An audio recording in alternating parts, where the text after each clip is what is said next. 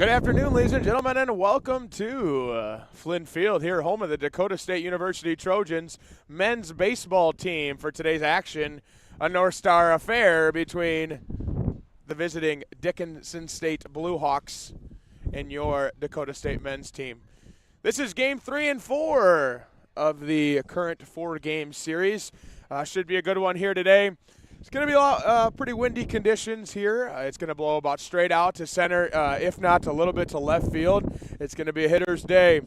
For the Trojans, are going to have on the mound Will Clare today. Will Clare, he has game 3 for Coach Darian Hardy's team today. Will Clare, really good dominant pitcher for the Trojans. He's going to bring that fastball with a lot of life down the middle. You'll get to see a lot of strikes from him. And for Dickinson State, they're going to go with Jacob Scully. Jacob Scully, the big right-hander. Look for him. Again, to try to keep the ball down in the zone today with this wind. A lot of fly balls are going to travel a lot farther. So we are about 4 minutes away here from game time. We will rock and roll with the lineups first for the visiting Dakota State Blue Hawks. Or excuse me, Dickinson State Blue Hawks. Leading off and playing center field is Berto Nicto. The catcher bats second. His name is Cam Erickson. Third baseman, number 5, Wyatt Wilharm. The first baseman wears number 24. That's CJ Molina. Your designated hitter today is Martins Duffner, excuse me. Second baseman is Caden Finders. The shortstop wears number 2. He bats 7th, Jace Buckman. The right fielder wears number 13. That's John Michael Gonzalez. And batting 9th, playing left field, is number 14, Nathaniel Gillick. So a very good, dangerous hitting team of the Dickinson State Blue Hawks. The record truly doesn't show who these guys are. Should be a good afternoon fair here. Hopefully this wind can calm down a little bit and we can play a lot of good baseball today. For the Dakota State Trojans, leading off in left field is number 1, Jeremy Green. Dangerous as always, lots of speed, Jeremy Green. In right field, number 2, the power hitter, Corey Brownson. Looked to pull the ball all day. I believe he had a home run yesterday. Has a couple on the ear. Dangerous hitter there if you're facing him. Batting third is the catcher, Ryan McDaniel, the elite defensive catcher, but hitting the best he's ever hit this year. We'll get to see him behind the dish. In center field is a powerful hitting Walker Haltgren. A lot of home runs, had a couple home runs yesterday. Look for him to do some damage today. This wind is his best friend.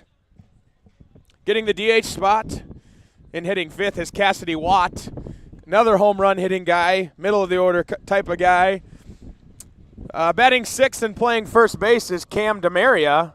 Cam DeMaria, the transfer, big hitting lefty. Batting 7th, hitting a home run yesterday, is a second baseman, Aiden Perry, another home run threat. Playing shortstop is the transfer, number 8, Bubba Thompson, elite defensive fielder, plus bat. It should be interesting to see him go today. And playing third base is Dawson Portner.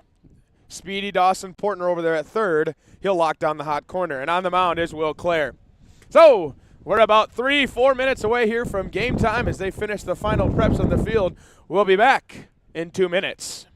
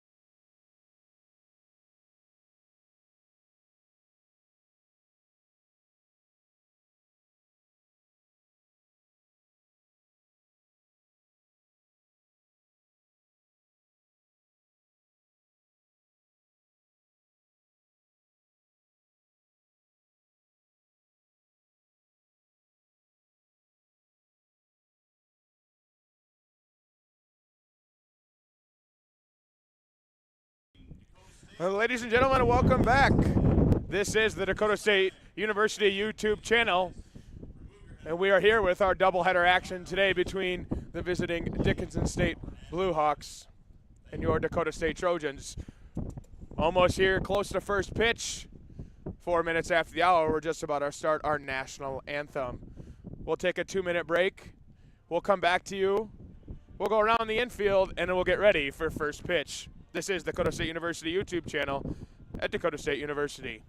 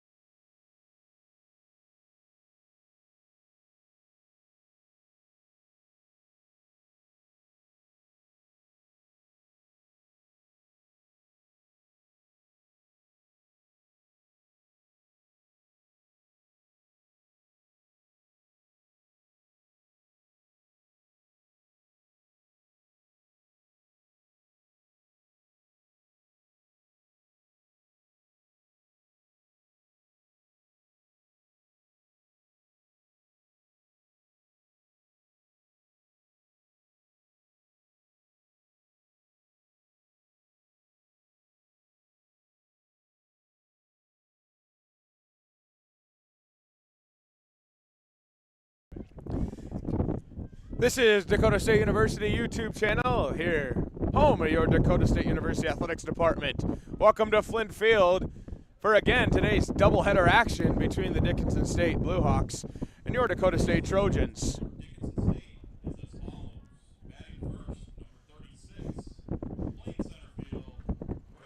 Weather here for first pitch is going to look like this. It's 54 degrees, feels like 47. High of 61 degrees today. It's a windy day with gusts upwards to 40 miles an hour. Should be a good day. A red flag warning has been issued for the Lake County. But should be a good day for some baseball here. Some decent weather here for the Trojans. It's nice to have a home game, to get outside and get to play some baseball in the Midwest. You can't beat this. So we're going to go around the infield here. At first base is the big righty left-handed hitter Cam Demaria. At second base is Aiden Perry. At short is Bubba Thompson. And at third base, manning the hot corner, is Dawson Portner. Around the outfield, captaining it in center field is Walker Hultgren. In right field is Corey Brownson. And in left field is Jeremy Green. On the mound for your Trojans is Will Clare. And behind the dish, doing the catching, is Ryan McDaniel. Should be a good one here today. Coach Hardy's squad has had a great year so far. 2 wins yesterday, 2 dominant wins yesterday over the Bluehawks. Looking for 2 more. If you're Dickinson State, you're looking to bounce back after a tough day yesterday. This win's going to play a huge factor in how well the ball flies today. Outfielders have to make an adjustment. Our hitters have to make an adjustment. Will Clare is going to be pitching against the wind, so everything's going to look a little bit slower, but it's going to have a lot more break. So, should be interesting. Should be an exciting game to get started. And we're ready to rock and roll here. Hitting first for the Bluehawks is the center fielder, number 1, Berto Nicto. Berto Nicto, right-handed hitter, speedster for Dickinson State. Should be interesting to see how they attacked this win today. Outfielders are playing near the wall, if not almost on the track. The infielders are playing their usual position. So we'll get going here as Coach Hardy's squad is ready to rock and roll. First pitch, 12:08 p.m. on this beautiful blustery day. Will Clare comes set, he'll deliver. just outside for ball 1. Looked like a fastball away there for Will Clare.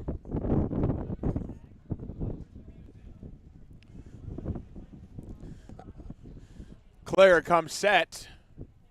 Long pause in the pitch. Just low, ball 2. 2 balls, no strikes here to the leadoff hitter. That's Nikto.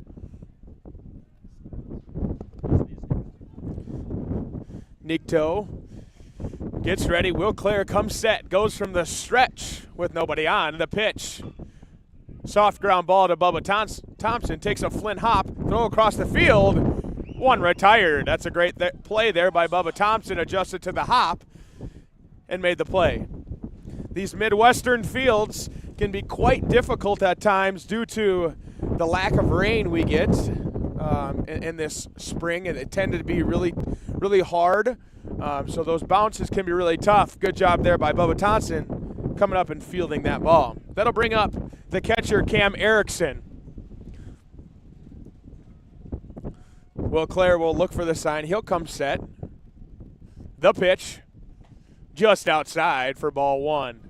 Looks like a changeup there for Will Clare, starting the lefty off right away. Going to have a little bit of a shift here for the Trojans. Portner will play farther towards that 5-6 hole gap. Bubba Thompson almost up the middle. Foul ball. Looked like maybe another changeup. Something soft there for Will Clare. Perry's going to shift his way over just a little bit towards DeMaria. DeMaria playing more towards the line. 1 ball, 1 strike, 1 out here for the Trojans. Clare comes set. The pitch, deep fly ball. That's going to be way up there. And that ball's gone. Hung a pitch up in the zone. Fly ball that looked somewhat normal. Just kind of flew today due to the wind. So great swing there by Cam Erickson. He got the pitch he wanted and delivered. It'll be 1-0 Dickinson State. It's going to be the difference today between scoring a lot of runs and getting outs is going to be keeping that ball down in the zone, trying to get runners out ahead in the count and throwing that off speed. Looked like maybe a fastball there on the outer half. Good job by Erickson getting his big end around. That'll bring up the third baseman, Wyatt Wilharm. Wilharm, the righty. Clare sets and delivers. Curveball at the top of the zone for a strike, for a ball, excuse me.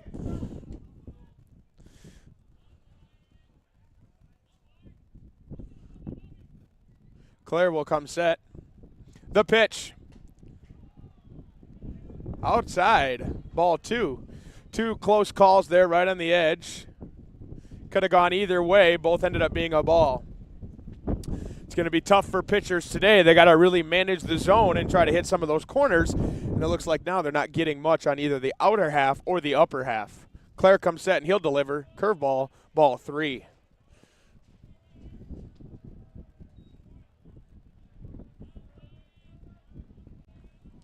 Three balls, no strikes to the 3-hole hitter, Wyatt Wilharm.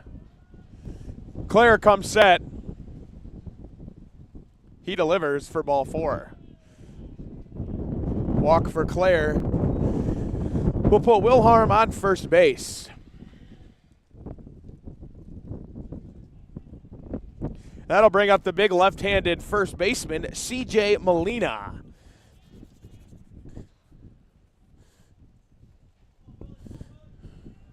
CJ Molina will step in. Wilharm at first base. 1 out here. Infield in their double play depth. Portner not in, respecting the power of the left-handed hitter. The pitch, changeup for a swinging strike. It's a great pitch there by Will Clare, able to get over with a changeup. He's going to have to utilize that pitch all day long. So 1 strike, no balls, 1 out here to the 4-hole hitter Molina. Clare comes set, the pitch, ball. 1-1 for Will Clare to Molina.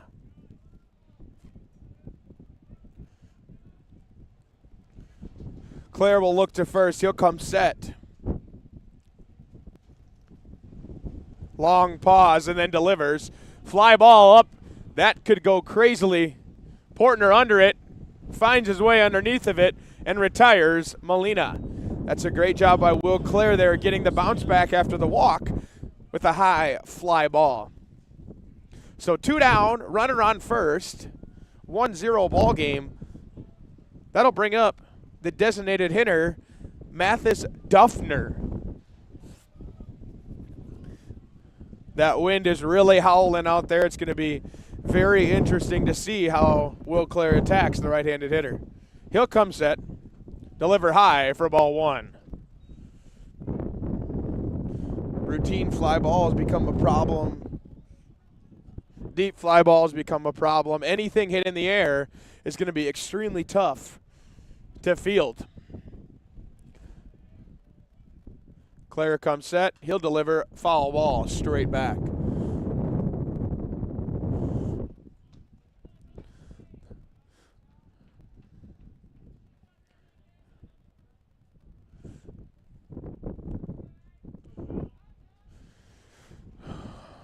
A 1-1 count, 2 outs.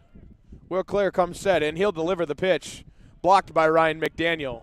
Amazing stop there. Looked like a breaking ball to hold the runner, Wilharm, at first.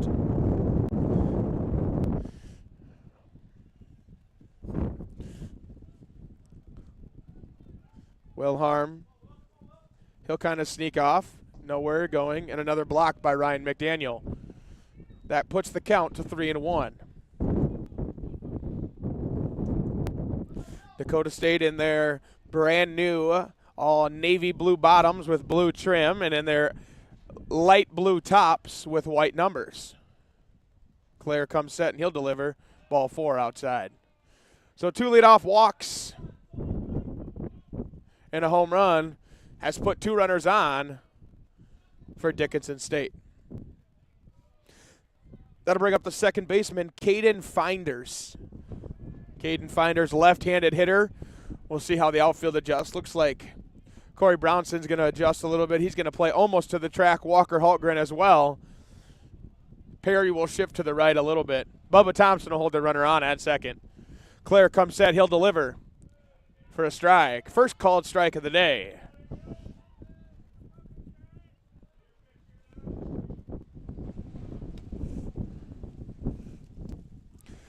Finders will get the sign and step in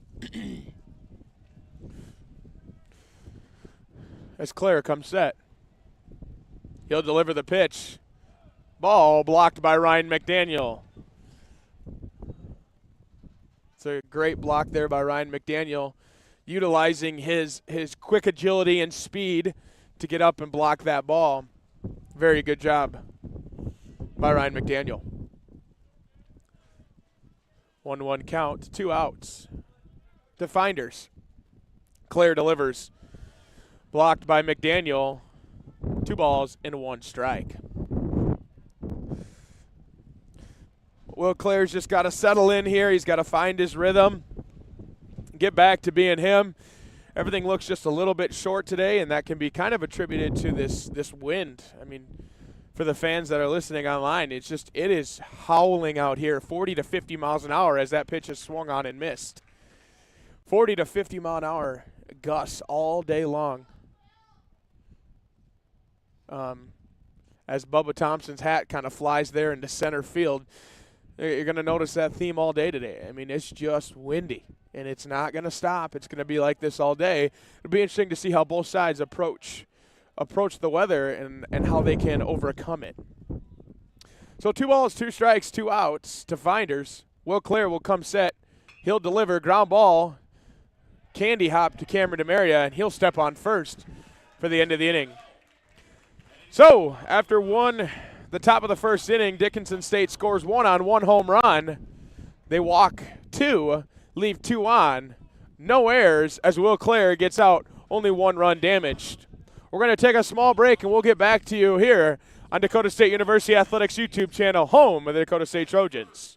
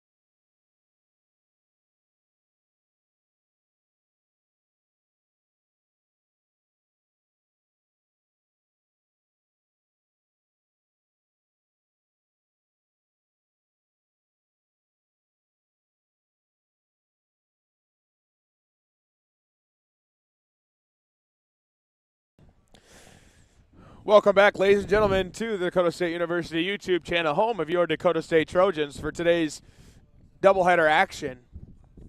So after one inning, score of 1-0 after a big solo home run from the catcher, Cam Erickson, puts Dickinson State up 1-0.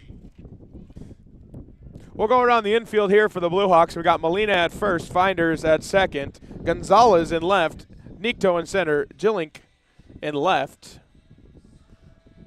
Shortstop is Buchanan, and the third baseman, Wilharm. Doing the catching is Erickson, and on the mound is Jacob Scully. Leading off for the Trojans is number 88, left fielder Jeremy Green. Speedy Jeremy Green here. He can bunt at a moment's notice.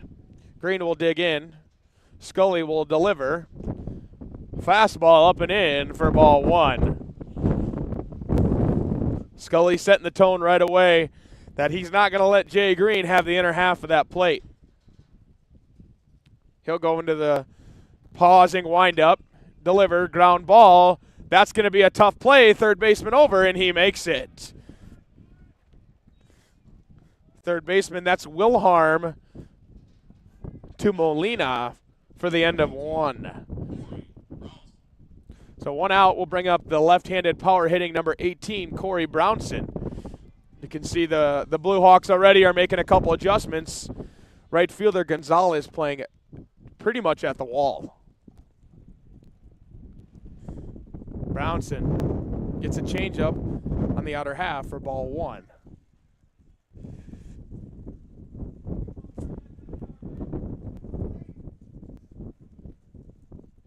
The pitch, again outside for ball two.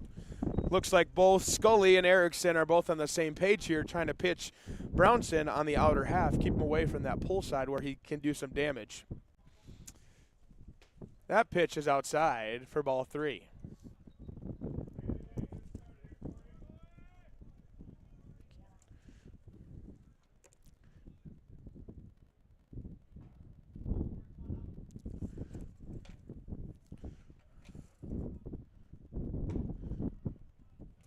Brownson takes a walk on a pitch up in the zone. That's a 4-pitch walk. And that'll bring up the catcher, number 38, Ryan McDaniel.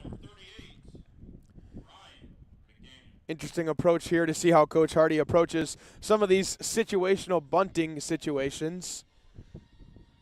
Does he bunt some of these guys knowing that the infield's going to play a little bit back with the wind? Or does he let his hitters hit and see if they can find a way to find some holes out there in that deep outfield today? McDaniel digs in, and he'll take a ball in the dirt. That is blocked by Erickson, and he'll hold Brownson at first base.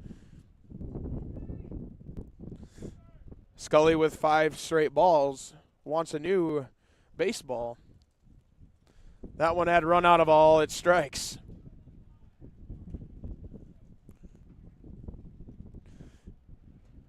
McDaniel digs in, having one of his best years hitting in the 3-hole for the Trojans today. He eyes up Scully, who comes set, delivers the pitch, a blooper, swung on and caught by the shortstop. That's Buchanan.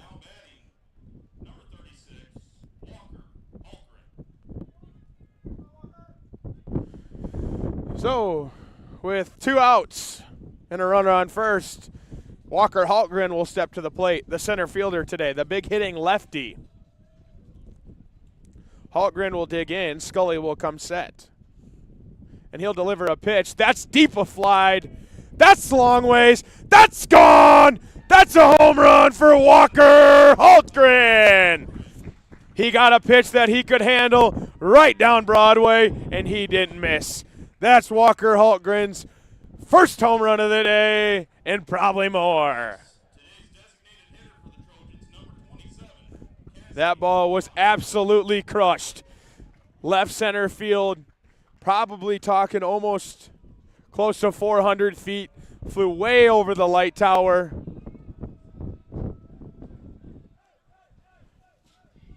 And a great swing there by Walker Haltgren. So, scores 2-1 as your designated hitter, Cassidy Watt, steps to the plate. Scully set right away. He's ready to go. He'll wind up and deliver. A first pitch swinging, missing bunt. Cassidy Watt trying to take advantage of maybe the infield playing back for him, trying to lay down an easy one. Scully likes to work quick. He'll get set, deliver, foul ball, flied straight back. That looked like one of those pitches you could almost do a lot of damage on, but it was fouled straight back. So 0-2 as Watt will dig in. Scully delivering right away. That pitch is rolled over, foul ball. Scully settling in here after that 4-pitch walk and then that home run to get 3 straight foul balls or strikes. He'll deliver. Tapped right in front of the catcher, Erickson, as he will field it. Oh, we're going to say a foul ball. Not sure what happened there, but they're going to say it was a foul ball. Looked like the first base umpire called foul ball right away. As almost he was saying that it hit maybe Cassidy Watt. I'm not sure what he saw, but nonetheless, we're going to get a foul ball out of the situation. As the Dickinson State coach will come out and let him hear it. I don't think anything will change, and it won't.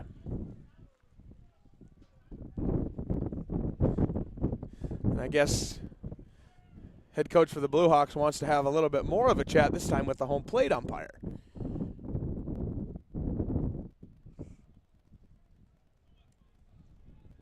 As that will not avail, nothing will change, and we'll go back 0-2, 2 outs, to the 5-hole hitter, Cassidy Watt.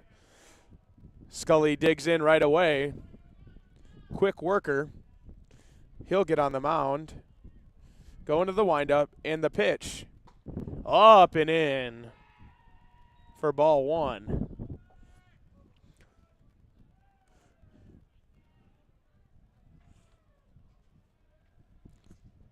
Scully will deliver. Curveball outside for ball 2. 2 balls, 2 strikes. Designated hitter Cassidy Watt. He's done himself a good job to work a really good count. Scully comes set and delivers again. This time fouled straight back into the screen. Great job there by Cassidy Watt. Looked like he jumped on a fastball in the outer half to keep staying alive. He's had a really good at-bat here, talking almost 6 to 7 pitches. As looks like we have an equipment malfunction. Possibly that in-ear communication that Dickinson utilizes from coach to catcher. So Scully digs in, 2-2 count to Watt. He comes set and delivers. That ball is grounded straight up the middle. That's to the shortstop, Buchanan. Buchanan fires across and barely gets Watt as he throws to Molina for the 3rd out of the inning. Looks like head coach there, Michael Dahl for Dickinson, still letting that umpire know at first base. So after 1 complete inning played, the score is 2-1 after a huge Walker Haltgren home run. Dickinson State comes to bat next inning. We'll take a 2 to 3 minute break and we'll get back to you here at Dakota State University, home of the Dakota State Trojans. Persona Signs has been a leader in the sign manufacturing industry for decades. We partner with the nation's largest brands on more than 8,000 installations every year. A solid foundation of Midwestern values and an unmatched work ethic has helped Persona become the #1 hotel sign manufacturer in the United States. Persona rises together with Dakota State University. Go Trojans! Who is Dakota State University? We are dedicated, disciplined, determined. We are more than students, more than educators, more than alumni. We are Trojans.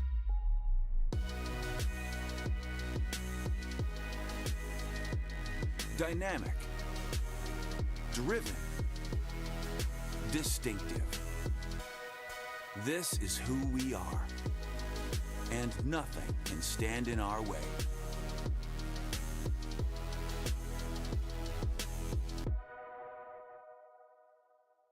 First Premier Bank has deep roots in South Dakota. Our ag bankers are homegrown experts committed to helping you find the right financial solution for your operation. With extensive experience in the industry, First Premier offers flexible options and local decisions designed to help you today and for generations. All righty, welcome back to Dakota State University. This is Flynn Field. Dickinson State versus Dakota State. 2-1 ball game, top of the second inning. As hitter Jace Buchanan steps in, Will Clare will deliver a first pitch ball to start the second inning.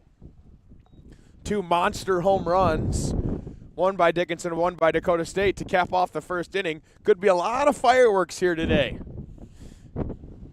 Clare comes set and delivers for ball 2, up and away. Shortstop Jace Buchanan had 2 of those really good plays in that bottom of the first inning to retire and get 2 of the outs for Dickinson State. Clare steps in. He'll deliver fly ball straight up into the sun, into the wind. Nobody has any idea where it's at, and that'll drop. But Buchanan's going to go to second, and he's going to be out. Heads up play there by Dawson Portner. As looked like a lot of confusion between the Trojans on that fly ball, probably 150 feet in the air, and it dropped right behind the pitcher's mound. That's probably the most unorthodox 5-4 putout you're going to see in baseball, but it got the job done. As that'll bring up the right fielder, John Michael Gonzalez Jr. Gonzalez Jr., the lefty. No batting gloves, going old school. As the pitch swung on and missed. I believe a changeup.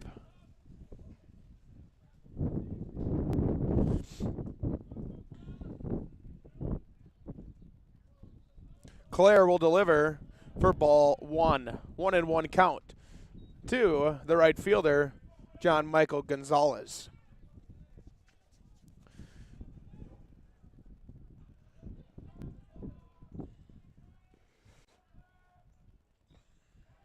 Swing and a miss for Gonzalez Jr. 1-2 count. For all those fans wondering at home how to score that last play, it's going to be a single, an infield single, and then out, advancing from first to second. Clare will deliver. Big sweeping curveball to strike out Gonzalez. That's the first strikeout of the day for your Dakota State Trojans. Quick inning here for Clare. First 2 hitters have been retired. We'll see if he can go 1, 2, 3.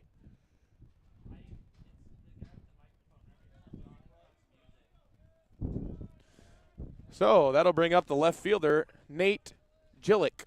Hopefully I'm saying his name right for all those people listening out there in Dickinson, North Dakota. As Clare delivers for ball 1 on the outer half. Clare will come set. He'll deliver. Ball 2. Wind's really starting to pick up today, especially blowing straight out to center field. You can almost see those leaves out there swirling in center field. 2 balls, no strikes is on the inner half for ball 3.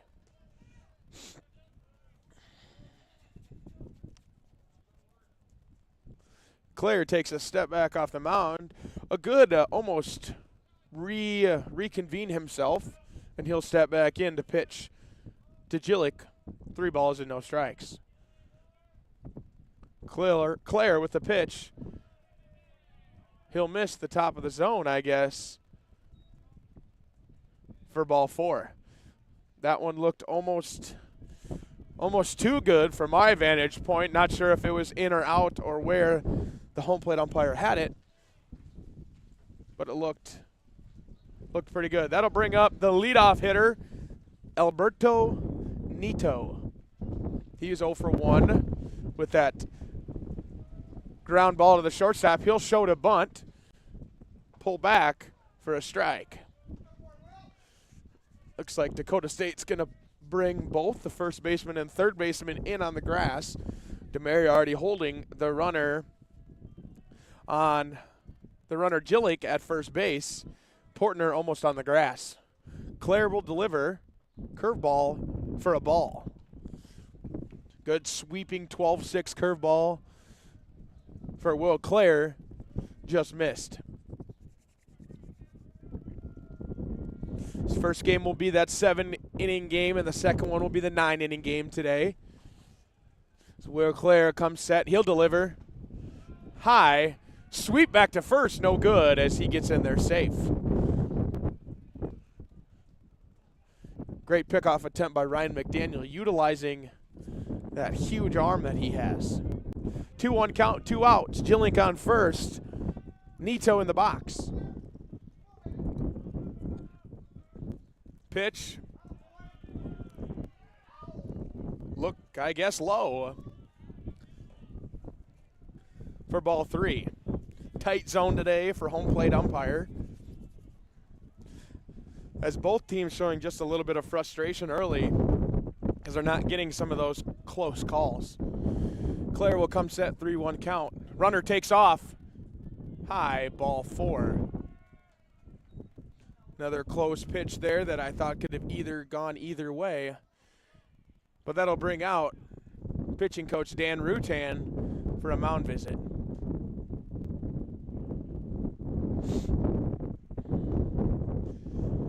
Glorious day here in Madison, South Dakota. I can't say there's a cloud in the sky because there isn't one.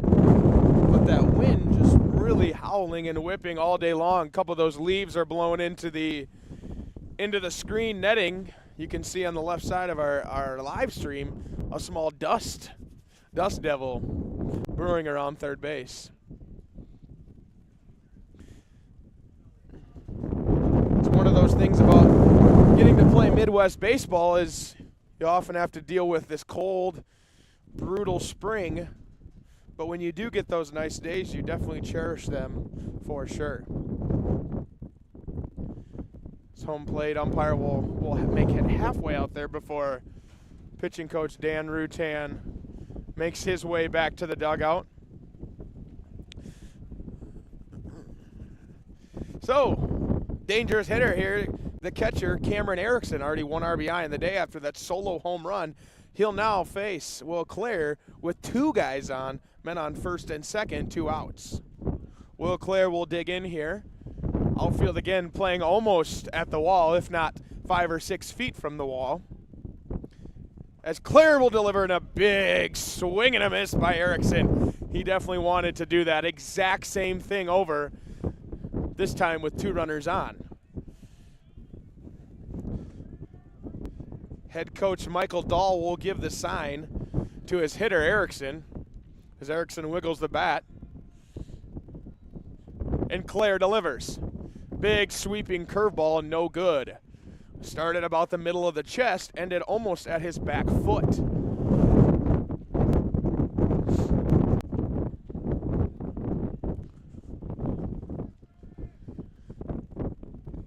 Will Claire will come set out of the stretch and deliver. Big swing and a miss by Erickson. You could tell he was frustrated after that one.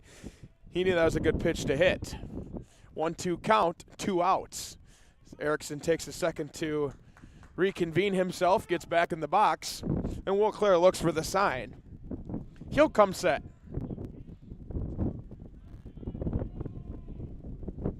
The pitch is delivered. Ball in the dirt, great 12-6 curveball there, but no swing from Erickson. Good eye there by Erickson to keep himself in check. 2-2, 2 outs, top of the second inning.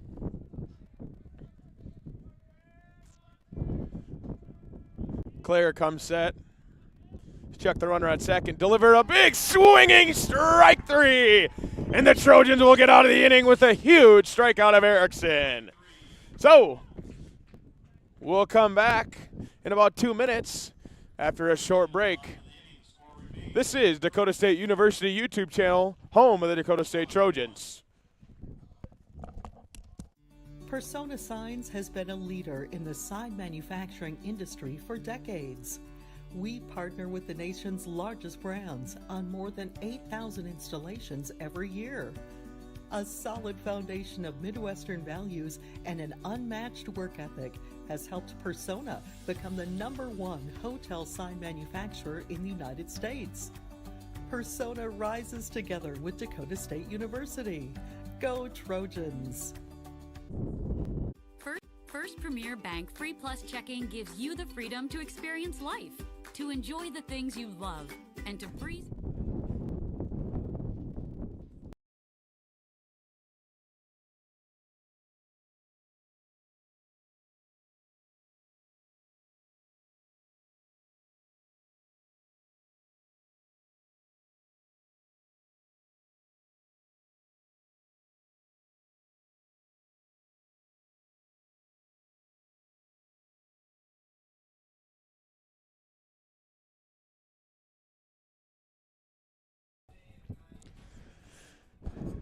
Good afternoon and welcome back to the Dakota State University YouTube channel, home of your Dakota State Trojans.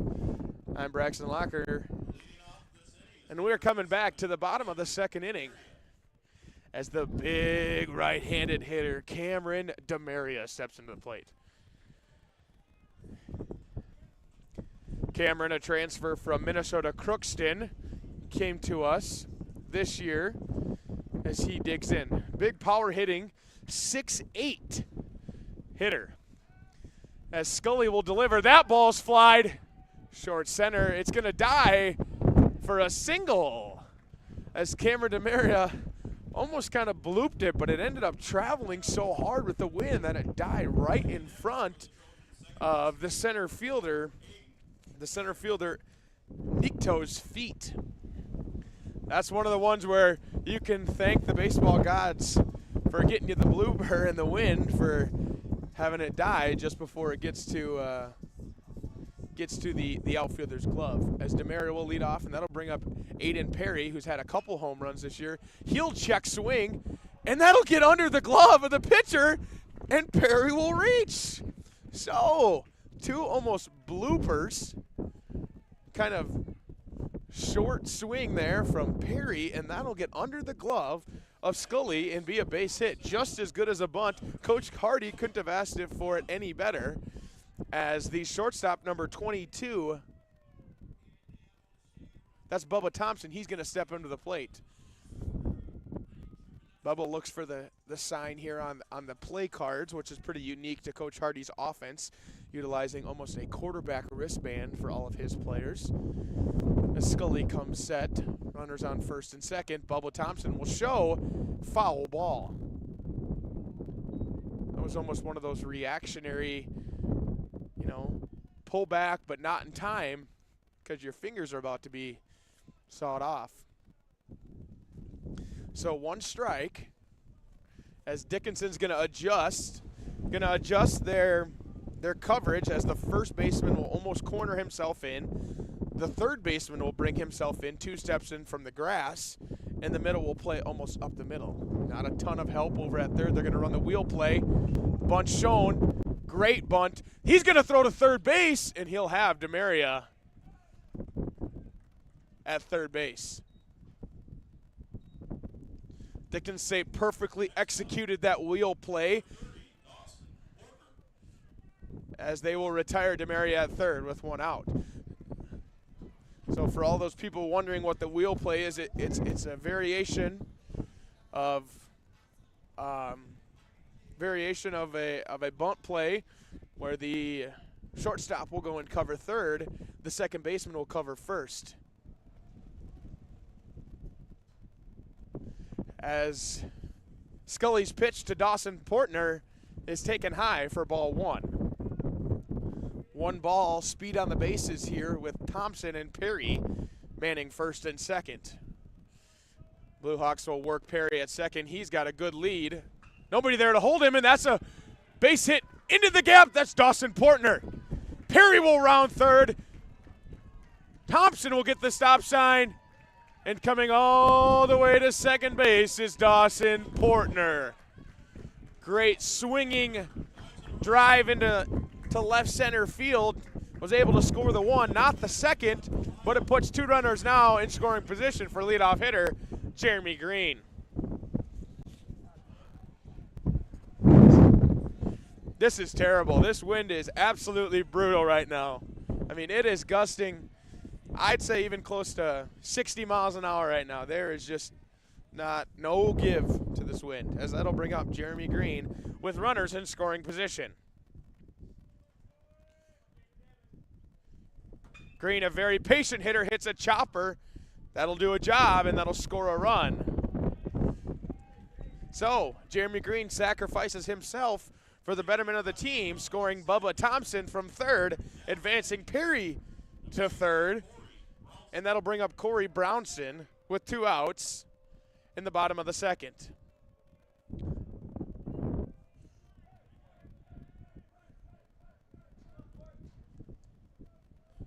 Scully, he'll deliver.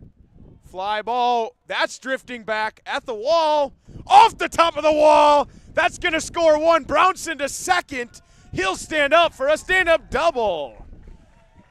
Great piece of hitting there by the left-handed hitter. That ball drifted all the way back to the wall, hit almost off that Heartland Energy Premier Bank sign. Fell at the wall, and he got to go to second base, and he scored Aiden Perry. So 1 RBI double with 2 outs. Brings the score to 5-1, and the hitter, Ryan McDaniel. McDaniel will step into the box. He looks with a runner on second. And that ball will fall in there for a strike. Curveball there. Good pitch by Scully to get his first strike. McDaniel digs back in, that upward stance that he has. Flicks the bat a couple times, and Scully comes set. Brownson dances at second. Pitch hammered down, but foul. Great piece of swinging there. Great swing it there by Ryan McDaniel as he got a hold of that ball just a little bit too early for a foul ball. No balls, 2 strikes to Ryan McDaniel.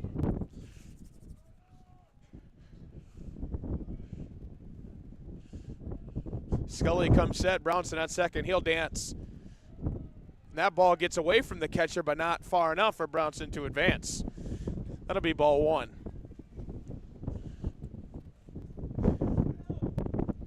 Great eye there by Ryan McDaniel to lay off that breaking ball in the dirt. As Scully will get his sign from the catcher Erickson. He'll come set, taking a long time.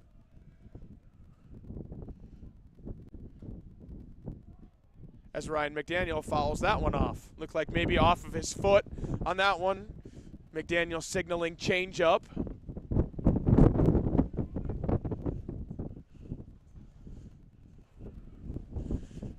And we'll restart it all over. 1-2 count here for the third 3-hole hitter, Ryan McDaniel. Brownson at second. Hopefully some more clutch 2-out hitting as the lead already 5-1. McDaniel takes a third strike on the outer half for strike 3. So that'll end our inning. Some great 2-out hitting by the Trojans there to score. Some deep fly balls, some bloop singles, some under the glove singles, some really clever base running. Scores 3 for the Trojans, as it'll now be 5-1 heading into the top of the third. We'll take a 3-minute break and we'll be back at Dakota State University's YouTube channel, home of your Dakota State Trojans.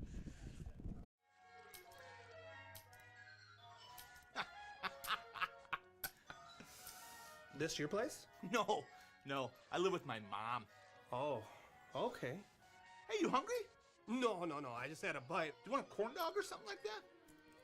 Mom! Corn dogs! I'm good. Mom! Corn dogs! You never know what she's doing in there. Mom! He really needs to get a place of his own. First Premier Bank Free Plus Checking gives you the freedom to experience life, to enjoy the things you love, and to breeze through checkout lines with free mobile wallet features. Bank anywhere you want with online account opening and instant issue debit cards. Feel the freedom of no fees, no minimum balances, and no unpleasant surprises. First Premier Bank Free Plus Checking. Apply online or at any branch location. First Premier Bank, member FDIC. First Premier Bank has deep roots in South Dakota. Our ag bankers are homegrown experts committed to helping you find the right financial solution for your operation. With extensive experience in the industry, First Premier offers flexible options and local decisions designed to help you today and for generations to come. Find a First Premier ag banker nearest you at firstpremier.com/ag. First Premier Bank, investing in your growth. Member FDIC. Who is the... Welcome back to Flynn Field, home of the Dakota State Trojans, for some Midwest baseball, some NAIA baseball, some North Star Athletic Association baseball. Top of the third inning here, 5-1 Trojans after some big two-out hitting in that last inning. Will Clare back on the mound for the Trojans. No action in either bullpen for either team. Clare will come set. He's going to deliver to Wyatt Wilharm, up and in for ball one. Wilharm walked in the first inning. Was able to go nowhere after Will Clare ended up retiring the next hitter. That ball will be straight fouled back.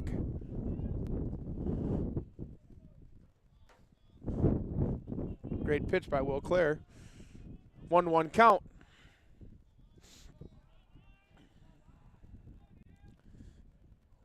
Clare will deliver a big swooping curveball too high, ball two.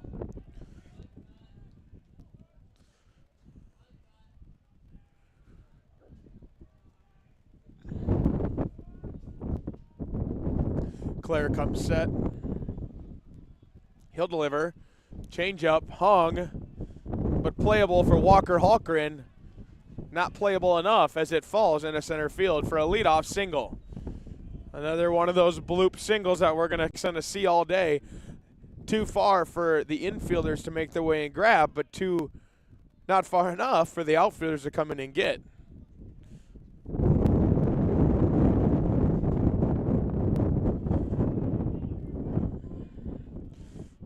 So the leadoff hitter will reach. Bringing to the plate, Carlos Molina Jr. Molina Jr., the lefty, gets a curveball for a strike.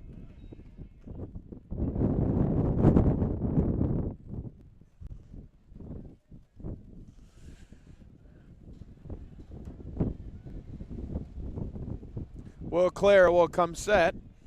Jersey whipping in the wind. He'll deliver another curveball for foul ball. Molina Jr. a little bit too early on that curveball as he sees back-to-back ones. I wouldn't be surprised if Will Clare tries to sneak something by him here maybe. Clare comes set. He'll deliver bouncing ball, 55-footer that gets by the catcher, Ryan McDaniel.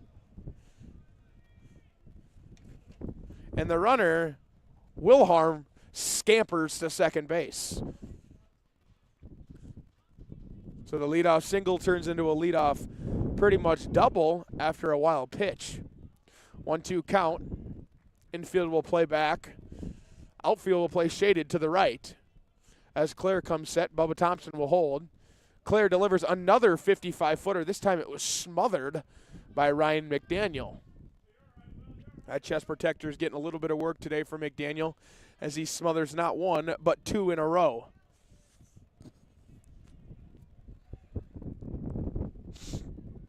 So Clare will look for the sign with no outs. Runner on second, 2-2 count. He'll deliver. Breaking ball hung in the air. That's going to be off the wall. That'll get down at the wall. Brownson grabs the ball. Relay in. Runner will be held at third, and nothing will happen as the single will lead to nothing, except the runner moves to third. That single hit hard off the wall. Good job there by Molina Jr. to kind of stick his bat out there get the big end around and hit off the wall for a single.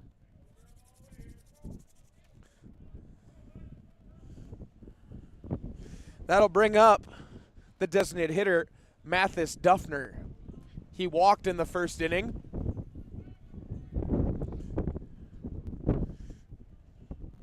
As Will Claret comes set to the first and third opportunity. Swung on to Portner. Throw across the diamond. In an amazing throw, Dawson Portner throws out the speedy Duffner. One pitch, one out, but they do end up sacrificing the run. And that makes the ball game a 5-2 score. Caden Finders will step in. He struck out in the first inning. Or excuse me, he flew out in the first inning, I believe, with a runner on second base and one out. Claret comes set. He delivers. Pitch outside for ball one. Molina Jr., not the fastest guy on this Dickinson State team, but still enough speed to reach home on any sort of single. Claret comes set. He'll deliver. Up and in for ball two.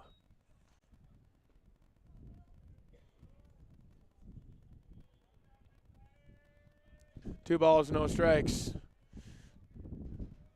To the six-hole hitter, Caden Finders, the second baseman.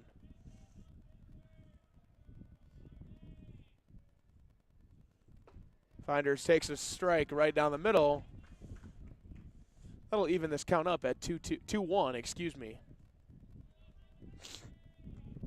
This Dickinson State team has had some troubles. The record shows 6-27, but they've had some really good wins in that with the 6 wins that they have got. Foul ball there from Finders early on that changeup. Looks like possibly some action.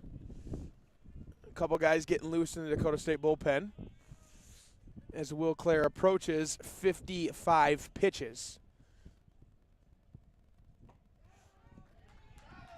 And that is strike three. A big looping breaking ball. Striking out Caden Finders is Will Claret for his third K of the inning, or third K of the game.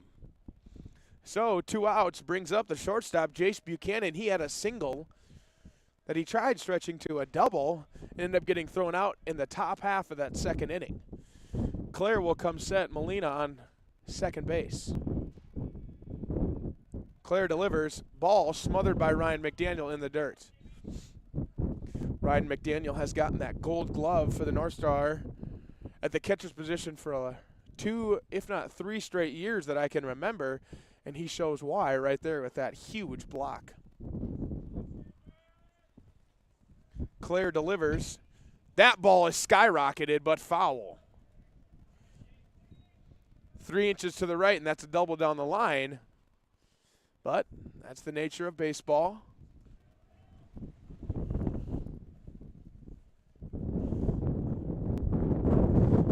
As Claret looks for the sign, Buchanan digs it. Buchanan wiggles his bat a couple times, and he delivers the pitch. A strike on the inner half. Calls the home plate umpire. That nice strike call.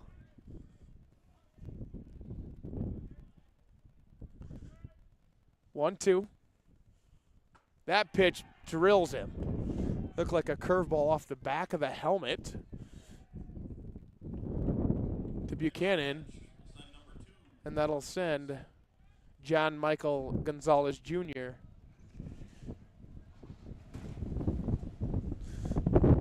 Still nobody in the Dickinson State bullpen, and Dakota State's is heating up a little bit. Obviously, some guys are getting loose.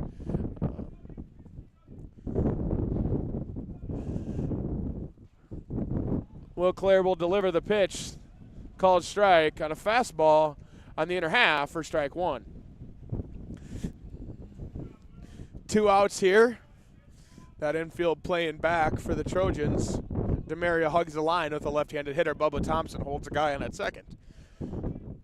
Claret comes set. He'll deliver. That pitch on the outer half. for strike 2. Great frame job there by Ryan McDaniel. Good job getting his body over there, angling that ball back to home plate, forcing the home plate umpire to call that a strike.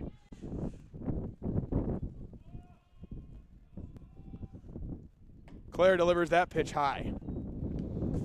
One thing that you'll kind of see in the minor league ranks, and someday I'm sure in the major league ranks, and I'm sure soon to be in the college ranks, is that automatic replay review that's going around as that pitch is swung on and missed, and that'll end the side. We'll talk more about that as we come back. As Dakota State's University Will Clare strikes out John Michael Gonzalez to end the inning. So we've played 3.5.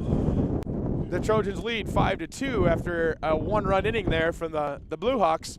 We'll be back in about 2 minutes here at Dakota State University's YouTube channel, home of the Dakota State Trojans.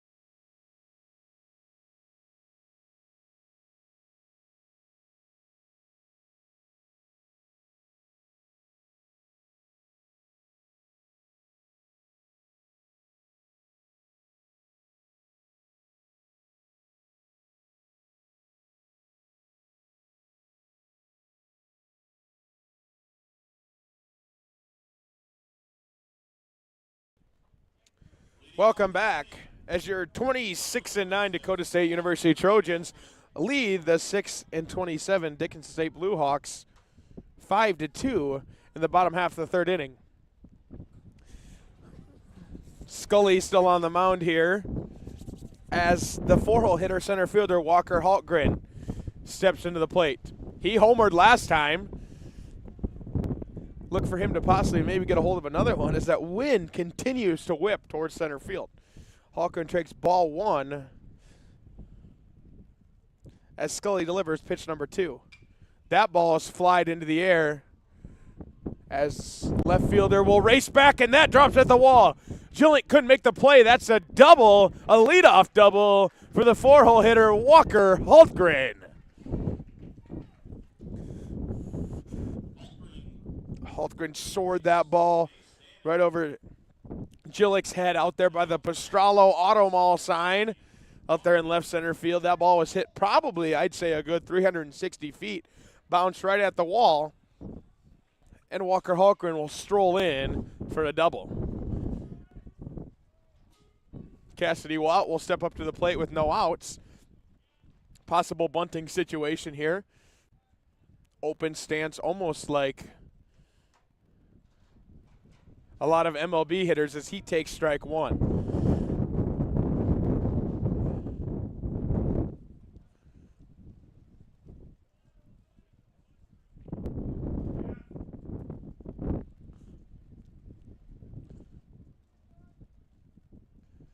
Time is called. Looks like they can't get on the same page. So while we have a break, we'll talk here a little bit more about some of the new rules that you may see around, NAIA baseball, Major League Baseball, that sort of thing, as that we talk about the pitch clock becoming more of a thing, as here in the NAIA we do have a pitch action clock that has been mandated. We do have mandated number of mound visits you can take. So everything is vital, as well as they approved coach-to-catcher communication devices. So the coach can relay in a sign pretty much into a radio, which is into an earpiece that the catcher can then hear the call in his ear and then relay it to the pitcher.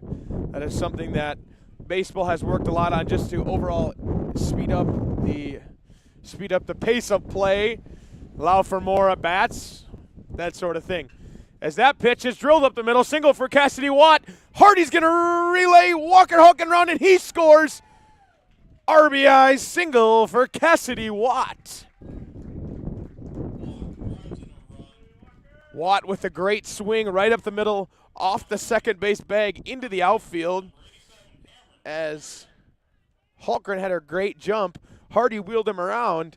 Nobody, not even a throw, could stop Walker Hulkgren. And that'll bring up with no outs first baseman number 87, Cameron DeMaria. DeMaria will dig in.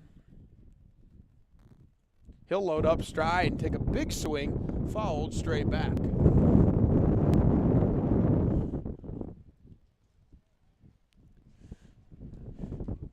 Cameron DeMaria on the day is 1 for 1. He had that huge single to start off the inning a couple innings ago.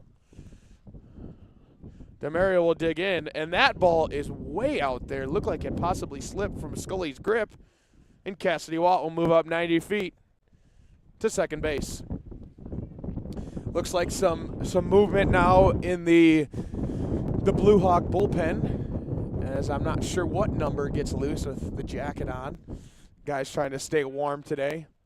60 degrees, but this wind makes it feel really chilly, especially up here in this broadcasting booth. 1-1 count, no outs. Nobody holding Watt on second. DeMaria hits one into the gap. That's going to score a run.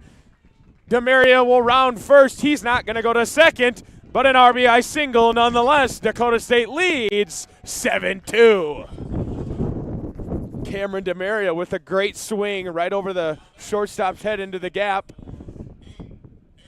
to make this a 7-2 ball game. That'll bring up the second baseman, Aiden Perry. Perry 0 for 1, got credited for an error, but reached on that one that dribbled under Scully's glove. Scully delivers the pitch on the outer half for a strike. Really good job by their catcher Erickson to frame that one, often like Ryan McDaniel does, right back to the middle of the zone. DeMaria will lead off first. Erickson will deliver that ball about 6 inches outside.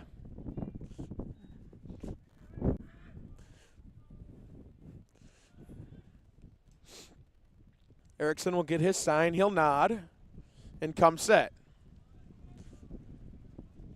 He'll deliver the pitch outside for ball 2. Scully really trying to work that outer half right now, trying to funnel the hitters away as his hat blows off, but his good buddy, Jace Buchanan, picks it up for him.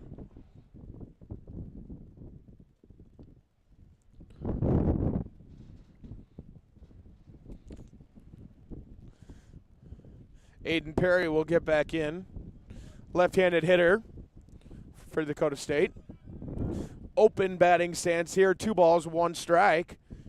As that pitch is drilled right over the head of the first baseman, CJ Molina, and that'll get by John Michael Gonzalez, and Aiden Perry will stand on second base with a single, advancing on the air to second base. Runners now stand 90 and 180 feet away from home plate, as we're going to get a mound visit, or what looks like possibly some sort of talk between possible double switch here is what we're going to get. So we're going to get a double switch. Looks like the right fielder is coming out of the game. That is John Michael Gonzalez. He's going to replace by not sure who yet. We'll get you that name as soon as we get it, but we are going to get a switch.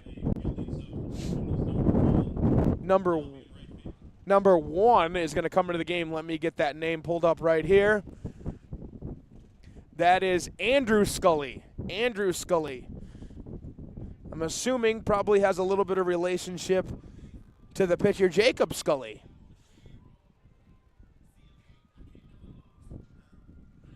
Andrew Scully checking into right field. He'll replace John Michael Gonzalez. So no outs. DSU stands 90 and 180 feet away from home base as the shortstop Bubba Thompson steps in and fouls it straight back.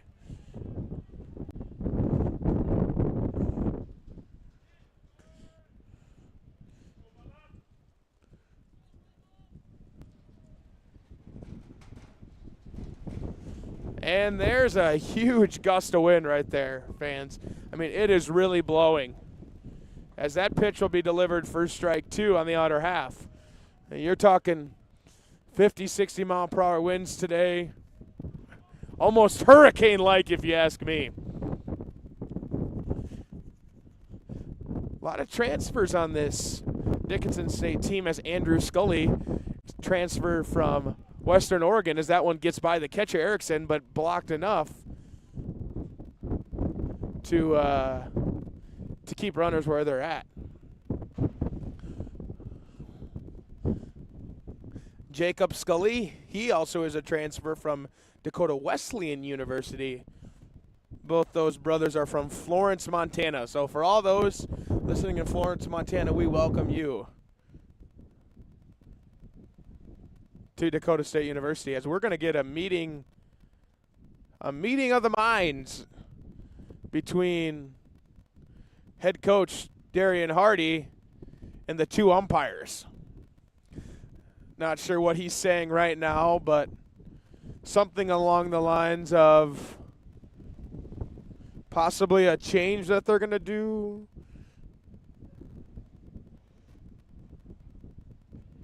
Not sure what's going on here.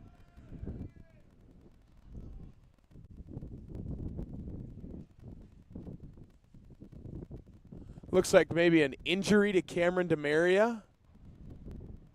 Yeah, that's what they're looking at right now. Injury to Cameron DeMaria. So assistant athletic trainer Haley will come out and look at Cameron DeMaria. As Coach Hardy walks over to talk about maybe what happened with Cameron DeMaria. A couple guys are getting loose, doing a little bit of running for that DSU team. Kind of an awkward, maybe got back to the base weird. I'm not really sure, but it looks like a left hamstring issue. I know the backup first baseman that kind of shares time with DeMaria, Ned, has been a really key piece for the Trojans as it looks like they're possibly going to have a change here. Yep, that's who it is. That's number 40.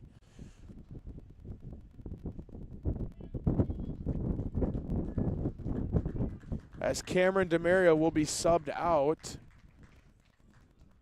Not sure what happened there. Kind of a slight gimp as he walks off. Unfortunate there for the Trojans. As Cameron DeMaria was having a really good day. Had a double and a single.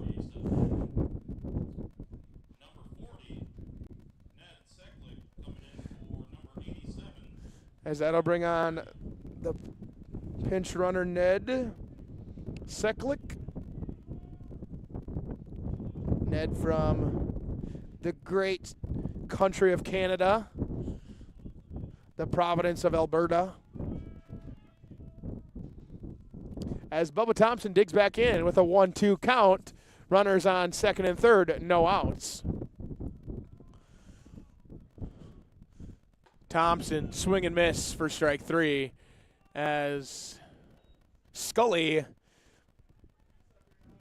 throws his first out of the inning. Second strikeout for Scully. He's approaching 43 pitches. 43 pitches on the day. 6 earned, 2 Ks, 1 base on ball, and 2.1 innings pitched as Dawson Portner steps in and swings and misses at the first pitch for a strike 1. Dawson Portner 1 for 1 on the day with 1 RBI.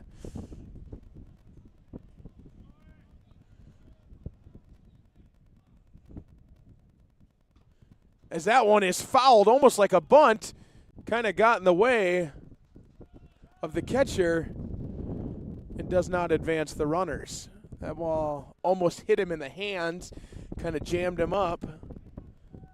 I believe obstruction was called either way, so I think he would have been out, but nonetheless, 2 outs.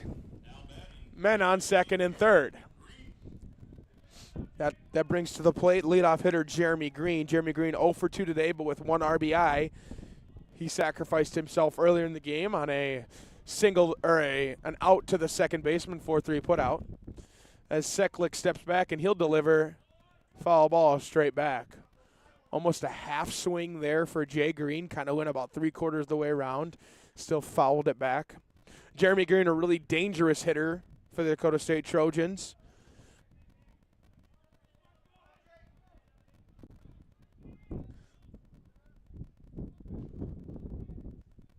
Scully will get the sign he likes. Goes into that windup. Long pause. Delivers a ball on the outer half. Pretty close pitch there, but just on the outer half.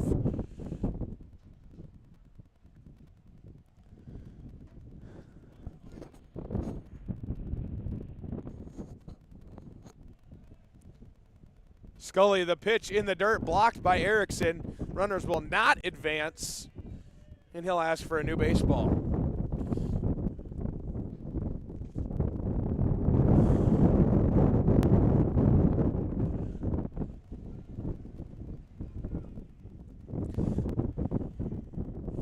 Wind continues to whip around today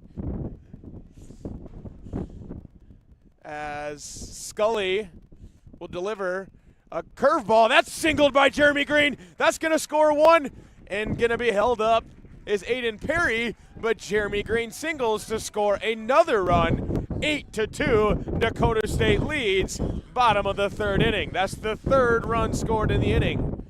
Couple lopsided things put up, and we're going to have another chat. Darren Hardy will chat with the home plate umpire.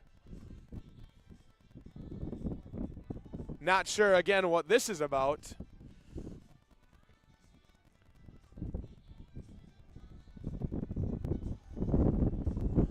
As Coach Dahl looks over from the Dickinson State dugout, intrigued by maybe what Coach Hardy and the home plate umpire are talking about. Corey Brownson will come up, the big hitting lefty. He's 1 for 1 in the day with 1 RBI. Folks at home, I don't know. This is a dangerous situation for the Blue Hawks, pitching to the lefty who has doubled off the wall, if I remember right, and is a serious threat to hitting a home run. Brownson digs in, the left-handed hitter. As Scully gets set, Jeremy Green will go first to third, and he'll take off. That ball's hit down the line, foul. Just foul for Corey Brownson. Maybe a hit-and-run opportunity, I don't know. Coach Hardy not intrigued by maybe the swing there, was hoping that Jeremy Green could swipe second. As Brownson will step back in. Jeremy Green with the lead. He'll take off. That ball's high. Throw into center field. That's going to score one. Jeremy all the way to third base. Dakota State leads as Aiden Perry touches home 9-2. So a fielding error there for Erickson. As another conversation with the home plate umpire and Coach Hardy. I'm not sure what they're frustrated about. Possibly a pause situation. I am not sure. But some disgruntledness between home plate umpire and head coach Darren Hardy. That ball will be thrown in the dirt for a ball. 2 balls and 1 strike to the dangerous hitter, Corey Brownson.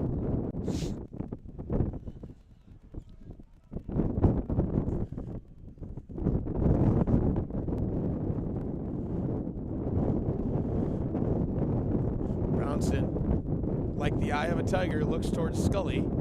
He'll take ball 3. So 3-1, 2 outs. Runner at third base is Jeremy Green. Brownson at the plate.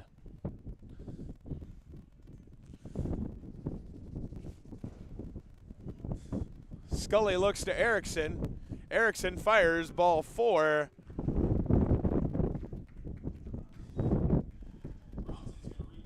And that'll bring up the catcher, number 38, Ryan McDaniel.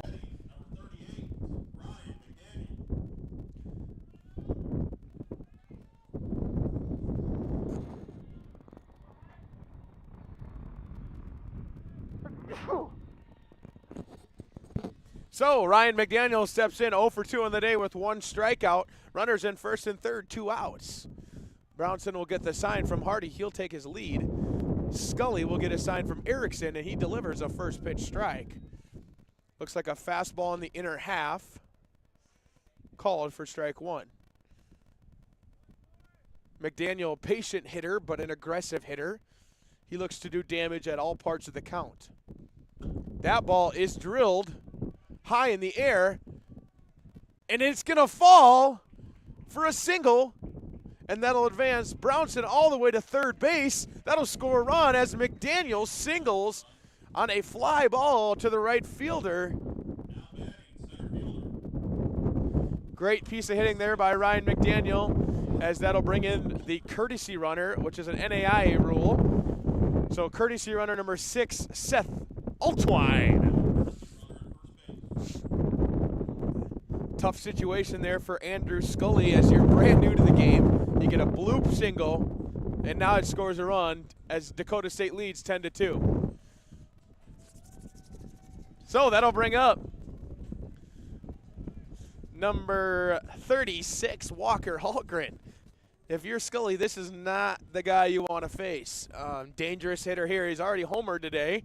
2 RBIs on the day. Got some action in the bullpen now as pick over and a dive back by Altwine as he's called safe. First and third situation, wouldn't be surprised to see him take off with the speed he has. Scully comes set. He'll deliver. That ball is swung on and missed. Great swing by Walker Haltgren, but no contact.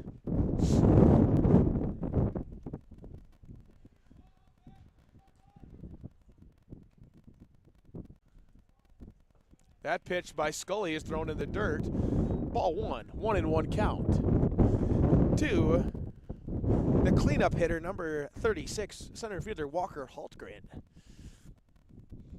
Walker's older brother Carver Haltgren, DSU alumni and graduate of this baseball program. As the back pick catches Altwine, he's going to get in a pickle, but does not evade, gets tagged out for the third out of the inning. Altwine retired on the back pick to first. No run score from that back pick, but 5 runs do score in the inning as Dakota State leads 10-2. We'll take another timeout here. We'll come back.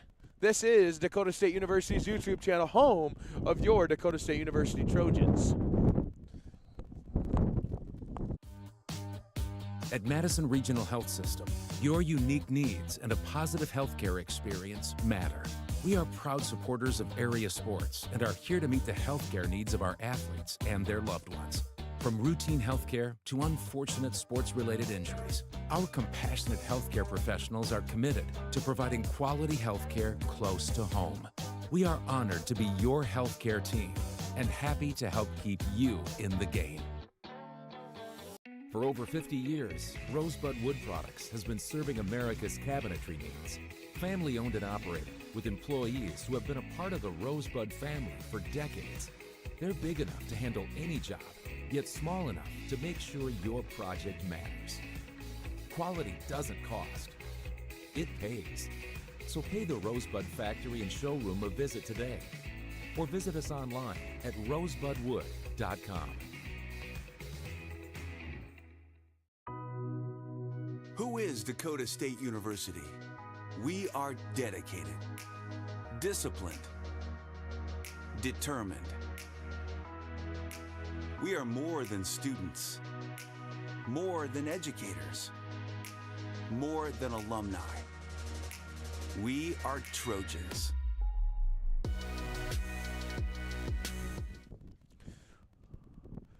Welcome back to the DSU live stream here at Dakota State University, home of your Dakota State Trojans. Welcome to Flynn Field for the 4th inning of baseball. 10-2 is your score. Dakota State leads. Some substitutions around. Ned Seklick will go to first base for that injured Cameron DeMaria as Nathan Gillick steps in and gets a first pitch strike from Will Clare. Look at that. The wind settled for about 2 seconds there. 2 seconds of warmness for us here in the booth. As that pitch, swing and a miss. Jillick on the curveball from Will Clare misses. Just as I say that, about a 30 to 40 mile per hour gust comes up, hits us right in the back. Clare will come set. He'll deliver another breaking ball. That's going to be fouled off the foot of Jillick. As we'll get some time here while we're at break, fans, and you guys are enjoying that awesome DSU commercial. Coach Hardy again talking with home plate umpire, I believe about a balk situation. They're possibly talking about a balk situation. Thanks for the insider information from Bat Boy Sammy.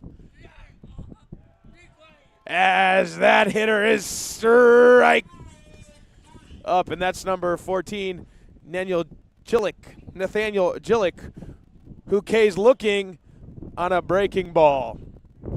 Insider information there from Bat Boy Sammy is always the best, most reliable source of your inside information. So with one out, leadoff hitter Alberto Nito will step to the plate, the center fielder. He's been all over today running around trying to catch some of those fly balls out there.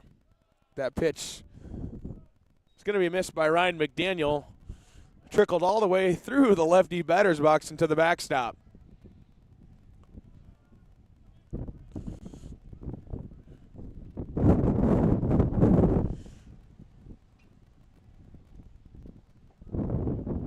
As that pitch from Clare will go for ball 2.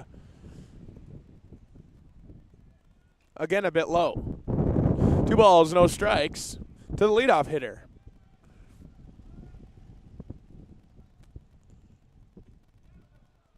Three balls, no strikes. As the giant telephone poles that hold up the lights continue to sway in this wind. 3 balls, no strikes.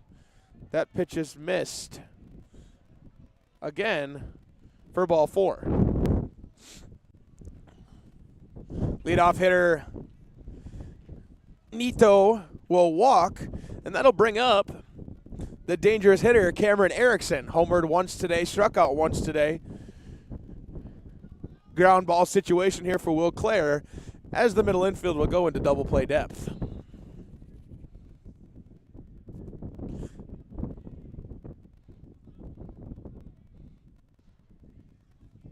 Will Clare will deliver first pitch strike. Fastball in the inside half. If you're Erickson, that's probably the pitch you're looking for. That might have been the one you could do damage on. However, you still got 2 more to play with. That's why we play the beautiful game of baseball. 3 strikes and you're out. 1 strike here. Nito will lead off. Good speed on first base. Keeps his feet moving and he takes off. Runner, Ryan McDaniel fires. He had him but did not make the catch. Was Bubba Thompson. Good opportunity there to throw at the runner, but unfortunately Bubba Thompson could not hang on to it. And Nito will steal second base.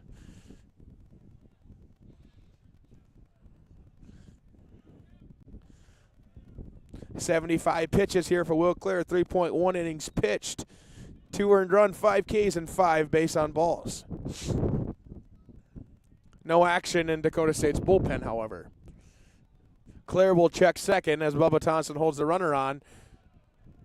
And that'll be a 55-footer thrown to Ryan McDaniel for a ball.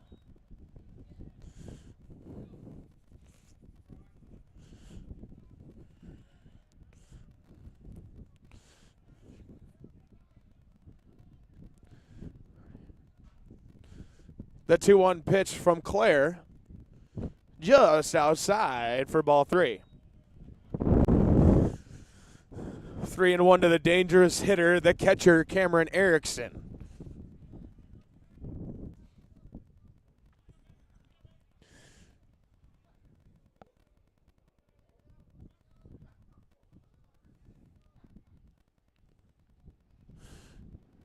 Erickson takes a strike at the bottom of the zone. As Erickson steps back and says, my bad. That's that catcher to umpire relationship. You never want to make the home plate umpire mad. Great job there by Ryan McDaniel to receive that bottom of the zone pitch. As we'll go full, 3-2 count, 1 out to Erickson. Claire checks second. He'll deliver. Strike 3 for Will Clare. Second strikeout of the inning. So a great pitch there by Will Clare retires the catcher Erickson and brings up the 3-hole hitter third baseman Wyatt Wilhelm.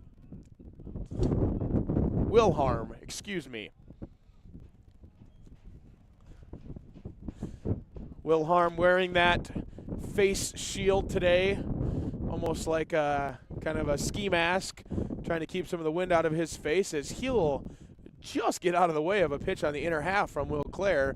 1 ball, no strikes. Wilhelm 1 for 1 on the day with no RBIs and no strikeouts. As the 3-hole hitter digs in. He'll wiggle the bat a couple times, and Clare will deliver that ball straight into the right field. Diving play for Brownson, and that retires Wilhelm. So, a clean inning there for the Trojans as they leave one of the Blue Hawks guys on as we go to the bottom of the 4th inning, 10-2. We're going to take another timeout, give us a minute or two, and we'll be back here at Dakota State University's Flynn Field, home of the Dakota State Trojans.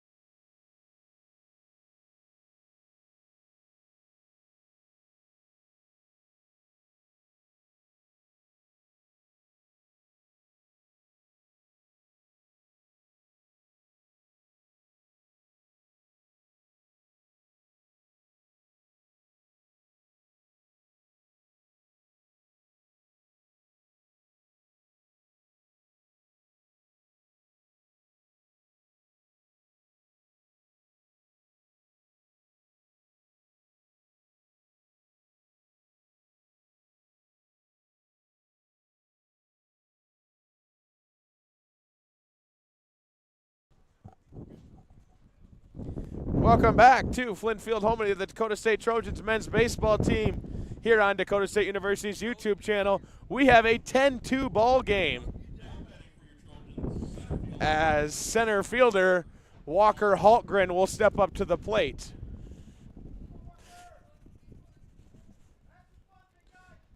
Walker Haltgren will lead off the inning. He got a couple chances last inning as his glorious song, Pimp Juice, his walk-up song, comes up.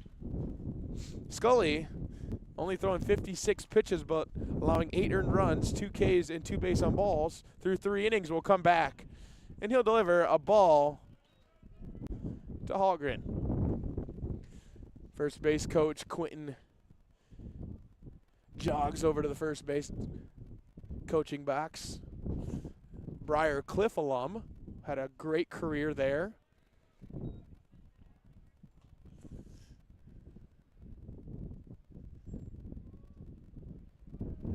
As some action in the Dickinson State bullpen, number 6.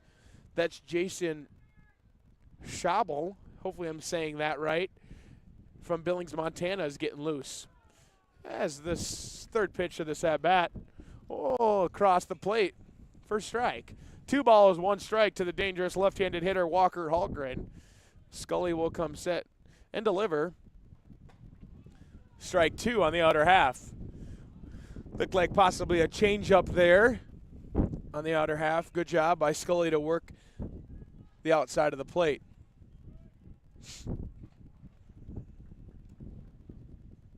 Scully delivers, swing and a miss.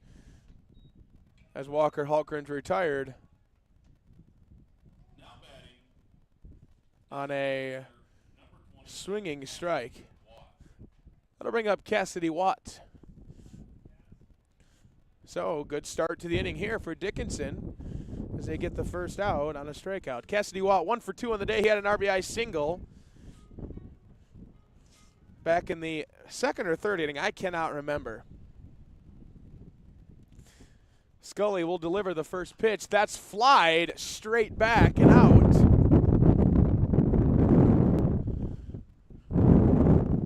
Out of play. Scully will get a new ball, and play will resume.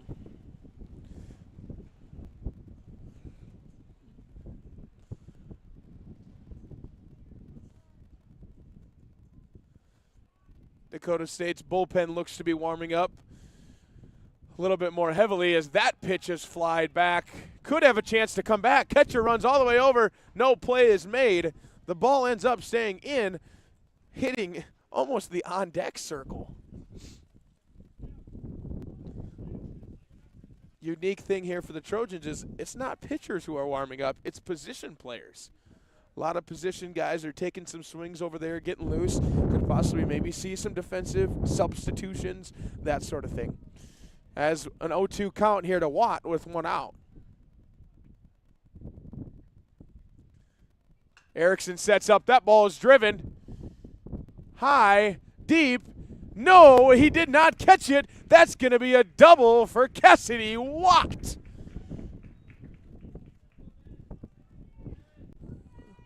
Looked like one of those balls that was hanging up there forever, but ended up right smack dab between the center fielder and the left fielder. Long run for both of those guys. Difficult play, judging the wind. And you know what? It fell. And Dakota State will have a runner on second base, Cassidy Watt. As Ned Seklick digs in. Ned Seklick 0 for 0 on the day. He is the injury replacement for Cameron DeMaria, but he's a very dangerous hitter. Extreme amount of raw power is the Canadian freshman as that ball gets by the catcher Erickson, and Cassidy Watt will move 90 feet closer in rounds to score, but they're going to say dead ball. Not sure what happened here. Again, probably going to get a meeting between coaching staff and between umpires. So looks like they're going to say it was a dead ball, got lodged in between the pads, and Cassidy Watt's going to get 1 base. 1 base. So he'll move 90 feet closer, get all the way to third base, and be 1 base away from scoring as Ned Seklick steps back in.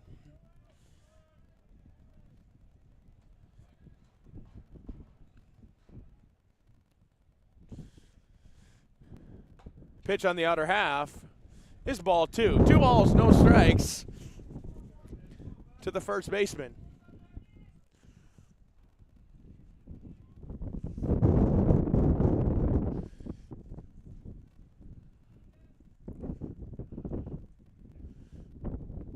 Seklick gets a pitch on the outer half, doesn't like it, and it's called a ball.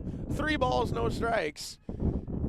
If you're Coach Hardy here, you're probably given the take sign. You want to see some more pitches, maybe run up Scully's pitch count. He's only at 65 pitches, but he's getting near kind of the top end. He'll deliver ball 4, and that's a walk. 4 pitches to Ned Seklick. That'll bring up the second baseman, Aiden Perry. This is a good opportunity here for Aiden Perry. Again, another dangerous hitter. He's had a couple home runs, had one yesterday. First and third situation here. Will be interesting to see what Coach Hardy decides to do with his runner at first base. Coach Hardy has had a great couple of years here at Dakota State. Has absolutely changed this program from winning 3 games to, having consistent seasons with 20, 25 plus wins, and they're battling for the conference championship every year. First pitch to Aiden Perry goes for strike 1.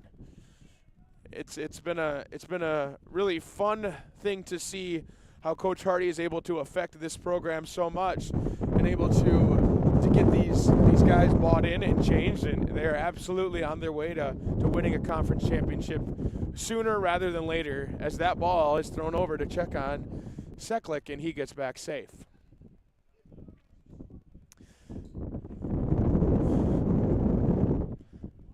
A variety of improvements as well with newer uniforms. The talks of having a brand new baseball stadium on campus just north at the DSU Athletic Fieldhouse kind of location.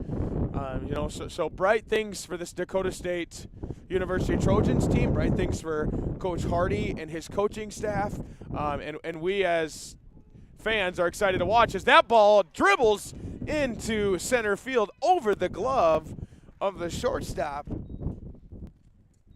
as that error will be accredited to Buchanan, but it allows Perry to reach first. And that's going to score another run as Cassidy Watts scores, and we have an 11-2 ball game. That's going to bring up the shortstop, Bubba Thompson, 0 for 2 on the day. He's got 1 strikeout. He'll look to redeem himself here with runners on first and second.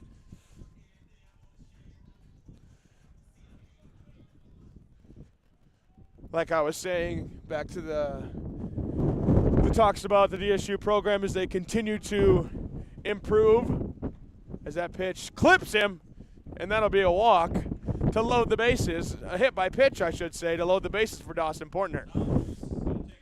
The baseball team has really taken on their own. A lot of guys from South Dakota, a lot of guys from North Dakota, from Minnesota, from wherever, from guys from California, guys in the United States, from Texas. It is just really cool to see how these guys have come together and just taken a group of brotherhood. And Coach Hardy at the helm, Coach Quinton and Coach Rutan have really helped pave the way. And this team is going to be one that's scary for many years to come. As that pitch is taken for strike 1 from Portner. Continued action in the Blue Hawk bullpen, as Portner steps in. Long pause here as the pitch is delivered, and that's going to be one of those unfortunate foul balls off the knob of the bat. If he turns half an inch, he gets hit in the hand. If he turns a half an inch the other way, it flies probably by the catcher to the backstop. Just unfortunate that it clipped the little knob at the end of the bat. But it is a foul ball. So 2 strikes to Dawson Portner. Portner takes a pitch high. Great pitch by Scully for ball 1.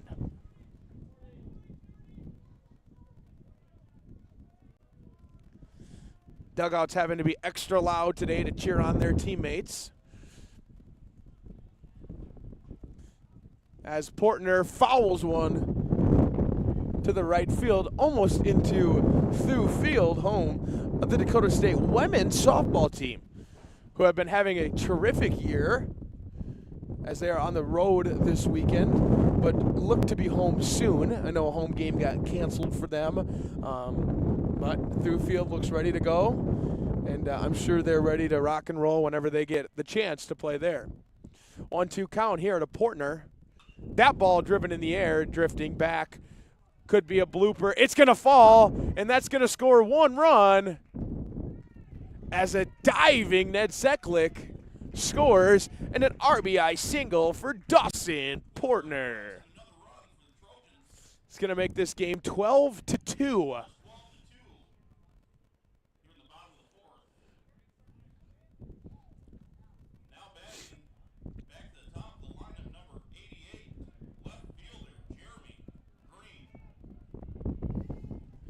Looks like Coach Dahl for the Dickinson State Blue Hawks trying to get his guys to come in a little bit as they're kind of playing pretty deep. And you've seen kind of a lot of those bloopers that have fallen today, making a little adjustment. As Jeremy Green, who's 1 for 3, 2 RBIs on the day, steps to the plate with the bases loaded, 1 out. A bottom of the zone strike is called to make it 1 strike and no balls. 12 hits for the Trojans today with no errors.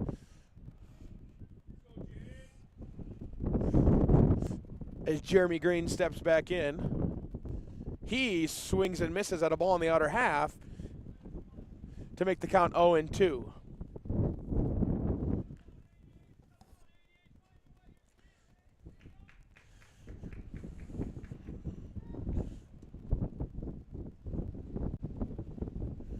Jeremy Green back into the dish as the wind blows strong. Foul tip, straight back. Oh no, they're going to say it's a strike 3 swinging. Fell out of the catcher's glove. It'll be a strikeout.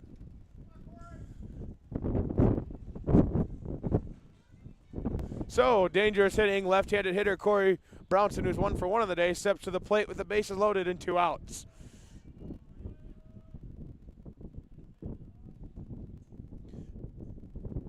Brownson takes one on the outer half, ball 1. 79 pitches for Jacob Scully.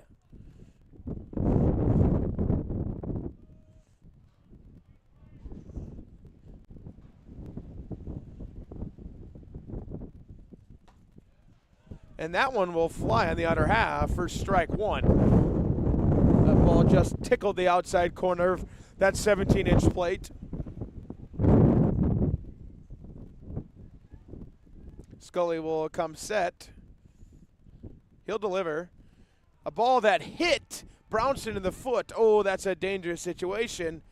Never like to see that, and he's going to limp his way to first.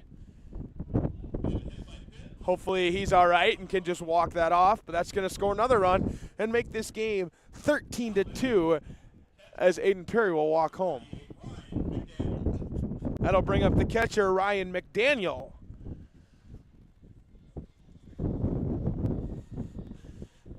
As looks like the outfield's going to adjust again here to Ryan McDaniel. Dangerous hitter in the 3-hole spot. He's 1 for 3 in the day with 1 RBI.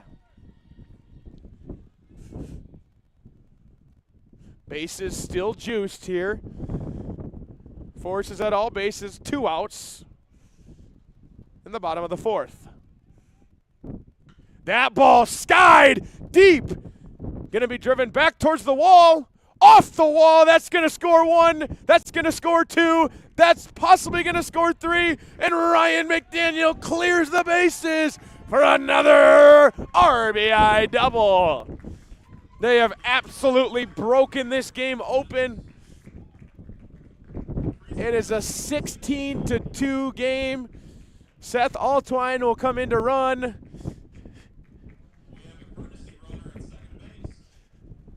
This game is wide open as the center fielder, number 36, Walker Hultgren, steps to the plate.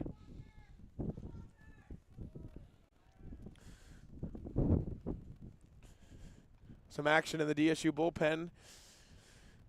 Looks like 2 pitchers kind of warming up right now. Changeup swung and a missed for Walker Hultgren.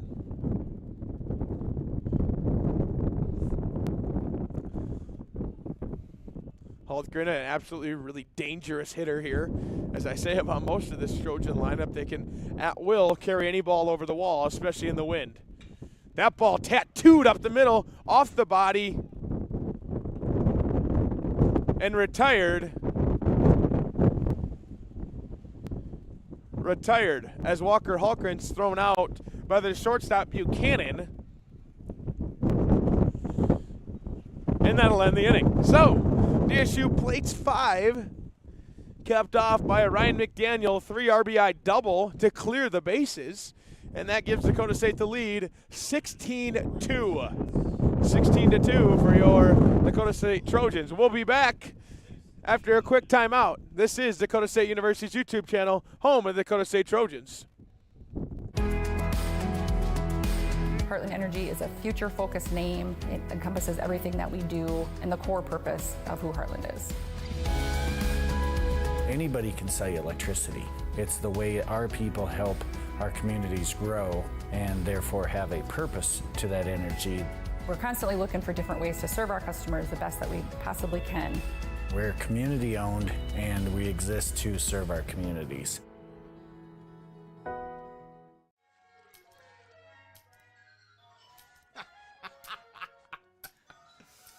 This your place? No. I live with my mom. Oh, okay. Hey, you hungry? No. I just had a bite. Do you want a corn dog or something like that? Mom! Corn dogs! I'm good. Mom! Corn dogs! You never know what she's doing in there. Ah! He really needs to get a place of his own. At Madison Regional Health System, your unique needs and a positive healthcare experience matter. We are proud supporters of area sports and are here to meet the healthcare needs of our athletes and their loved ones. From routine healthcare to unfortunate sports-related injuries, our compassionate healthcare professionals are committed to providing quality health. Good afternoon and welcome back to Flynn Field for this doubleheader between the Dakota State Trojans and the Dickinson State Bluehawks. 16-2 ball game capped off by a 6-run inning for the Trojans as they have steadily gained with first inning 2, second inning 3, third inning 5, and the fourth inning 6 runs. Top of the fifth inning here for Carlos Molina Jr.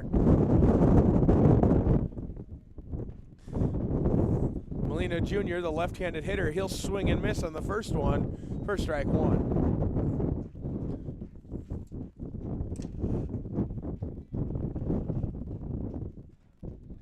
Molina Jr. 1 for 2 on the day. He singled off the wall a couple innings ago, but was left stranded.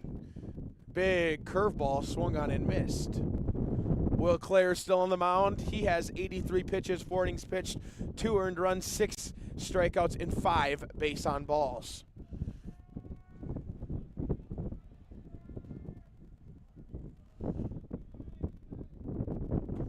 That pitch is taken low for ball 1.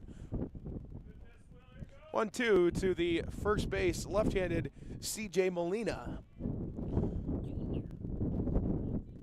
Jr. That ball is thrown about 55 foot short for ball 2. Wind continues to howl out here as a couple Dickinson State guys getting loose. Possibly a change next inning. That ball is swung on and missed. Gloved by Ryan McDaniel for a strikeout. Huge breaking ball there by Will Clare to retire Carlos Molina Jr. So 1 out. We'll bring up Mathis Duffner.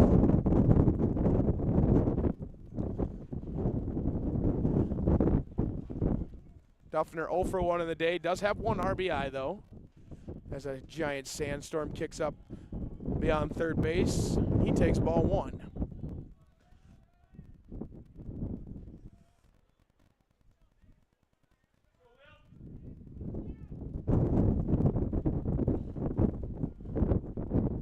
That ball is swung on and missed by Duffner. Will Clare evens the count at 1-1.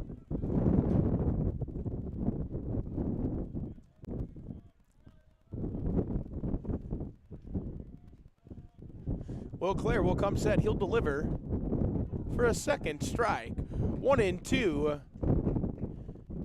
to the 5-hole hitter, Mathis Duffner.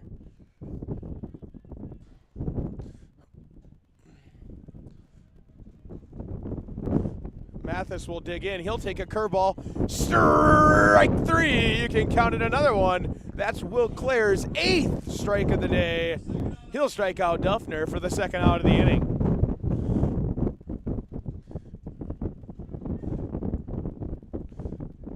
Some major league news for all those Minnesota Twins fans as they are down 3-1 to the Cleveland Guardians in the top of the third inning. As Will Clare delivers a first pitch strike to Caden Finders.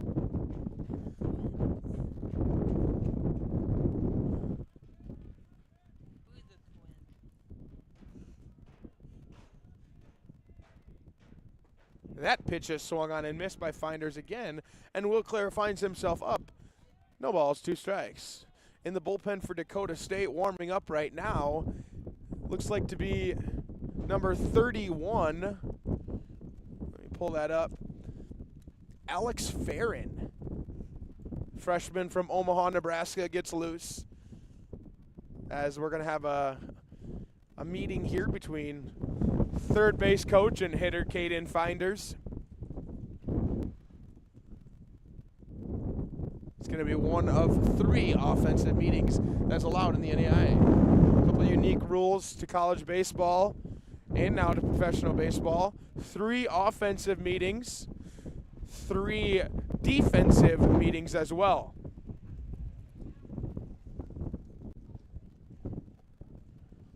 As Finders takes his time here, undoing every strap on his batting gloves and redoing them all again.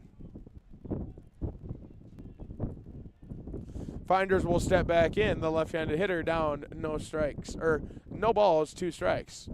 McDaniel sets up high, curveball swung on and fouled straight back into the screen, and we'll retry it all over again with 2 strikes.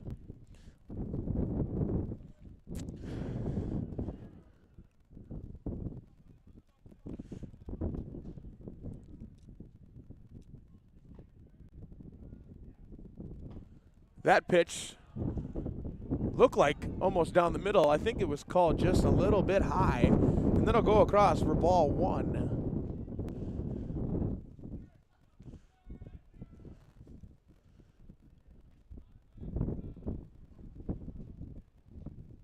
That pitch is swung on and missed. That'll end the inning as Ryan McDaniel takes out Finders for the end of the inning. And that'll be 3 strikeouts for Will Clare. That'll end the inning. As we'll turn it over to the bottom of the 5th. Fans, get up and stretch your legs. It's the 5th inning stretch. We'll come back, take a little break here. This is Dakota State University's YouTube channel, home of the Dakota State Trojans.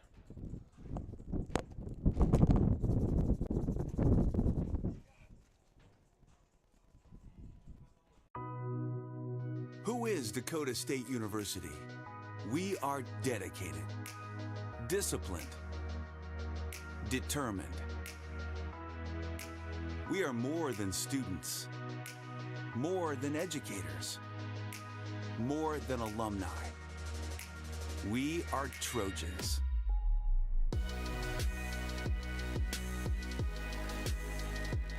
Dynamic, driven, distinctive. This is who we are, and nothing can stand in our way.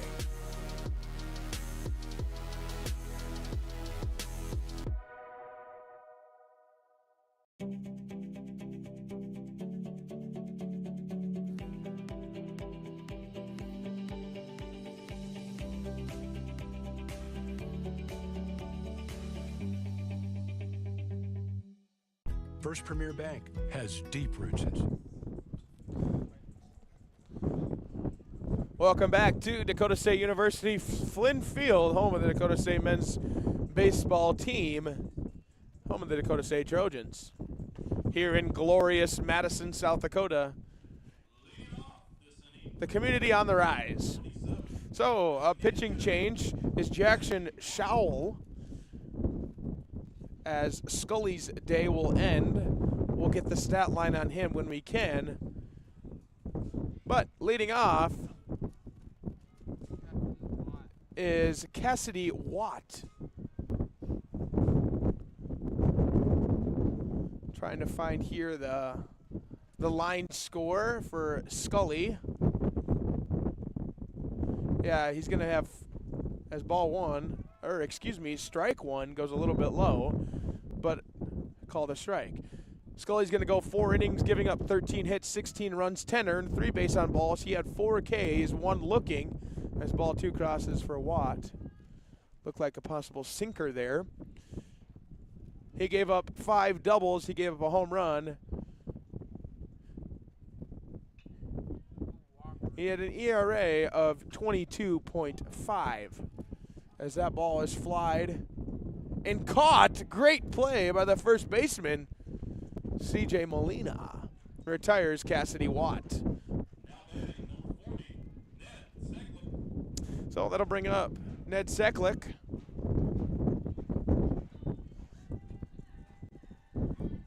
Seklick, 0 for 0 on the day. He did walk earlier and ended up scoring.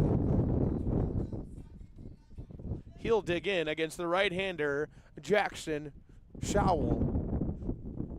Showell delivers, ball 1 in the dirt.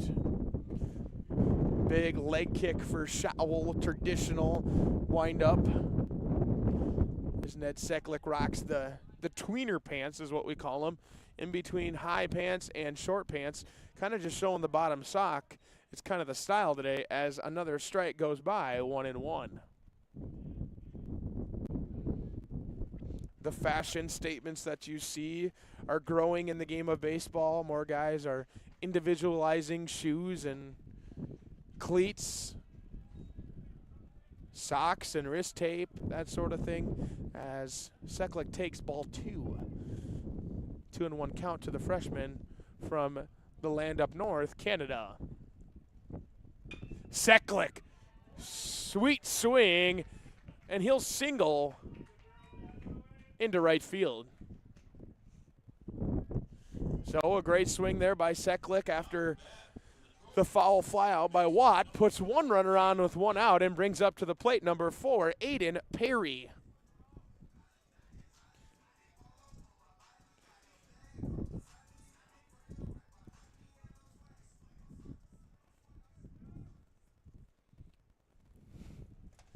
Aiden Perry will step in the box. He'll take a strike on the outside corner. 0-1 count.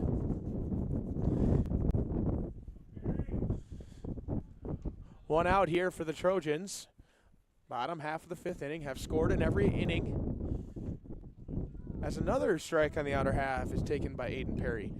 2 strikes, no balls, as 2 relievers now are getting loose for the Dakota State Trojans. That's Farron and number 49, Trenton Kohler, a freshman from Eda Grove, Iowa, as Perry takes a ball to get the count to 1-2. Notable alumni out there today, Jackson O'Neill, in California, graduate alumni of Dakota State University, had some very successful seasons as Aiden Perry singles into right, and he'll get to first.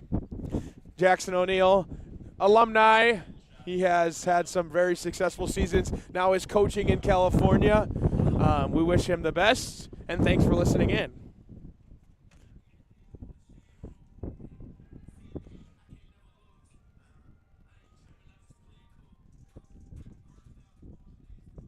As that'll bring to the plate number 22, Bubba Thompson. 1 out, men on first and second. Schubel, he'll send that one, and that's fly deep into center field. That's going back at the wall, and that's gone! That's a home run for Bubba Thompson. That ball kind of hung up there in the wind. That's a 3-run home run, and Bubba Thompson puts a cap on the amazing day for the Trojans with a 3-run home run. As Seklick will score, Perry will score, and Bubba Thompson will touch home plate. That's a 3-run home run. Conference Player of the Week a few weeks ago. He has been electric. The transfer from Georgia Gwinnett University. As Dawson Portner will step in. Portner takes ball low. 1 ball, no strikes.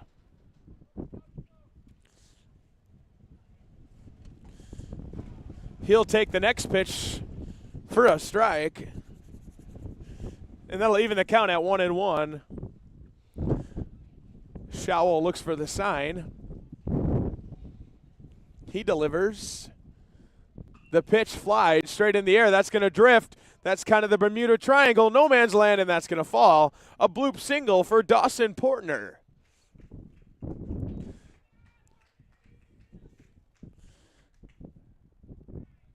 Sometimes when it rains, it pours.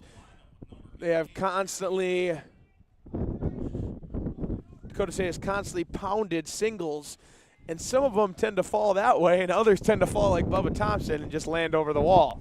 So that'll bring up the top of the order. This is Jeremy Green. Jeremy Green struck out last at bat. He's 1 for 4 in the day. He does have 2 RBIs. He takes a big swing, fouling it straight back.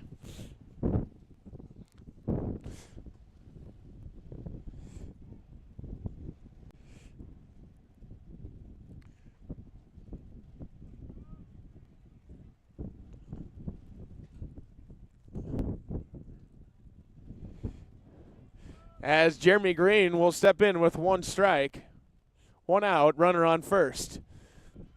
That ball is low. And it'll even the count at 1-1.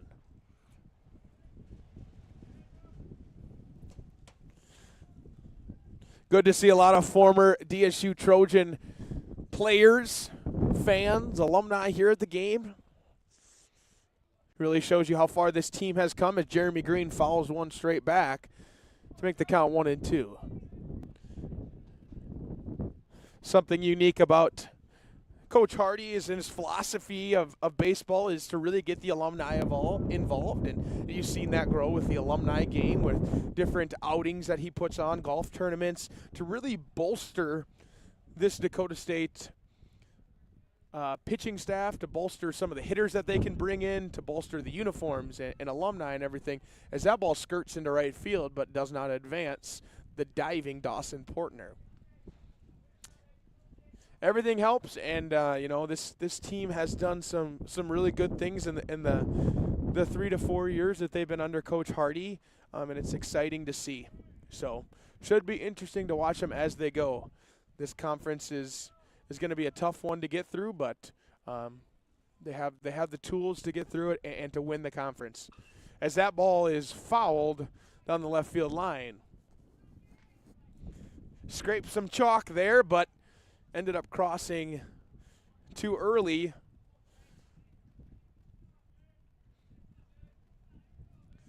And about 10 guys are getting loose, position players and pitchers for Dakota State. Portner leads off at first with 1 out. Jeremy Green sends one to the second baseman. He's going to turn, he'll throw, and that's a double play. So 6-4-3 double play ends the inning. That is Buchanan to Finders to Molina to end the inning. Dakota State scores again. That's 2 of them off the big bat of Bubba Thompson. It's an 18-2 ball game. We'll be back after a quick timeout, and shout out to our sponsors here at Dakota State University, home of your Dakota State Trojans.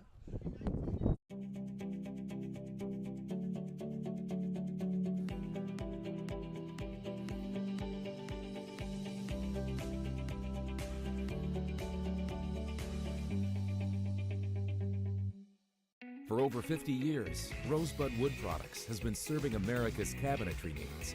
Family owned and operated, with employees who have been a part of the Rosebud family for decades. They're big enough to handle any job, yet small enough to make sure your project matters. Quality doesn't cost. It pays. So pay the Rosebud Factory and Showroom a visit today. Or visit us online at rosebudwood.com. At Madison Regional Health System, your unique needs and a positive healthcare experience matter. We are proud supporters of area sports and are here to meet the healthcare needs of our athletes and their loved ones. From routine healthcare to unfortunate sports-related injuries, our compassionate healthcare professionals are committed to providing quality healthcare close to home. We are honored to be your healthcare team and happy to help keep you in the game. First Premier Bank Free Plus Checking gives you the freedom to experience life, to enjoy the things you love, and to breeze through checkout lines with free mobile wallet features. Bank anywhere you want with online account opening and instant issue debit cards. Feel the freedom of no fees, no minimum balances, and no unpleasant surprises. First Premier Bank Free Plus Checking. Apply online or at any branch location. First Premier Bank, member FDIC. Welcome back to Dakota State University's YouTube channel.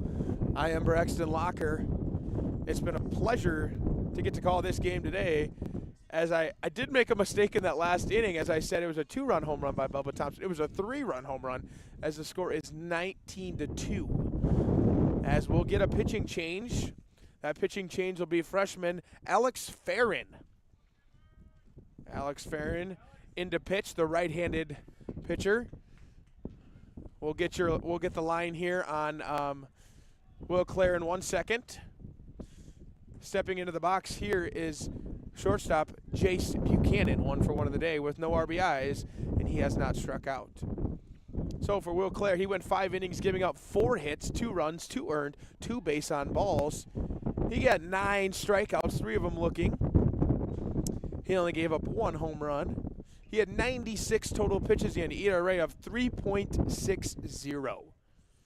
As Farron hits the batter, that's Buchanan, and there'll be a runner on first. So 2 pitches in, we're going to get a little bit of a mound visit here from catcher Ryan McDaniel. Nope, just going to walk out the ball and throw it. Maybe just some time for the runner to take a step back. As this will bring up Andrew Scully, the right fielder. Scully digs in. Farron will 3/4 sidearm that one in there for ball 1.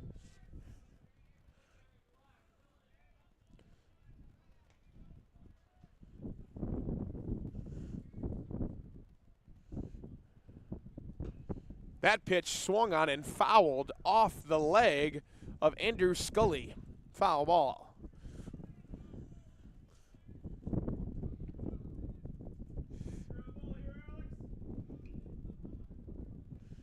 That Minnesota Twins game still 3-1 Guardians at the end of the 3rd. Farron picks back. Got him! Farron picks off Buchanan with an amazing throw, and that'll get 1 out in this first inning. So, if you had Alex Farron picking off a runner at first on your bingo card, you can cross that one off. As Bubba Thompson's hat blows into center field again.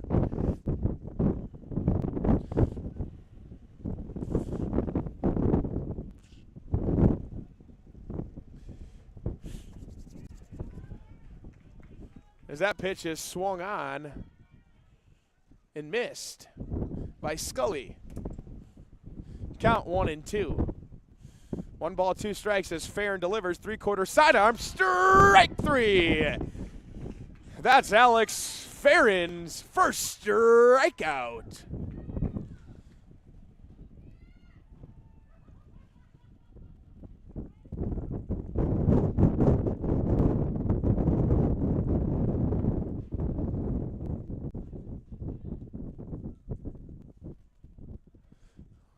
As that'll bring up to the plate the left fielder, Nathan Gillick, 0 for 1 of the day. Farron will deliver first pitch ball outside corner.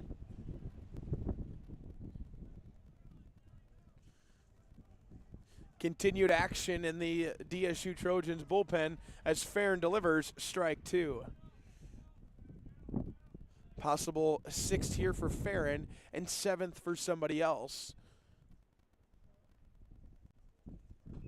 Farron will deliver, and Jilic will foul one between his legs. Dickinson State in the all-white clean uniforms today with the blue trim and blue lettering. Hawks written on the front as that ball is fly deep center field. Hallgren at the wall. He'll jump. He'll rear! Oh, he did not bring it back. So close to robbing that home run was Walker Hallgren, but Jilic will homer. That ball leaves the yard, and Dickinson State scores for the first time since the third inning. Just a solo home run. No damage really done. Walker Hallgren definitely kicking himself on that one for not hopping the fence and robbing that one, you know. Hopefully he can get on the old Vertimat and get some jumps in and grab that one next time. As coming to the plate will be leadoff hitter Alberto Nito. He's 0 for 1 in the day with no RBIs. Farron will deliver 2 pitches, 2 balls.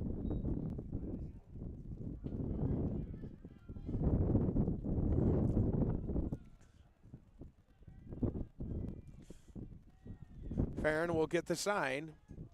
He'll go through the windup. The pitch, curveball, ball 3. Just a little bit high there for Alex Farron. 3 balls, no strikes, 2 outs. Top of the 6th inning. Farron's pitch will go for a strike. That 3/4 kind of sidearm delivery he has is very effective for him. Works really well. As he gets the sign he likes, he'll deliver a 3-1 pitch inside for ball 4. And a walk for Alberto Nito will bring up the catcher, Cam Erickson. Cam Erickson, if you guys remember, led this game off in the first inning with a home run. I shouldn't say led off, was the second hitter, but led off the scoring with a home run. And so far, 22 runs have followed.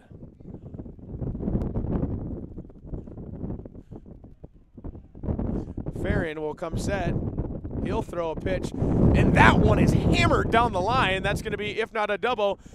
Third base coach is sending him around. Corey Bronson picks the ball up at the wall. He'll get it to second base, and they'll hold the runner there as Cam Erickson, doubles down the line to score 1 for the Hawks.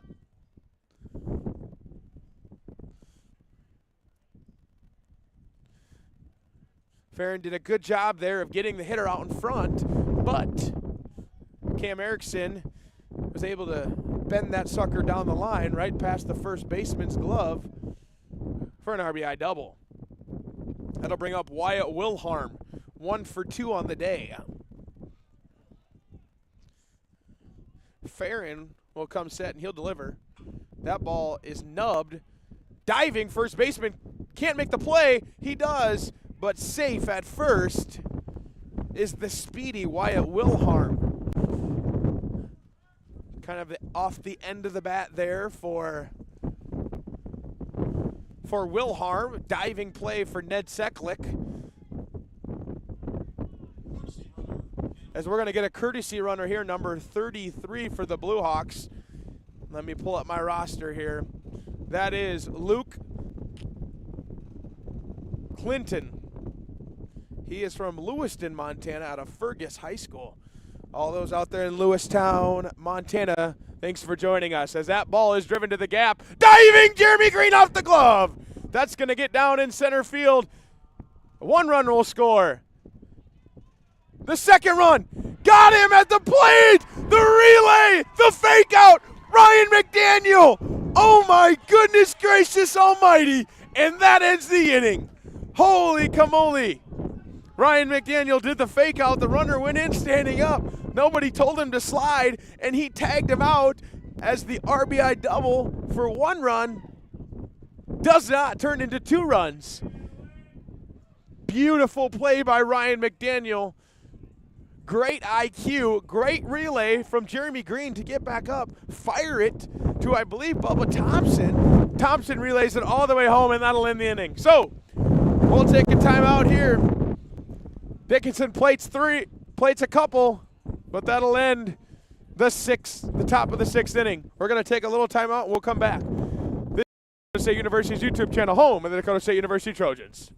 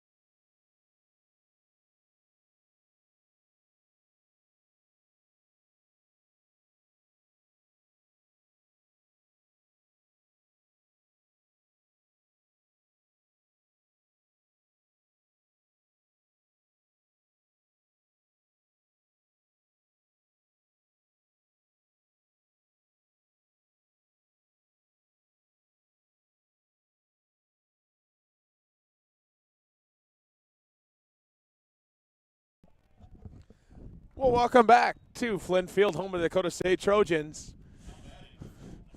First batter was Hunter Vickmeyer. He ended up grounding out to third baseman Wilhelm for the first out. We're going to get another pinch hitter here. This is number 12. Let's make sure I have the right name here. Wait for it to pop up. That ball is going to be skied back. This is Cade Wettinger. As he has a first strike foul ball. Second pitch is a ball, and that'll even the count at 1-1.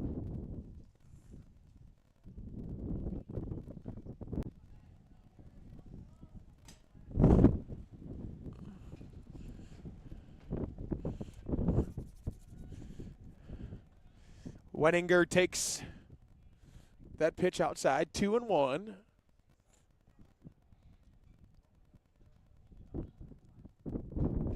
And the pitch,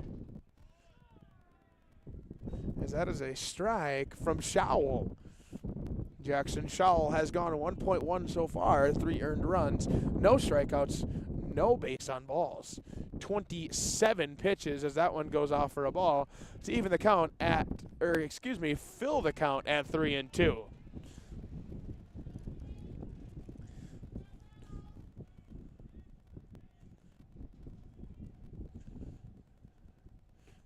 As that pitch will be taken low, that's a walk for Cade Wettinger. We'll get some of these games from around the MLB today. The Athletics lead the Tigers 4-0.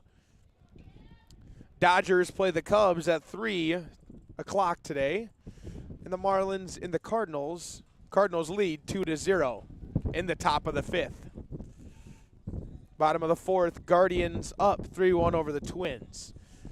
Orioles and Pirates play later today at 3 o'clock. And the Phillies and Nationals also play later today at 3 o'clock.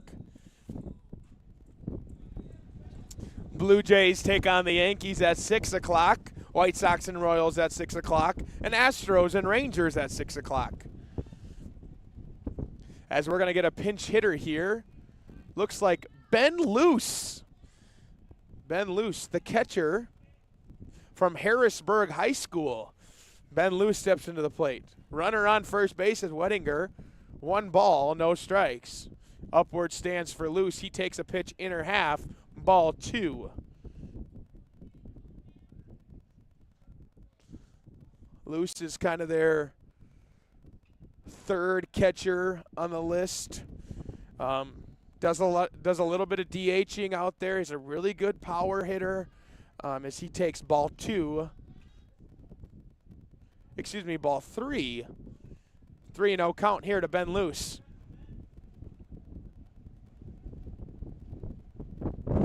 This pitch right down Broadway for strike 1. 3-1 count here. So 1 out. Ben Luce hitting for Walker Hallgren.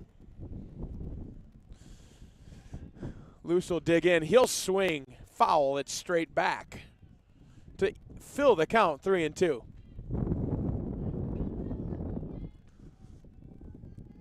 Three-two count here for Ben Luce. Probably not going to see much movement here for the runner Wettinger at first.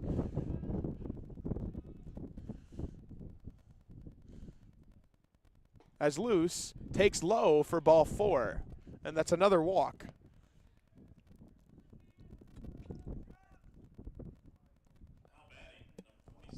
As that'll bring up Cassidy Watt.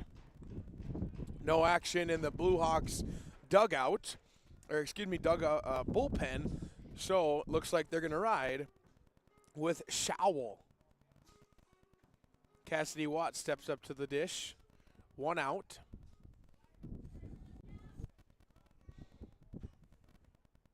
Runners on first and second.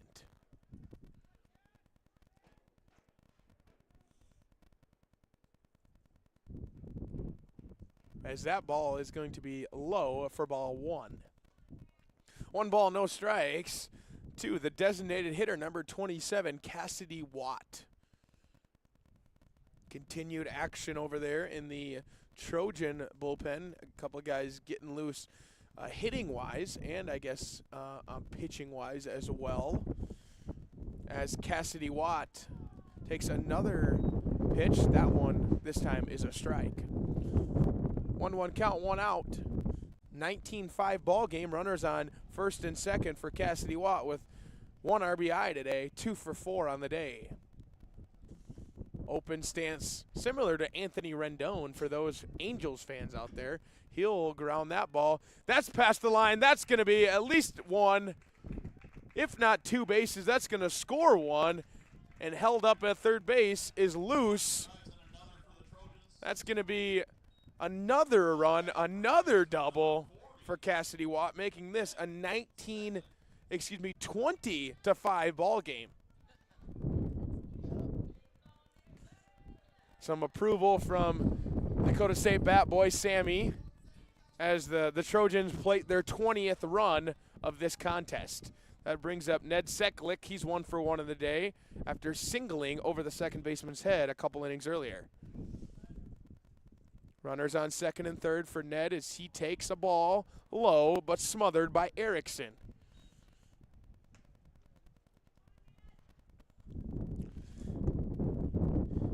Travel day here for Dickinson as they head back to Dickinson, North Dakota. A very successful program, school out there in the middle of cowboy country.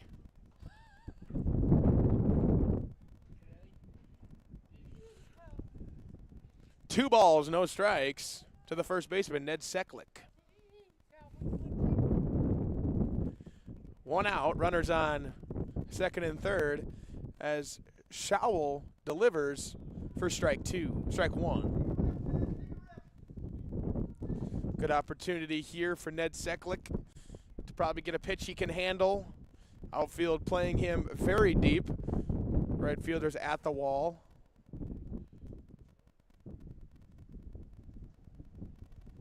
That ball taken up and away for ball 3.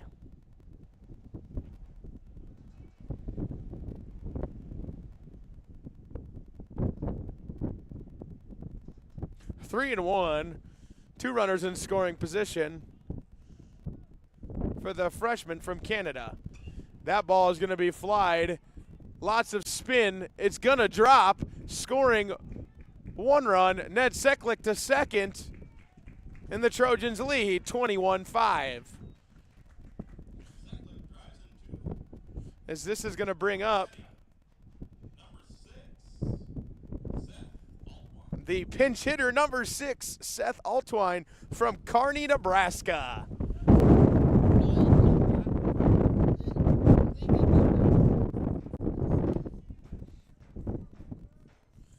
Good opportunity here for Seth Altwine. Seth has a second baseman, shortstop by trade, but has learned to play a little bit more second baseman due to a shoulder injury. Spent one of his summers in Arizona playing in a fall collegiate league, or excuse me, a summer collegiate league in Arizona. Said he had some great memories down there, met some really cool people, and was able to learn the game of baseball a little bit better. Seth will dig in with 1 out, runners on second and third in a 21-5 ball game. Schowel will deliver. That pitch fouled straight back. That ball is going to roll all the way into the road.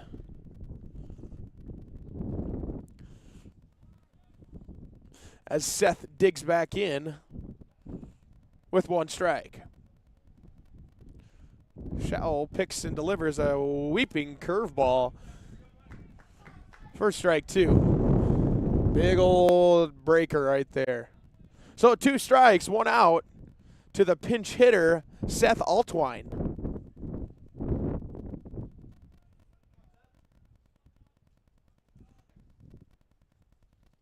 Seth will dig in and foul it right off his foot. Hammered that one just straight right into the ground. Looks like another pinch hitter on deck. That's Michael Buckman.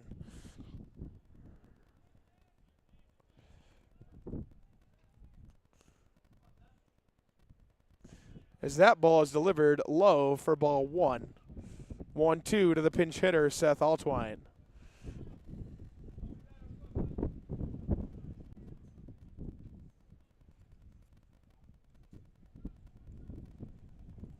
One-two count.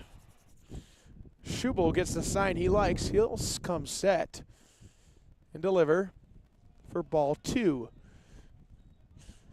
2 balls and 2 strikes on this extremely windy day.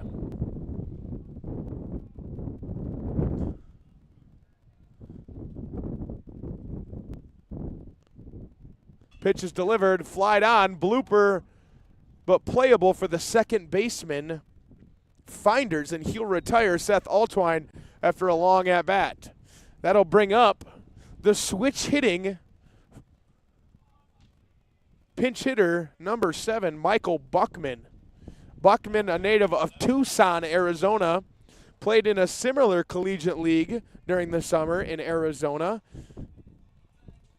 He's had to kind of deal with this weather coming from Arizona and the warm heat of Tucson to the cold, snowy conditions of a South Dakota Madison winter.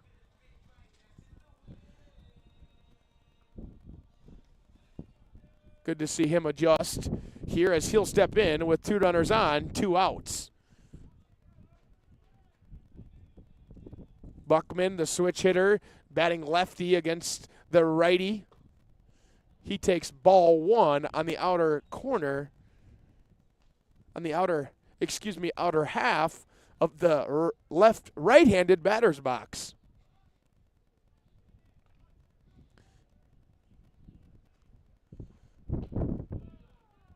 That pitch will go across on the outside corner for strike one, and it'll even the count at 1-1.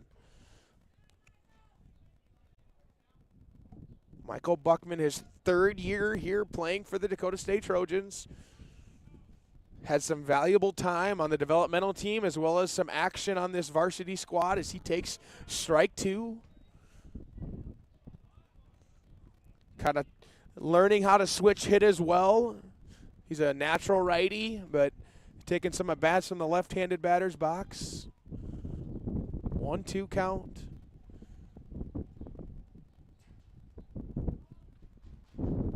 As that pitch is outside, ball two. 2 balls and 2 strikes, 2 outs. In the bottom of the 6th inning, Dakota State has scored in every inning as Buckman looks to continue it with some 2-out hitting. That ball is outside, and it'll fill the count 3-2. Schowel up to almost 53 pitches. He's thrown 1.2 innings, given up 5 earned. He's got no strikeouts with 2 walks. Nobody in the bullpen for Dickinson. That ball is way outside, and Michael Buckman will reach first base after getting walked. And this will bring up what looks to be another pinch hitter for Dakota State. Yep, that pinch hitter is going to be number 2, Danny Lesher. The speedy Danny Lesher will get a chance with the bases loaded. He is a sophomore out of Sioux Falls and Sioux Falls Roosevelt High School. Danny getting an opportunity here. You see him a lot as a courtesy runner or pinch runner due to his speed. You'll see him out around the bases, stealing bases as he digs in here, and he'll swing and fly one extremely high. That's going to drift backwards, and it'll fall into the glove of Jace Buchanan, and that'll end the inning. So 2 runs on lots of hits, a couple walks, and this makes it a 21-5 ball game. As we go to the 7th inning, your score 21-5, Dakota State leads.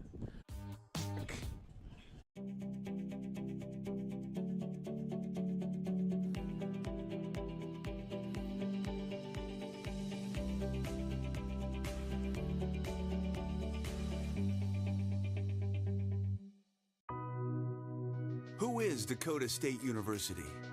We are dedicated, disciplined, determined.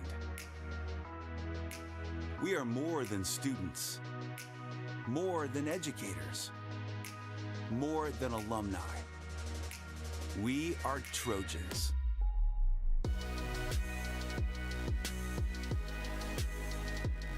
Dynamic, driven, distinctive. This is who we are, and nothing can stand in our way.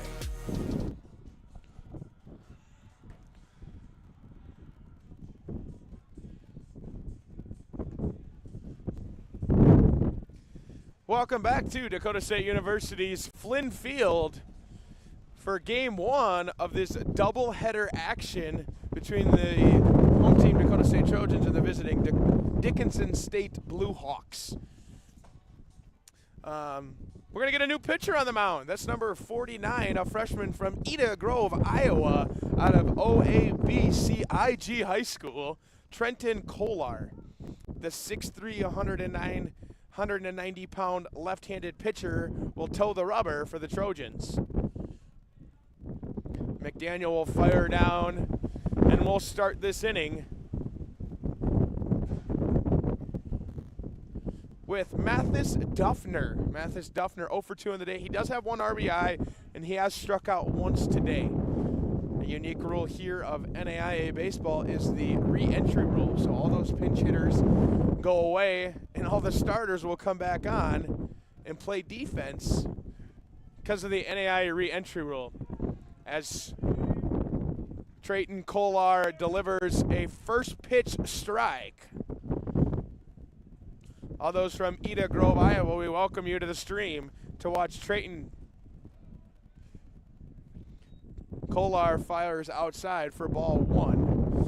They're leaving the count at 1-1. 3 quick outs away from getting out of game one with a victory. Kolar will fire, and he'll almost hit the batter, Duffner, but it misses him.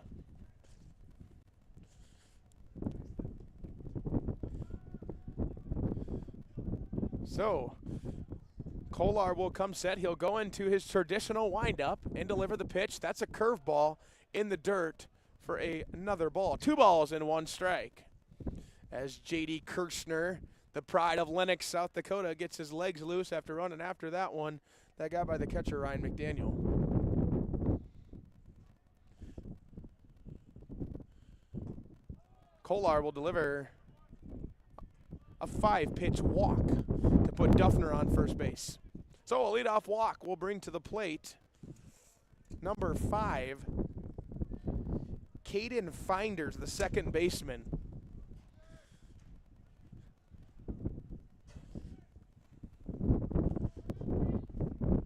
Finders, the left-handed hitter, comes to the plate, takes a ball outside from Kolar. Get you some of those stats on Farron.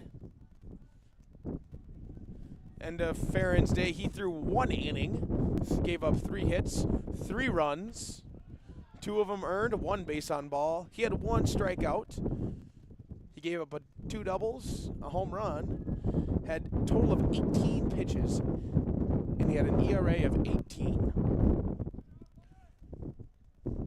1-1 count here as the curveball bends in there, and Kolar's ahead 1-2. Double play situation here. However, good speed and Finders, and he's a lefty. Trayton comes set, fires high for another ball.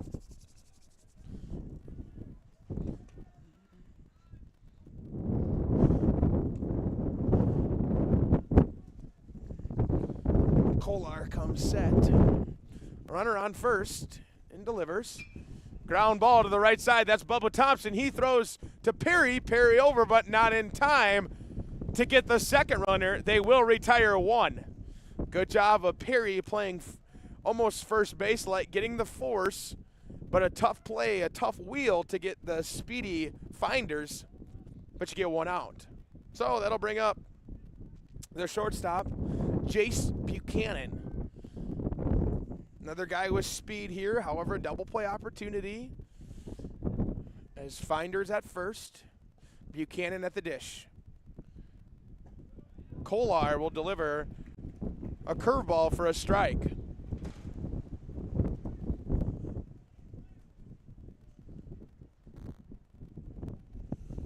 Kolar comes set. He'll deliver another pitch on the outer half. That's a strike again. So 2 strikes here against Jace Buchanan. Buchanan is 1 for 1 of the day with no RBIs, no strikeouts. Curveball driven into right field will fall for at least a single as the runner Finders will go all the way to third on the single from Buchanan. So first and third situation here for the hitter. I believe this is going to be Andrew Scully. Yes, it is, Andrew Scully.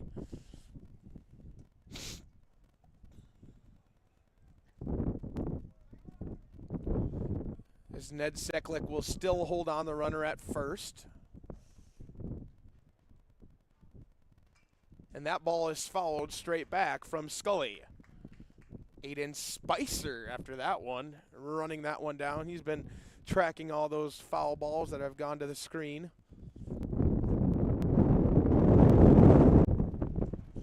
As as Kolar will come set. He'll deliver the pitch way upstairs. That one's going to sneak by McDaniel. Buchanan will advance to second, but Finders won't even try to go home.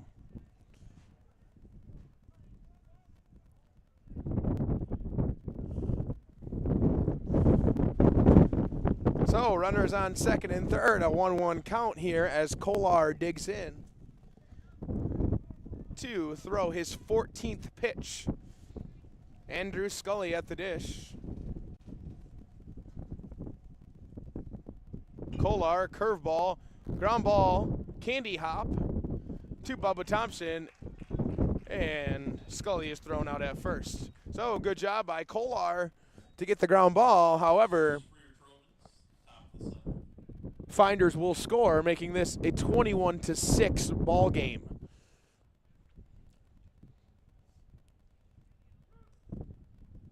Dickinson has scored in 4 of their innings. To DSU, they have scored in all 6 of their innings so far. As that will go across for a strike to Nathan Gillick. And possibly a mix-up there between catcher and pitcher. As we're going to get a meeting at the mound between Ryan McDaniel and Trayton Kolar. Nate Gillick, 1 for 2 on the day with 1 RBI. He has struck out once. The right-hander is a quick, speedy guy.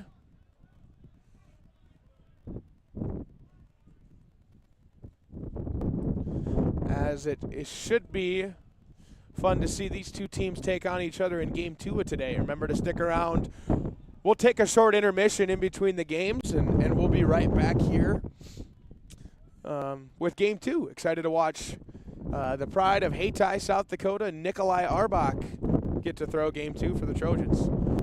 As that ball is fouled straight back into the screen for strike 2. 1-2 count, 2 outs. Runner on third is Buchanan.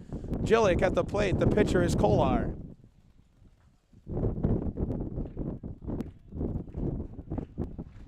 The slow clap is going here as the pitch comes in. Strike 3. That ball is in the dirt and thrown out. And Kolar gets the strikeout to end the ball game. Dakota State wins 21-6. 21-6. So we're going to get you your line score really quick. Trojans win with 21 runs on 19 hits, 1 error, as Dickinson State scores 6 runs on 8 hits and 4 errors. Winning pitcher for your Dakota State Trojans is Will Clare. He had an amazing day, going 5 innings, giving up 4 hits, 2 runs, 2 earned, 5 base on balls. He had an ERA of 3.6.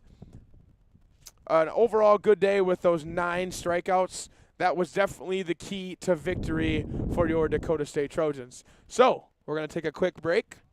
Give us 20 so minutes, and we'll be back for Game 2 of the doubleheader between your Dakota State Trojans and the Dickinson State Bluehawks.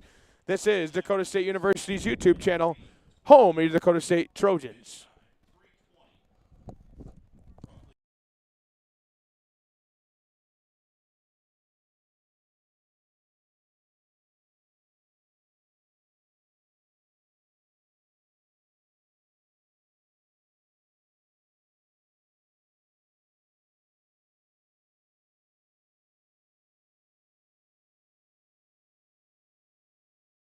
Persona Signs has been a leader in the sign manufacturing industry for decades.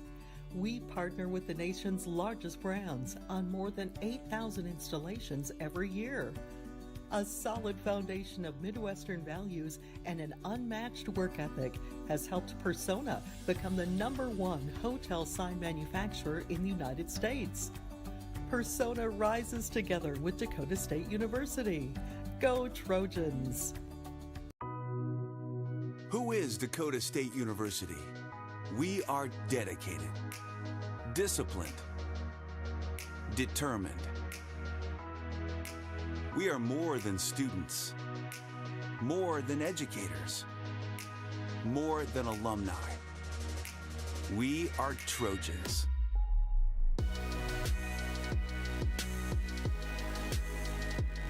Dynamic, driven, distinctive. This is who we are, and nothing can stand in our way.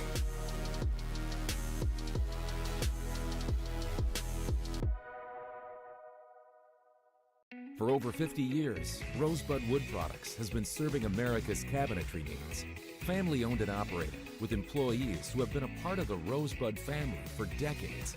They're big enough to handle any job, yet small enough to make sure your project matters. Quality doesn't cost, it pays. So pay the Rosebud Factory and Showroom a visit today, or visit us online at rosebudwood.com. First Premier Bank has deep roots in South Dakota. Our ag bankers are homegrown experts committed to helping you find the right financial solution for your operation. With extensive experience in the industry, First Premier offers flexible options and local decisions designed to help you today and for generations to come. Find a First Premier ag banker nearest you at firstpremier.com/ag. First Premier Bank, investing in your growth. Member FDIC. First Premier Bank Free Plus Checking gives you the freedom to experience life, to enjoy the things you love, and to breeze through checkout lines with free mobile wallet features. Bank anywhere you want with online account opening and instant issue debit cards. Feel the freedom of no fees, no minimum balances, and no unpleasant surprises. First Premier Bank Free Plus Checking. Apply online or at any branch location. First Premier Bank, member FDIC. Heartland Energy is a future-focused name. It encompasses everything that we do and the core purpose of who Heartland is. Anybody can sell you electricity. It's the way our people help our communities grow and therefore have a purpose to that energy. We're constantly looking for different ways to serve our customers the best that we possibly can. We're community-owned and we exist to serve our communities.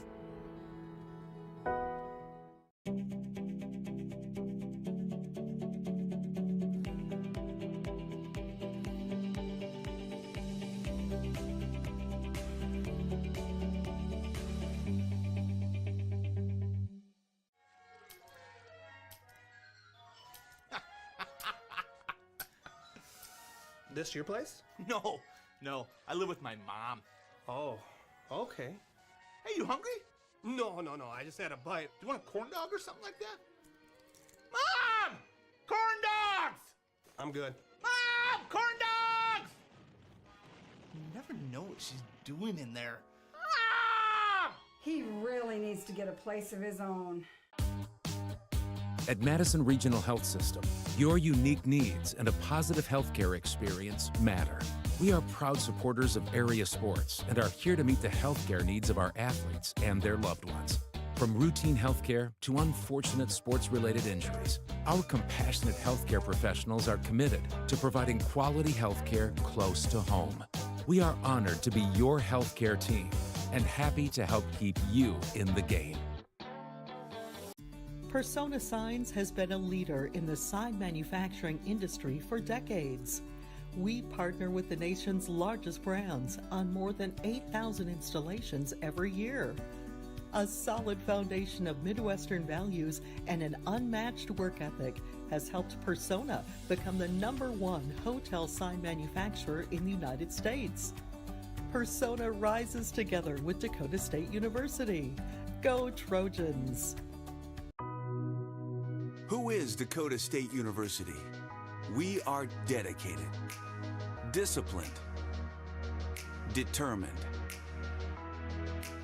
We are more than students, more than educators, more than alumni. We are Trojans.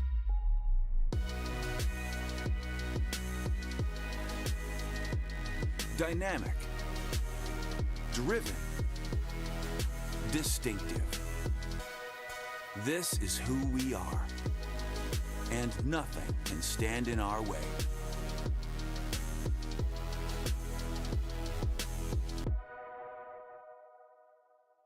For over 50 years, Rosebud Wood Products has been serving America's cabinetry needs. Family owned and operated, with employees who have been a part of the Rosebud family for decades. They're big enough to handle any job, yet small enough to make sure your project matters. Quality doesn't cost. It pays. So pay the Rosebud Factory and Showroom a visit today. Or visit us online at rosebudwood.com. First Premier Bank has deep roots in South Dakota. Our ag bankers are homegrown experts committed to helping you find the right financial solution for your operation. With extensive experience in the industry, First Premier offers flexible options and local decisions designed to help you today and for generations to come. Find a First Premier Ag Banker nearest you at firstpremier.com/ag. First Premier Bank, investing in your growth. Member FDIC. First Premier Bank Free Plus Checking gives you the freedom to experience life, to enjoy the things you love, and to breeze through checkout lines with free mobile wallet features. Bank anywhere you want with online account opening and instant issue debit cards. Feel the freedom of no fees, no minimum balances, and no unpleasant surprises. First Premier Bank Free Plus Checking. Apply online or at any branch location. First Premier Bank, member FDIC. Heartland Energy is a future-focused name. It encompasses everything that we do and the core purpose of who Heartland is. Anybody can sell you electricity. It's the way our people help our communities grow and therefore have a purpose to that energy. We're constantly looking for different ways to serve our customers the best that we possibly can. We're community-owned and we exist to serve our communities.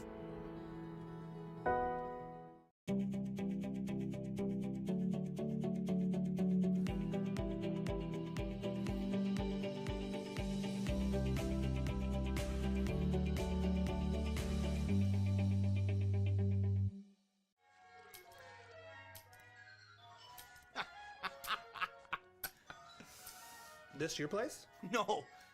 I live with my mom. Oh, okay. Hey, you hungry? No. I just had a bite. Do you want a corn dog or something like that? Mom! Corn dogs! I'm good. Mom! Corn dogs! You never know what she's doing in there.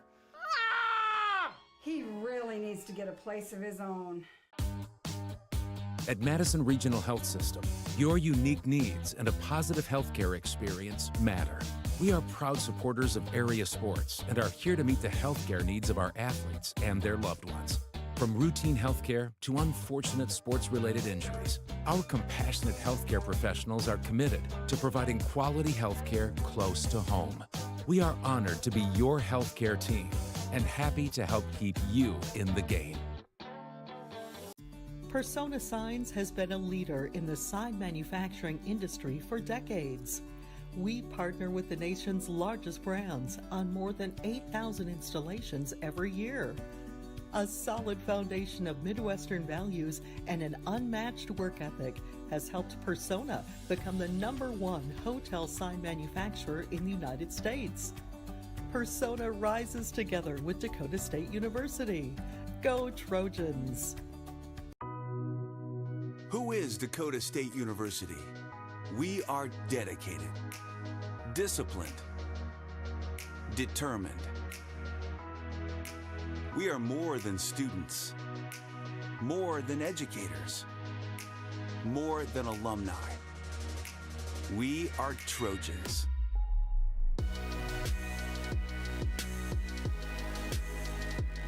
Dynamic, driven, distinctive. This is who we are, and nothing can stand in our way.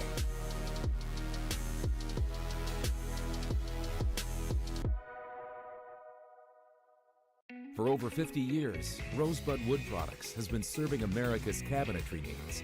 Family owned and operated, with employees who have been a part of the Rosebud family for decades.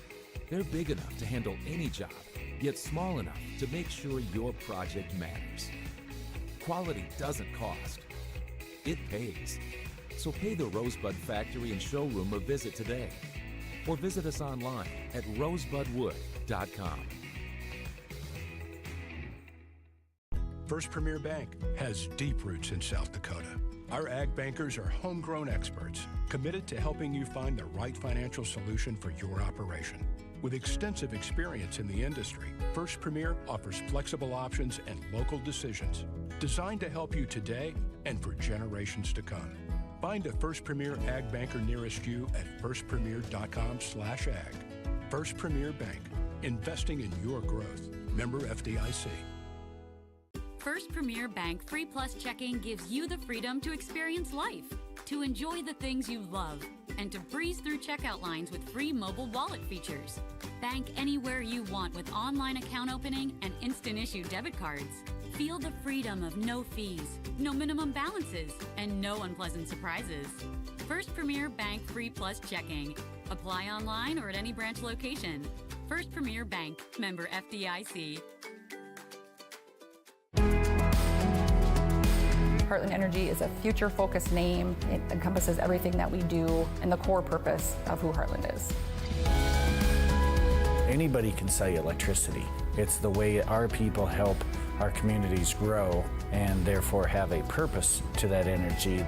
We're constantly looking for different ways to serve our customers the best that we possibly can.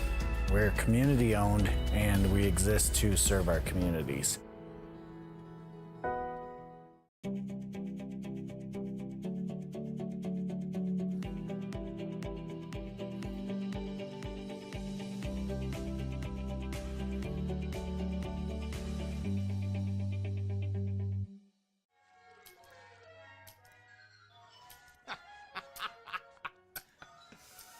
This your place? No.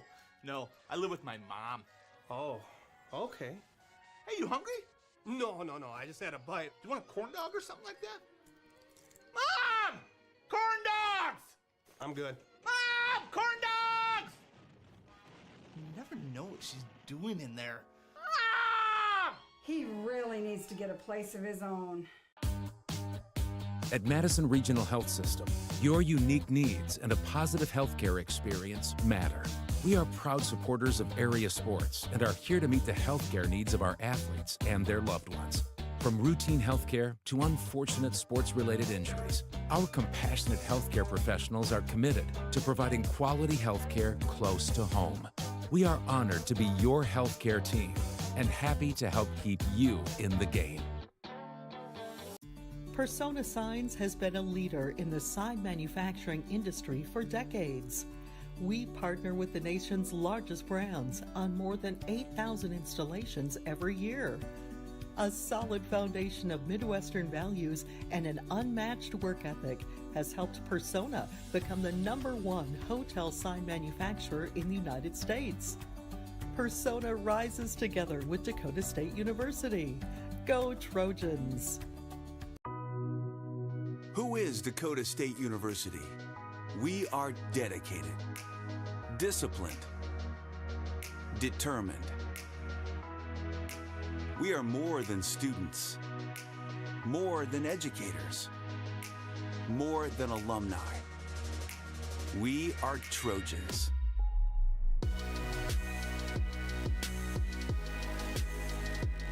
Dynamic, driven, distinctive. This is who we are, and nothing can stand in our way.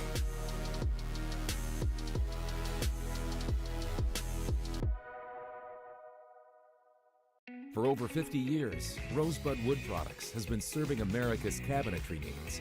Family owned and operated, with employees who have been a part of the Rosebud family for decades. They're big enough to handle any job, yet small enough to make sure your project matters. Quality doesn't cost. It pays. So pay the Rosebud Factory and Showroom a visit today. Or visit us online at rosebudwood.com. First Premier Bank has deep roots in South Dakota. Our ag bankers are homegrown experts committed to helping you find the right financial solution for your operation. With extensive experience in the industry, First Premier offers flexible options and local decisions designed to help you today and for generations to come. Find a First Premier ag banker nearest you at firstpremier.com/ag. First Premier Bank, investing in your growth. Member FDIC. First Premier Bank Free Plus Checking gives you the freedom to experience life, to enjoy the things you love, and to breeze through checkout lines with free mobile wallet features. Bank anywhere you want with online account opening and instant issue debit cards. Feel the freedom of no fees, no minimum balances, and no unpleasant surprises. First Premier Bank Free Plus Checking. Apply online or at any branch location.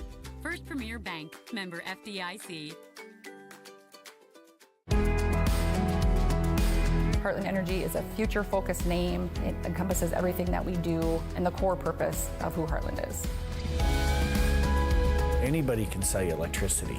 It's the way our people help our communities grow and therefore have a purpose to that energy. We're constantly looking for different ways to serve our customers the best that we possibly can. We're community-owned and we exist to serve our communities.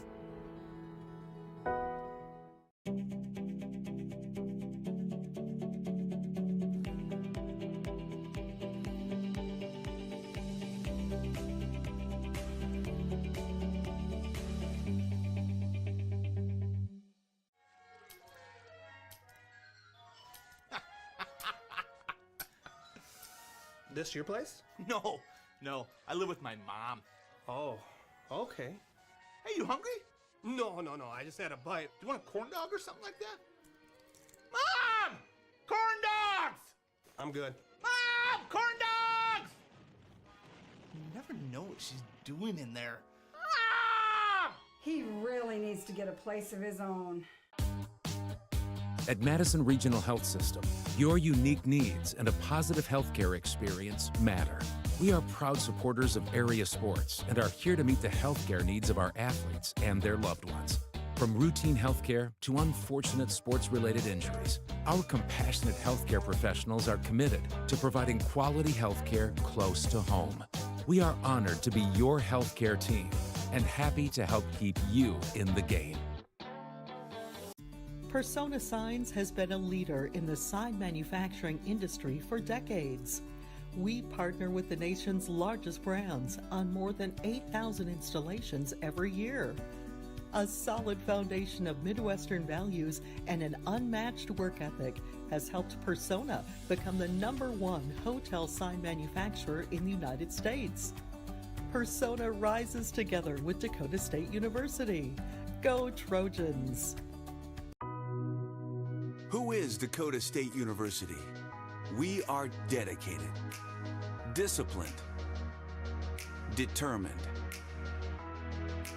We are more than students, more than educators, more than alumni.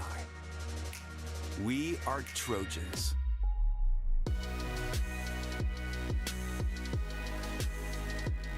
Dynamic, driven, distinctive. This is who we are, and nothing can stand in our way.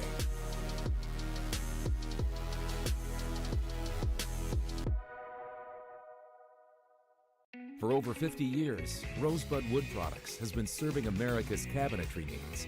Family owned and operated, with employees who have been a part of the Rosebud family for decades.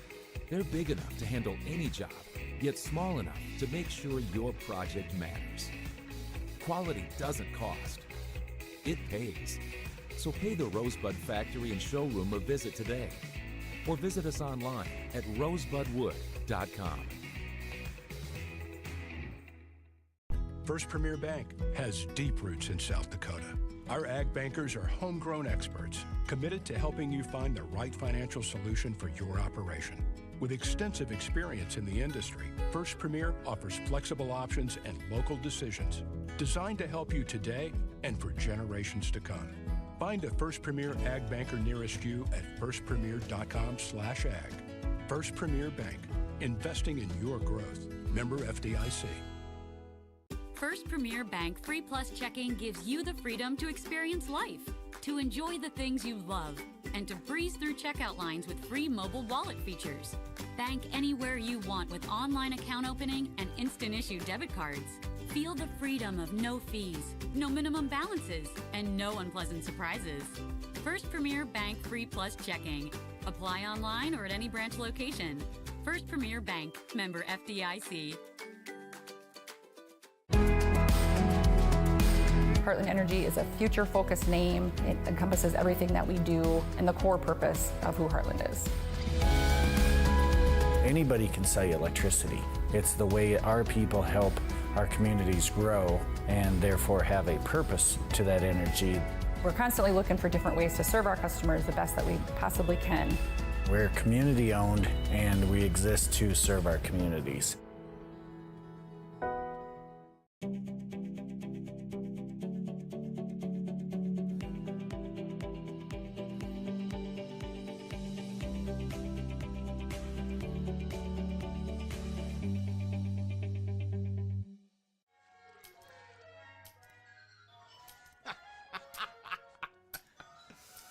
This your place? No.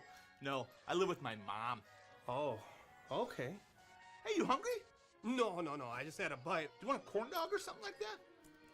Mom! Corn dogs! I'm good. Mom! Corn dogs! You never know what she's doing in there. Mom! He really needs to get a place of his own. At Madison Regional Health System, your unique needs and a positive healthcare experience matter. We are proud supporters of area sports and are here to meet the healthcare needs of our athletes and their loved ones. From routine healthcare to unfortunate sports-related injuries, our compassionate healthcare professionals are committed to providing quality healthcare close to home.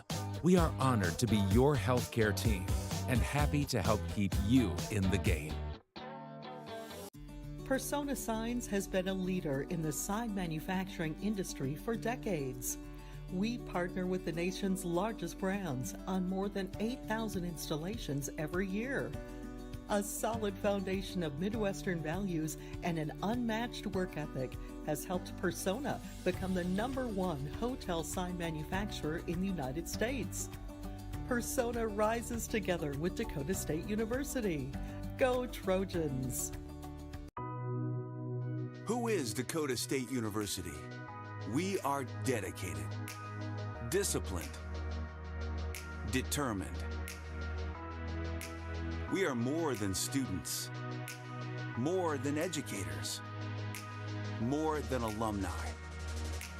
We are Trojans.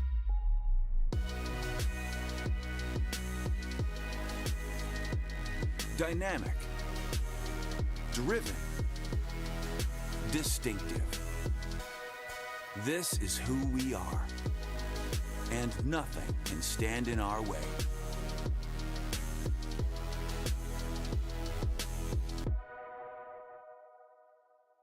For over 50 years, Rosebud Wood Products has been serving America's cabinetry needs. Family owned and operated, with employees who have been a part of the Rosebud family for decades. They're big enough to handle any job, yet small enough to make sure your project matters. Quality doesn't cost, it pays. So pay the Rosebud Factory and Showroom a visit today, or visit us online at rosebudwood.com. First Premier Bank has deep roots in South Dakota. Our ag bankers are homegrown experts committed to helping you find the right financial solution for your operation. With extensive experience in the industry, First Premier offers flexible options and local decisions designed to help you today and for generations to come. Find a First Premier Ag Banker nearest you at firstpremier.com/ag. First Premier Bank, investing in your growth. Member FDIC. First Premier Bank Free Plus Checking gives you the freedom to experience life, to enjoy the things you love, and to breeze through checkout lines with free mobile wallet features. Bank anywhere you want with online account opening and instant issue debit cards. Feel the freedom of no fees, no minimum balances, and no unpleasant surprises. First Premier Bank Free Plus Checking. Apply online or at any branch location. First Premier Bank, member FDIC. Heartland Energy is a future-focused name. It encompasses everything that we do and the core purpose of who Heartland is. Anybody can sell you electricity. It's the way our people help our communities grow and therefore have a purpose to that energy. We're constantly looking for different ways to serve our customers the best that we possibly can. We're community owned and we exist to serve our communities.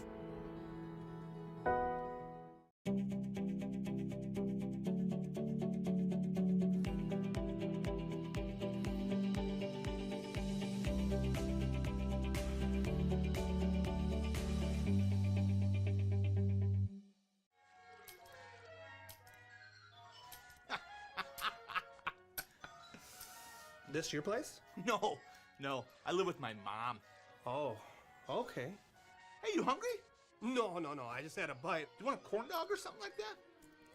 Mom! Corn dogs! I'm good. Mom! Corn dogs! You never know what she's doing in there. He really needs to get a place of his own. At Madison Regional Health System, your unique needs and a positive healthcare experience matter. We are proud supporters of area sports and are here to meet the healthcare needs of our athletes and their loved ones. From routine healthcare to unfortunate sports-related injuries, our compassionate healthcare professionals are committed to providing quality healthcare close to home. We are honored to be your healthcare team and happy to help keep you in the game. Persona Signs has been a leader in the sign manufacturing industry for decades. We partner with the nation's largest brands on more than 8,000 installations every year. A solid foundation of Midwestern values and an unmatched work ethic has helped Persona become the #1 hotel sign manufacturer in the United States. Persona rises together with Dakota State University. Go Trojans! Who is Dakota State University?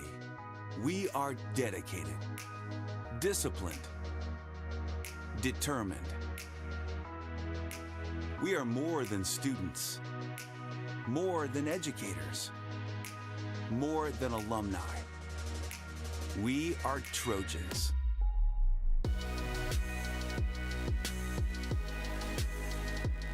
Dynamic, driven, distinctive. This is who we are, and nothing can stand in our way.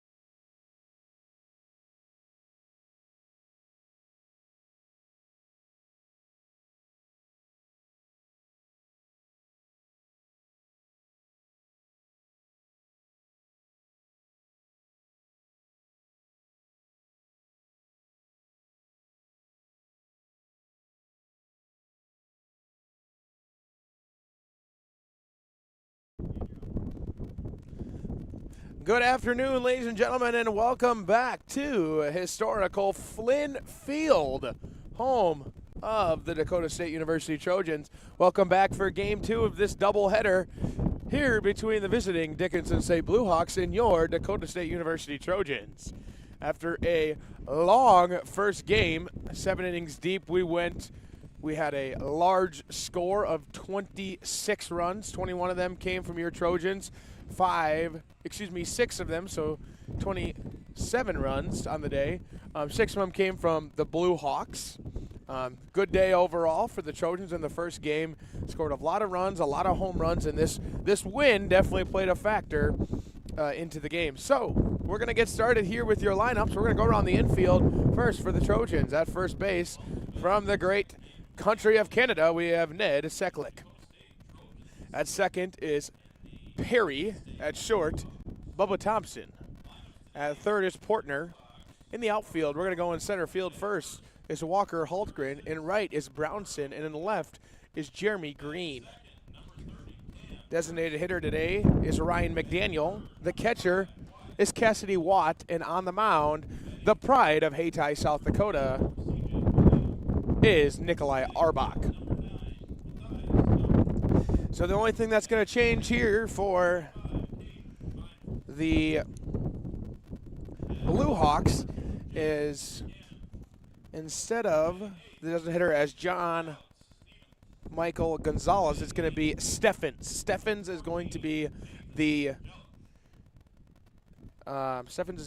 our designated hitter. So let's get it started today, folks. Nikolai Arbach, junior pitcher from Hayti, South Dakota, is going to toe up the rubber. The 6'8" junior is a towering figure out there on the mound. He pitches from that 3/4 sideline, side-winding delivery. And let's get started with Alberto Nito.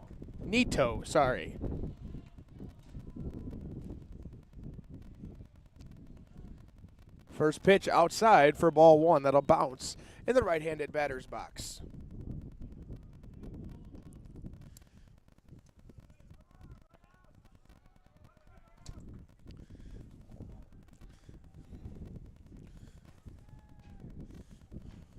Nikolai Arbach will get set, and he'll deliver another ball on the inside corner. 2 balls, no strikes.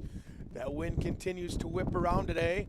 As I went back home to get a few more articles of clothing because I was really chilly, I noticed that the temperature in my car said 65 degrees, but it definitely doesn't feel like that today due to the wind.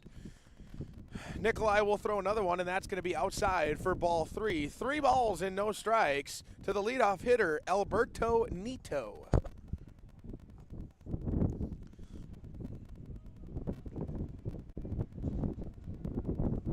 Nikolai will deliver up and in for ball 4. A 4-pitch leadoff walk to Alberto Nito. So the leadoff hitter gets on, and that'll bring up the ever-dangerous number 30. That is Cam Erickson. Erickson, for all those who could remember, in the first inning of last game, hit a solo home run over that Mustang Seed sign out there in right center field.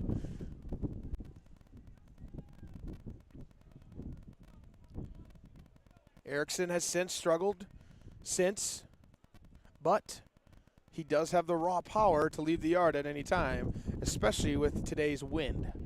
Arbach toes the rubber. He'll deliver a slider, or a changeup, for ball 1. 5 balls to start for Nikolai Arbach. No strikes. Wind continues to blow those leaves in the outfield, swirling around the fence as Nito leads off from first. Arbach delivers. That's his first called strike of the day. Nice hearty strike call from the home plate umpire. Right on the outer half. 4 pitches in here for Nikolai.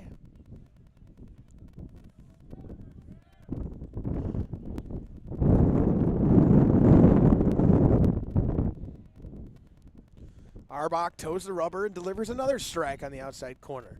A lot of things you'll see from Nikolai is he makes it really tough on hitters to pick up the ball.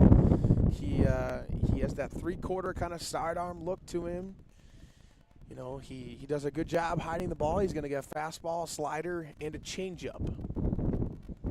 Arbach. Set. Runner takes off. No, goes back. Back pick. No good, and the runner is safe. However, strikeout for Nikolai Arbach. That'll bring up the third baseman, Wyatt Wilharm.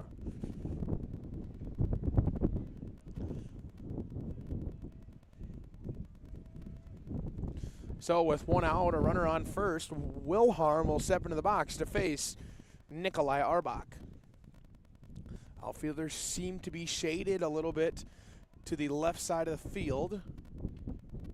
Nothing crazy as the runner tries to go, and Nikolai throws ball one. A lot of balls for Nikolai so far. Needs to really lock in and get back to the strike zone here. Arbach gets the sign he likes. He comes set. The pitch outside. Oh, excuse me, on the outer corner for strike two. For strike one, we'll even up the count at 1-1.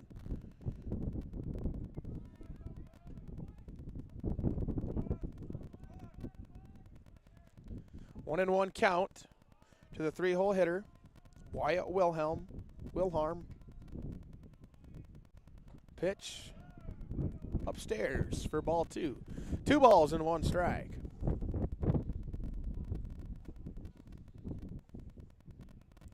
Getting to talk with Coach Hardy this week, I could really hear just in his voice the excitement he gets to get to come out and watch these young athletes perform.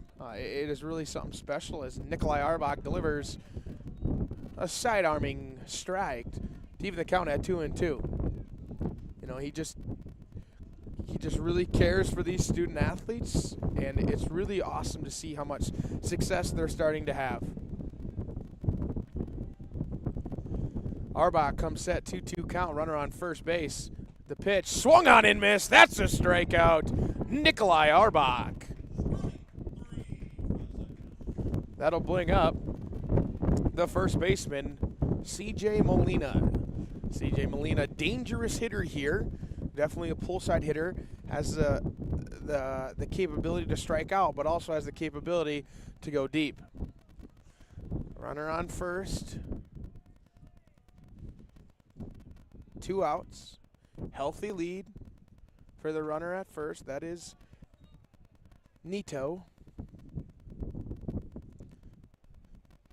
As Molina will take ball one.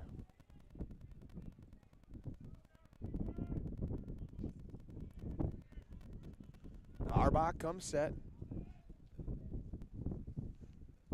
He'll deliver slider at the top of the zone for a ball.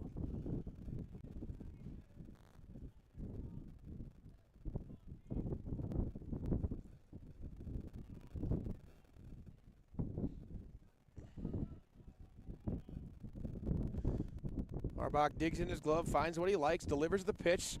Check swing, but doesn't matter. It's called a strike. Looks like a change up there from Nikolai. 2 balls and 1 strike.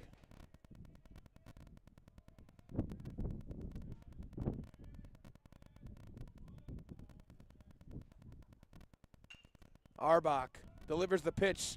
That is singled into left field. Jeremy Green comes up the ball. Runner's going to third. There is no time for the relay, and Nito will go first to third on the 2-out single by Molina.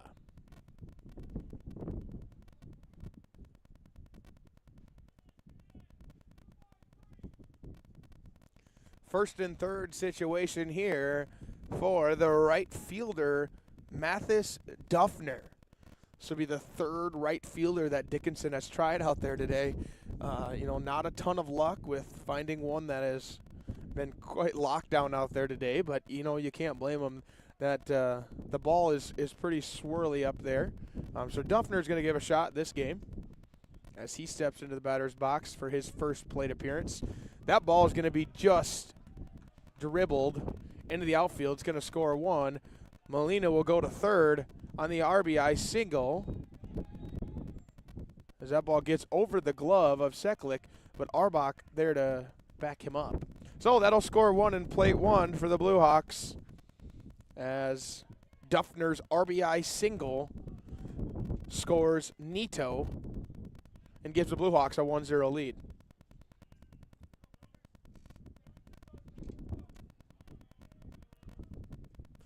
Stepping up to the dish will be Caden Finders. Caden Finders going to play second base in the game today.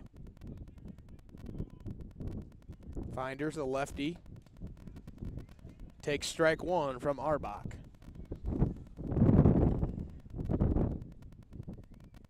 Slow, methodical approach here for Nikolai on the mound. Takes his sign and checks first. Runner not even having more than a 2-step lead as Nikolai delivers strike 2. Nikolai's done a good job today against the left-handed hitters. He's got a lot of strikes against them pretty quick versus as the righties he seemed to fall behind just a little bit. As Arbach comes set and toes the rubber, he'll deliver. That ball is going to be fouled over the Dakota State dugout in a great catch by Will Clare in the top of his hat.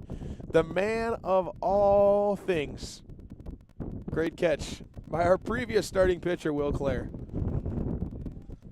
So we're going to try it again with 2 strikes and 2 outs. Runners on first and third. Arbach throwing to Finders. Set in the pitch. Strike 3. That's going to end the side. 3 strikeouts for Nikolai Arbach, but the damage is done as Molina singled, Nito scored, and Finders strikes out at the end of the inning. But the damage is done. We'll be back in 2 minutes here at Dakota State University's YouTube channel, home of the Dakota State University Trojans. Persona Signs has been a leader in the sign manufacturing industry for decades. We partner with the nation's largest brands on more than 8,000 installations every year. A solid foundation of Midwestern values and an unmatched work ethic has helped Persona become the #1 hotel sign manufacturer in the United States. Persona rises together with Dakota State University. Go Trojans! All right, welcome back to the bottom of the first inning. We're going to go over the lineups. We're going to have Jeremy Green in left field, Corey Brownson in right field. Ryan McDaniel will be the DH today. Walker Hallgren will be in center. Cassidy Watts going to do the catching. Ned Seklick is at first. Aiden Perry is at second. Bubba Thompson man short. And at third base, the hot corner is Dawson Portner. Let's go around the infield here. We got Molina at first, Finders at second, Buchanan at short, Wilharm at third, Jilic at left, Nito in center, Steffens in right, Erickson's going to do the catching, and on the mound is Tate Williams. Tate Williams, the right-hander, number 19. So, let's get started. 1-0 ball game, bottom of the first inning, Dakota State University. Jeremy Green will toe the rubber. He kisses his bat, takes a step out, and gets ready to rock and roll. Looks like a little earpiece malfunction with Erickson's earpiece. As Tate Williams toes the rubber. Jeremy Green, fly ball. He'll start with a bang. That one's gone! A solo leadoff home run, Jeremy Green. Ladies and gentlemen, can't even get to their seats before Jeremy Green starts with a solo home run in the bottom of the first inning to tie this ball game.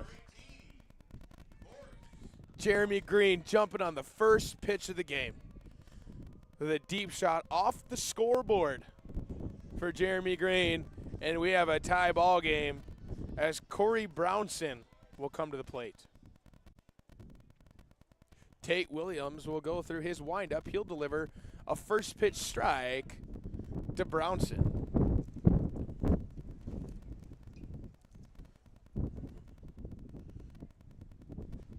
Williams again through his delivery. Ball in the outer half, a changeup. Interesting approach here for Dickinson. They seem to work every single lefty to the outer half as Corey Brownson swings through that one to make the count 1-2. Infield shifted here for Dickinson State. Brownson, check swing, does not go around for ball 2. They'll even the count at 2-2. Quick work here for Williams. He'll throw the pitch, inner half, fouled away by Brownson. Brownson, again, one of those hitters that can go yard at any point. As that pitch falls in there for strike 3, and Tate Williams earns his first strikeout of the day. 2 batters, 1 run, 1 strikeout. We'll bring up number 38, Ryan McDaniel. Gets the day off, or the game off from catching. Had to catch earlier today. He's going to be our DH today. Make that switch in my lineup card, and there we go. So, Ryan McDaniel, very good first game. Cleared the bases with a 3 RBI double in game 1 as he digs in for his first at-bat of game 2. That'll go down as a strike, and Williams right away gets back ready to rock and roll and delivers strike 2. Williams probably about low 8s, upper 7s right now for velocity. As a slider goes across, thought they had it. Erickson thought, but they did not get the call from the umpire. Quick worker up there as that one is skied straight back, foul for Ryan McDaniel.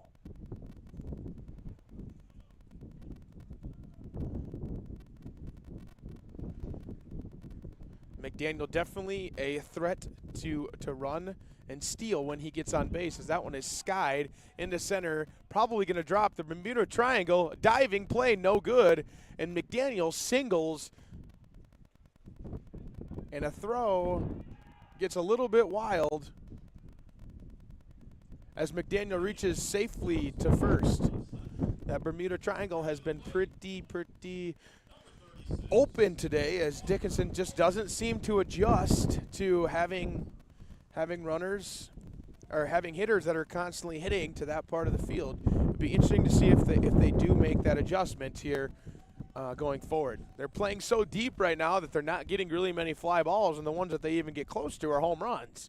But they're playing too deep to even get to any sort of shallow fly ball. As steps to the plate, Walker Hultgren, as that ball is tattooed but foul. Congratulations to Walker Hultgren. He has broken a DSU record for the most runs scored. The most runs scored. I'm not sure on the official number, but I heard he officially broke that record last game. So congratulations to Walker Hultgren, his entire family. You know, just a good guy to have here, a good leader for this Trojan team. As the back pick is no success to get McDaniel at first. Hultgren, the big lefty, wiggles his bat a couple times and gets the pitch, changeup for a ball. 1 ball, 1 strike. As Coach Hardy relays the sign of what they're going to do.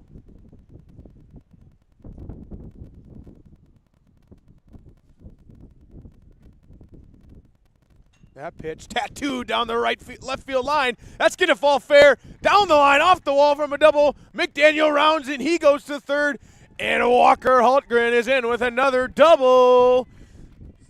Sheriff Walker Hultgren stand-up double off the wall will bring up Cassidy Watt.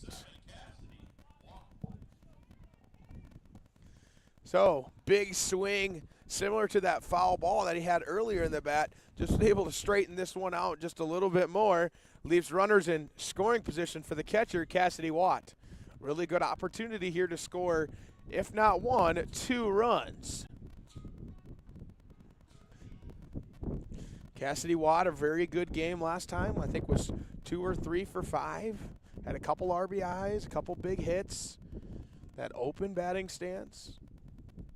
Williams will toe the rubber, and he'll get to work with a first pitch. Hit right at the shortstop. He'll throw to third base, and he'll get the runner, Walker Hultgren, out. Walker probably not the smartest move there. But we do score a run, however.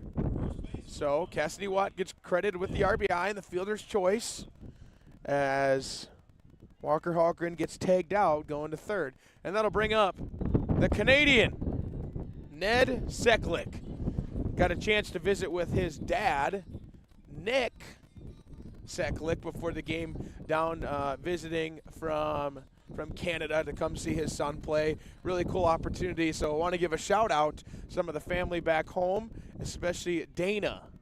Got a shout out to Dana. Really cool opportunity as Ned gets plunked on the first pitch. Took it right off the hip.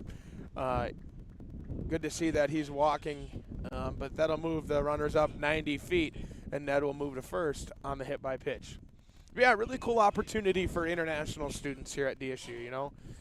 The ability to come to America, get to play sports, get to do different fine arts, get to take classes. A lot of grad students. Ned being one of those international students, it's really cool to see him blossom to make a huge contribution in his first year as a Trojan. That'll bring up number 22. This is Bubba Thompson. Bubba Thompson, the transfer from Georgia Gwinnett, another NAIA powerhouse. They visit the NAIA Championship Series very often, a very good program down there in Georgia, as Bubba Thompson takes strike 1 on the outer half.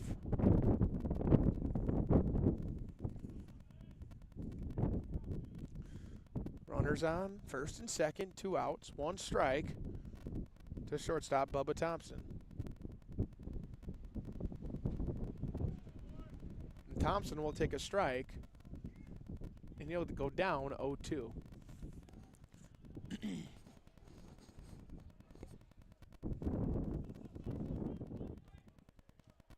Bottom of the first, 2-1 ball game. Trojans lead.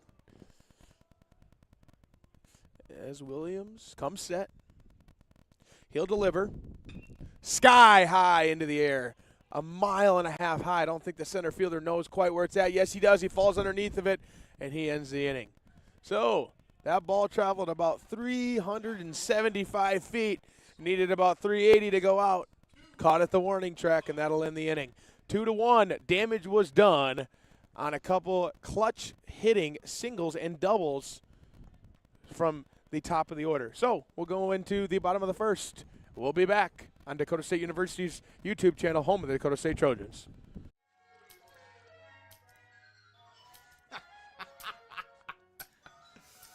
This your place? No. I live with my mom. Oh, okay. Hey, you hungry? No. I just had a bite. Do you want a corn dog or something like that? Mom! Corn dogs! I'm good. Mom! Corn dogs! You never know what she's doing in there. Mom! He really needs to get a place of his own.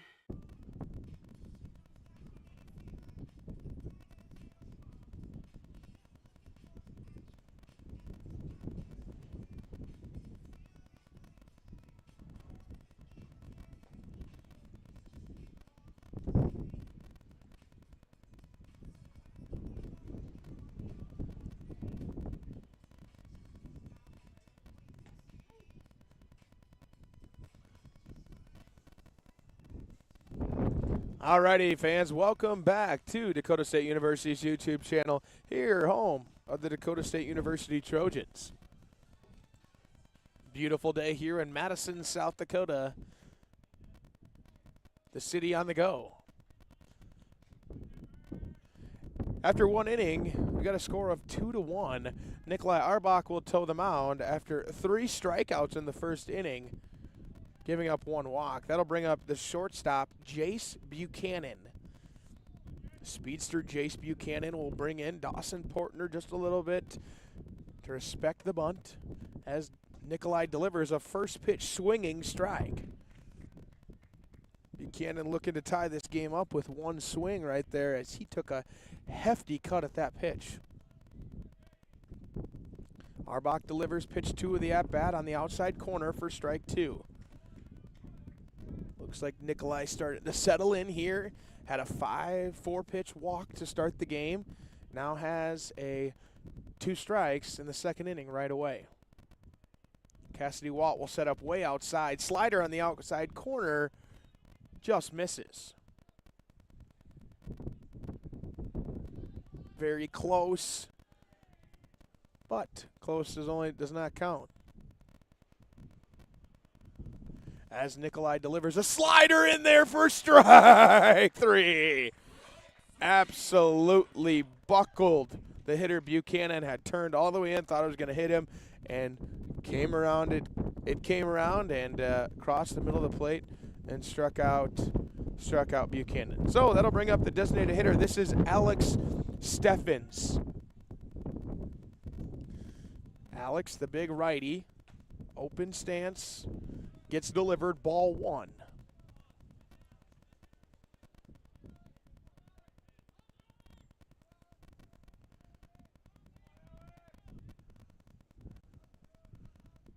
Arbach, slider in there for strike 1. He'll even the count at 1-1. 1 strike, 1 out, second inning, 2-1 ball game.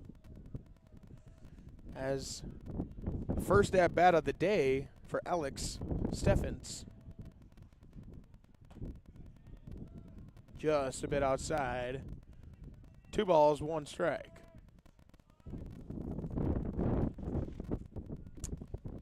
This will be the 9-inning game of today's fair. We played the 7 already. There's a slider upstairs, misses for Arbach.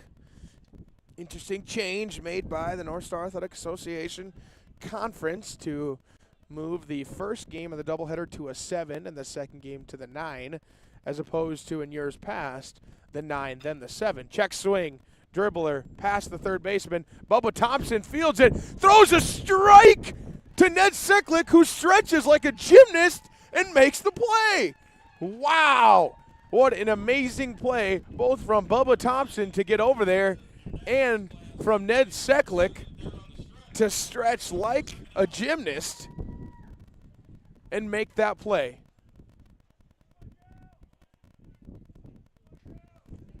So 2 outs, retired in the inning. That'll bring up the 9 hole. This is Nate Gillick.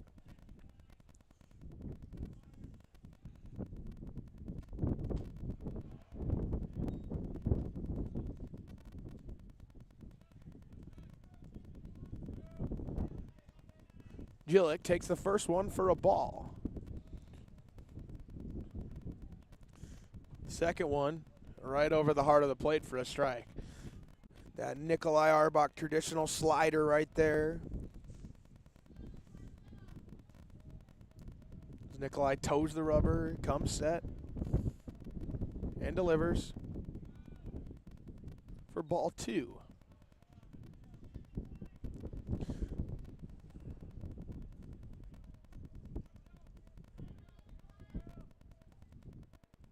Arbach gets the sign he likes, and he'll come set.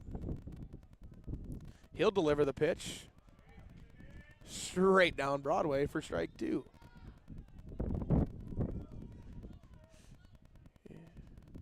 Two balls, 2 strikes, 2 outs. Top of the second, 2-1 ball game. As Cassidy Watts sets on the outer half. That ball is drilled. That'll get down at the wall and the gap for at least a double. And Gillick will go in standing up. That's a 2-out double for Nate Gillick.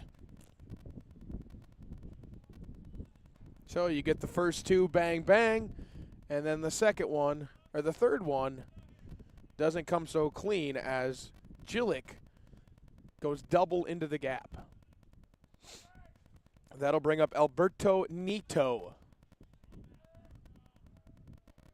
Nito, the leadoff hitter today, he walked in the first inning. Ended up becoming the solo run that scored. Arbach gets set, and Nito takes for strike 1. Nito was walked on 4 pitches in his first AB. Now trying to do some damage in a 2-out situation with runner on second base. Arbach comes set. He'll deliver. Ball outside. Good pitch there. As it looks like a couple of the infielders are going to play just a little bit in, trying to respect the speed, the sheer speed of Alberto Nito.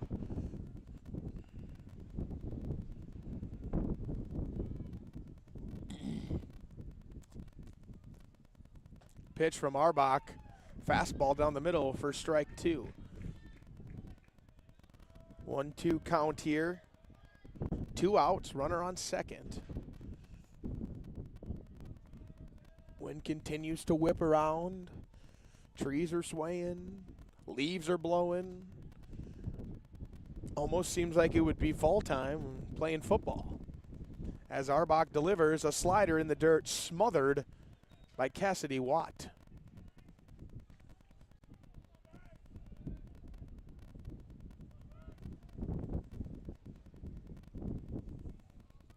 For all the fans listening out there, it's been a pretty interesting afternoon for those who didn't catch game 1.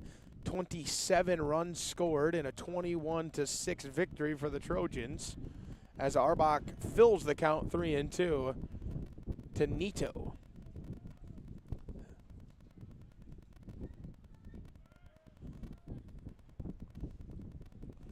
Very patient, slow approach for the Blue Hawk hitters. As Arbach comes set, he'll deliver a slider that just misses. So, after a full count, Nikolai Arbach loses Nito to a walk.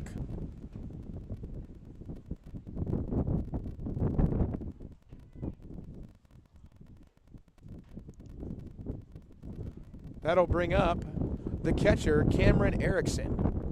Erickson has done damage once today so far with nobody on in the first inning of the first game.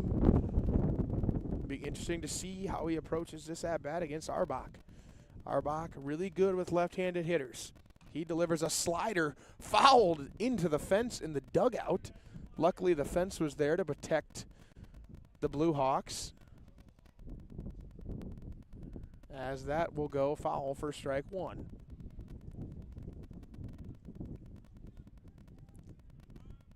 Erickson digs back in, swings his bat a couple times, looks to Arbach for the sign. Arbach delivers from the stretch, a swinging strike, as looked like almost a back pick attempt there by Cassidy Watt. And Ned Seklick, the absolute athlete that he is, jumped over the diving Nito at first.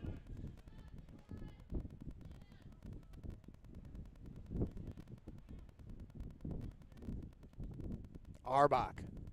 He'll come set as Cassidy Watts sits on the outer half of the plate.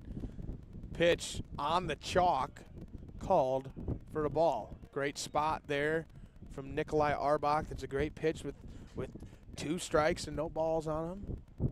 Count will be 1-2. Arbach already approaching 42 pitches early in this second inning, early in the game.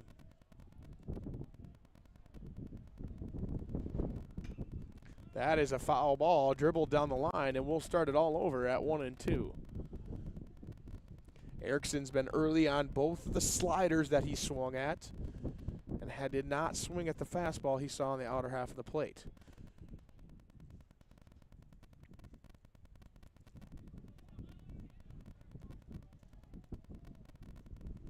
Arbach. He'll get the sign from Watt. Comes set and delivers a pitch that was on the way outside half, hit the glove of the catcher, but was smothered. So 2 outs, 2 strikes, 2 balls for Cameron Erickson, the catcher. Arbach already at 4 Ks today. Would be nice to get his 5th right here.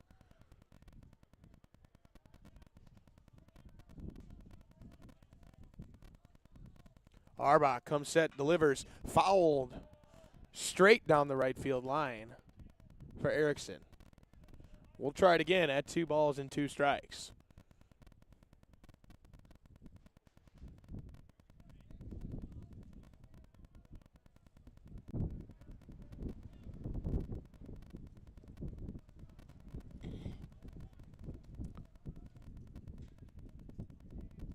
Arbach comes set. He'll deliver. Slider that beamed him. Erickson gets drilled and is super pumped up after he gets hit with that pitch. That'll fill the bases with 2 outs. No movement in the Trojan bullpen. No movement from the Trojan dugout. But Cassidy Watt will run out there and make one of those critical mound visits that he gets. So with the bases full, we're going to get Wyatt Wilharm, the third 3-hole hitter, the third baseman on the day.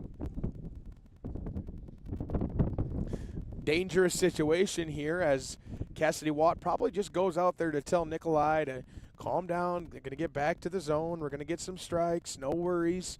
You know, more of a reassuring mound visit than a, one that he, chews somebody out or says something like that. Just to go out there and tell him to relax. So you could possibly see, a force at any play here. Nothing's hurt. So a very good mound visit, and we're going to get a courtesy runner over at first base. That is Clinton. Clinton is going to courtesy run for Erickson. So Wyatt Wilharm will dig in. Nikolai Arbach will look for the sign from Watt. He'll come set. He'll deliver. Slider fouled back. Straight back into the brick wall.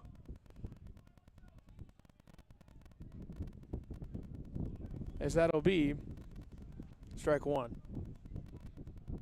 Arbach looks in, shakes off the 1 sign, gets to the 2nd sign, and delivers. That's a ground ball to Portner at 3rd. He'll step on 3rd base, and that'll end the inning. Nikolai Arbach gets out of 2 innings, 49 pitches, 1 earned run, 4 Ks, and 2 base on balls. We're going to take a quick timeout, and we'll be back in 2 minutes. You're here at Dakota State University Athletics, Dakota State University Trojans.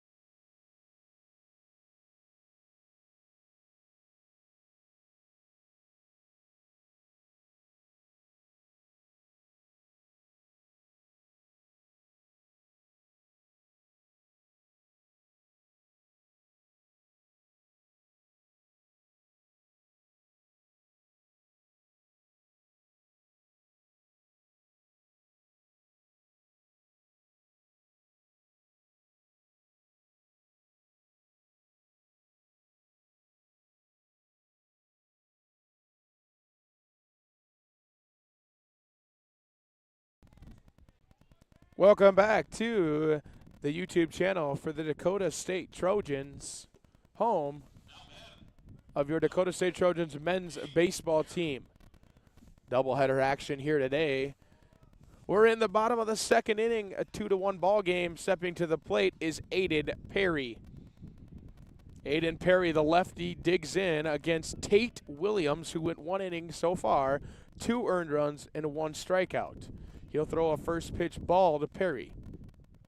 Williams, a very quick worker, gets back in and throws a foul ball. Fouled straight over the left field fence area. And that one is just a bit outside for Williams.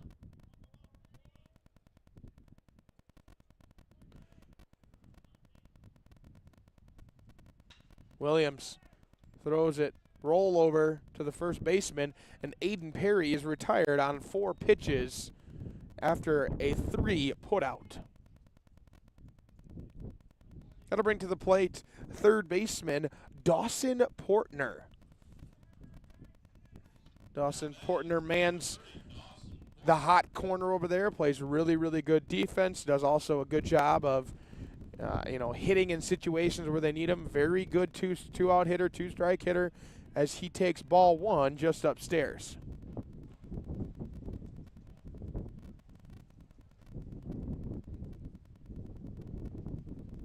Portner gets the pitch from Williams and fouls it straight over the right field fence onto through field.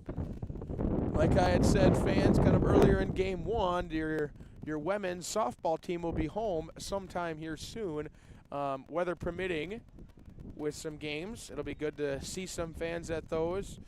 Those girls have had a miraculous season so far, working very hard, battling in some close games, as Dawson Portner fouls the second one straight back. Williams upstairs, check swing, called a ball. The softball team has done a really good job of getting the right girls together, changing that program, as Portner is retired on a strikeout from Williams. As this will bring up to the plate Jeremy Green. Jeremy Green homered in the first on 1 pitch straight into the game. It's been one of the blemishes on Williams' record, as Jeremy Green will swing at that second one and foul it straight over the right field dugout.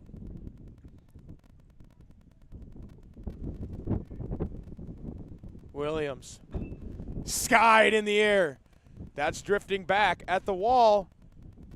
Over the wall! That's another home run for Jeremy Green. 2 bombs today.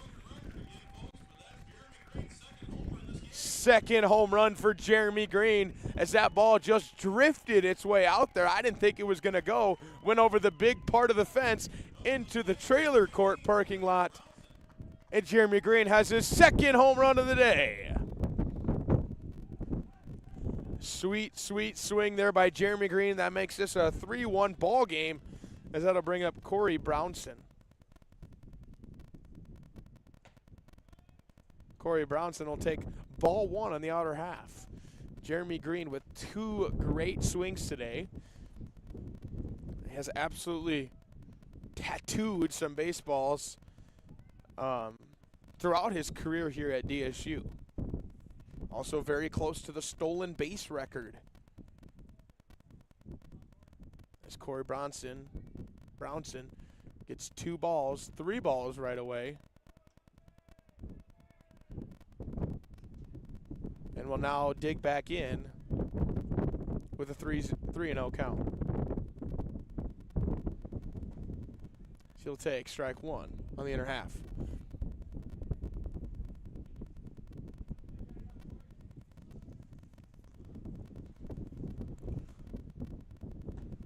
Three-one count goes low, and Brownson will walk on 5 pitches.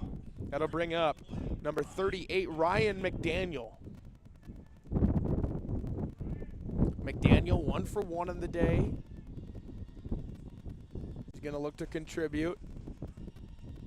Looks like Coach Dahl wants to bring in his outfielders a little bit away from the wall. I think that's a very smart move. However, McDaniel has the power to clear their heads at a moment's notice, as that pitch goes upstairs for ball 1. McDaniel from Firestone, Colorado, near the Denver area.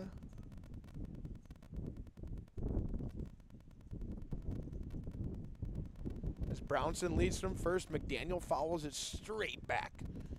Could tell he was a little bit frustrated on that one. Didn't want to leave that one out there. Thought that was one he could do a lot of damage on.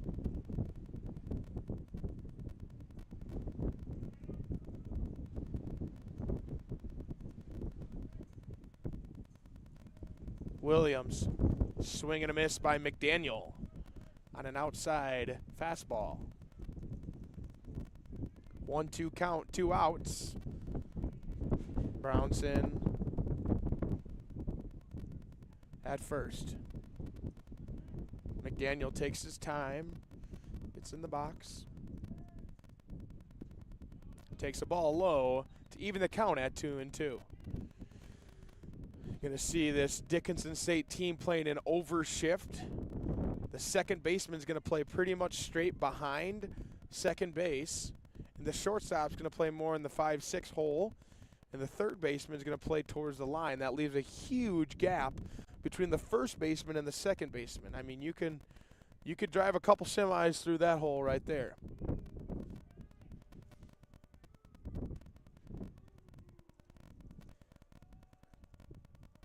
McDaniel takes a ball low, smothered by Erickson. And it's going to be a 3-2 count. 3-2, 2 outs. Runners are going to be in motion here. Opportunity to drive in a run. If you even have a single, the runner's going to get a head start. As McDaniel swings and misses to end the inning. So the damage was done. Jeremy Green with a deep moonshot bomb all the way into left center field. That's going to end the second inning as the score is 3-1. This is Dakota State University's YouTube channel, home of your Dakota State University Trojans.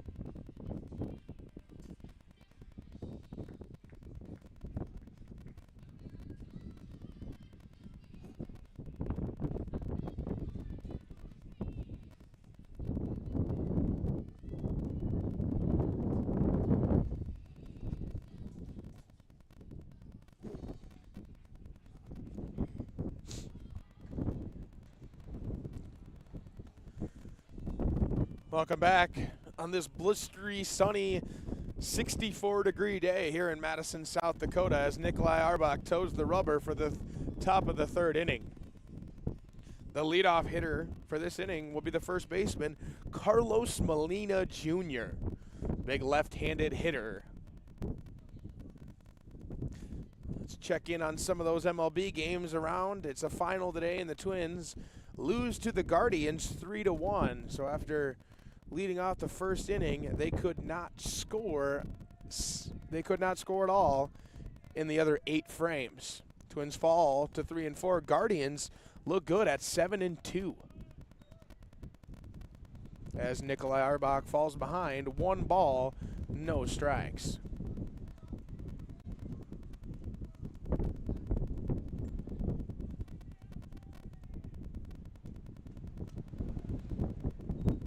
Another ball, 2 balls, and no strikes. The leadoff hitter, Molina.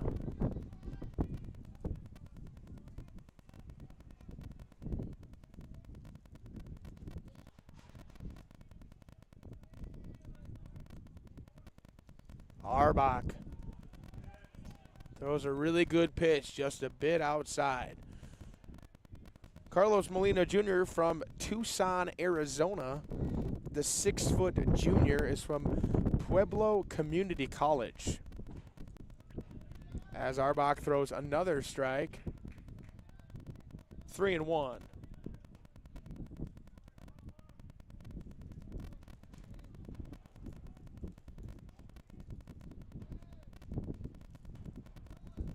And Molina Jr. will walk after a 5-pitch at bat. So the leadoff hitter reaches, and this will bring up for Dickinson, Mathis Duffner. Mathis Duffner 1 for 1 of the day, has 1 RBI. The lone RBI of this game.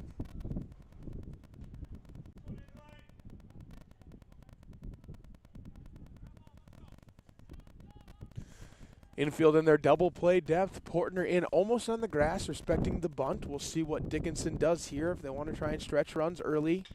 As that ball is pelted into the ground to Bubba Thompson. He'll go to second, but not in time to get the runner at first. They'll get the force at second. Thompson to Perry to get Molina at second. Fielder's choice there for Duffner will bring up the left-handed hitter. That is Caden Finders.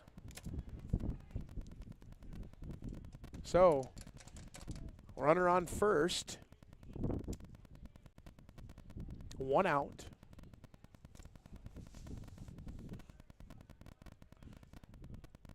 With the lefty Finders up. Arbach deals strike on the outside corner. Very good pitch there from Nikolai Arbach. Got some action here in the Trojan bullpen.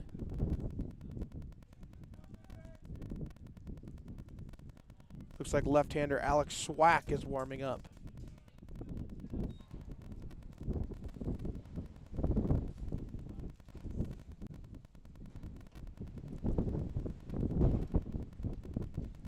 Arbach evens the count at 1-1. Will deliver his third pitch of this at-bat. That is a ball on the outside corner. No action in the Blue Hawks bullpen so far. 2-1 is the count. 1 out. Finders at the dish.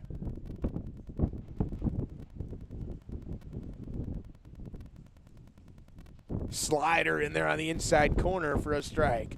That's one that kind of ties up a lot of hitters. Starts on the outside of the plate, follows all the way into the inside of the plate. Nikolai uses all 17 inches of that plate.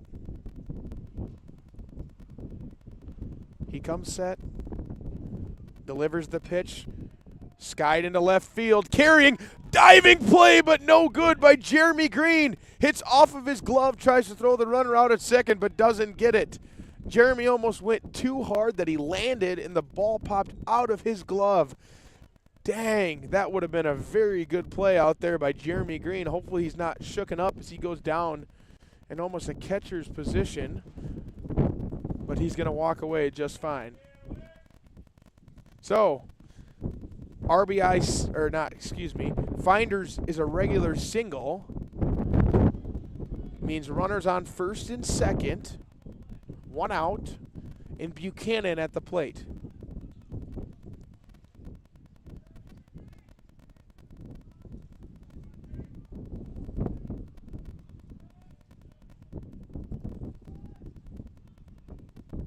Arbach slider in there for a swinging strike to Buchanan.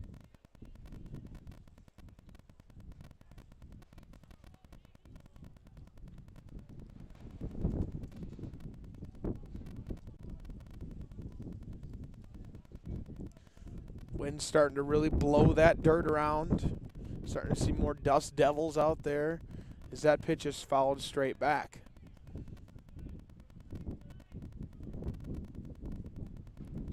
Pitching coach Dan Rutan with his walkie-talkie out there, radioing the signals into the earpiece in Cassidy Watt's ear.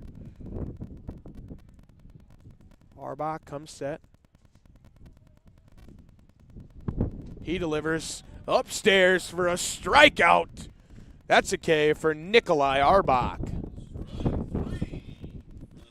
Arbach's 5th K of the day will bring up number 22, Alex Steffens.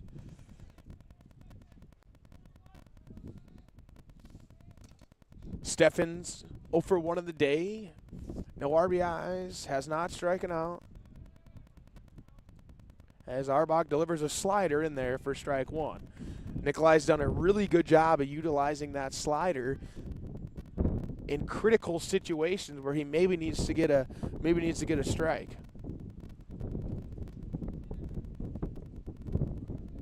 Arbach digs in, He'll throw the pitch, foul ball on almost a like quarter swing by Alex Steffens.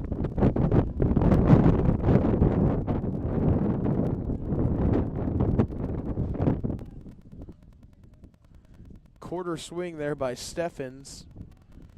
Results in an 0-2 count, 2 outs.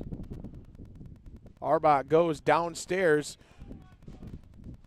No swing, not a strike. Dropped by Cassidy Watt, but picked up at the feet of Alex Steffens.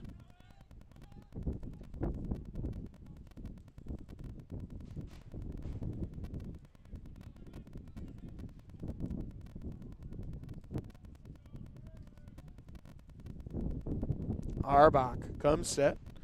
He'll look and check at second. Slider, strike 3. Nikolai Arbach, 6 strikeouts. That'll end the top of the 3rd inning. No runs, two runners left on. We're going to take a quick timeout. We'll come back. This is Dakota State University Athletics Channel, Dakota State University, home of the Trojans.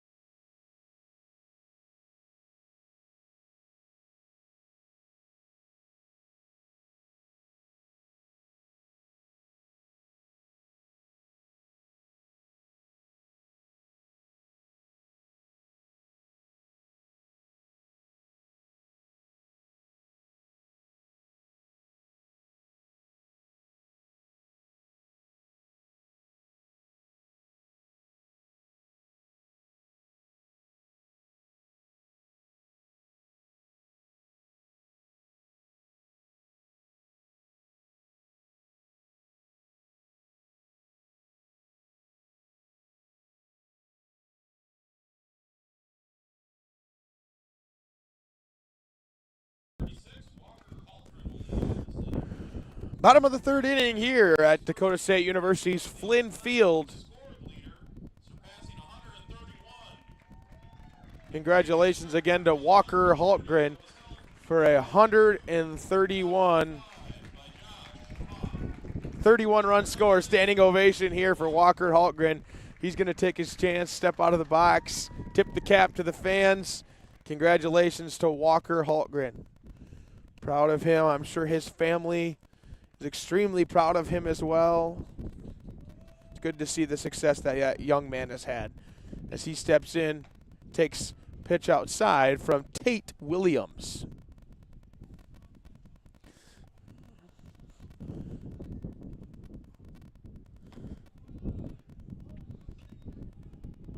One and one as Walker Hultgren takes a strike in the bottom lower hand quadrant of the strike zone. As Williams goes pretty quick, delivers another ball. 2 balls, 1 strike. I definitely like the pace of play that Williams goes at. As he delivers another pitch, that's a ground ball fouled off the leg of Walker Hultgren.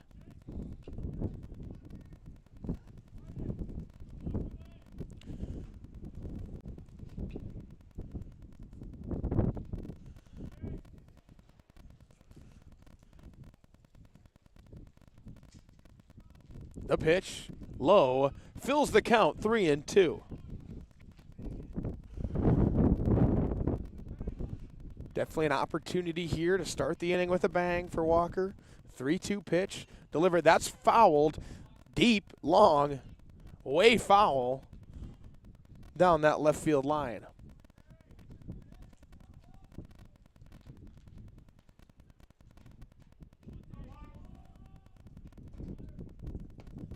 And that swung on and missed.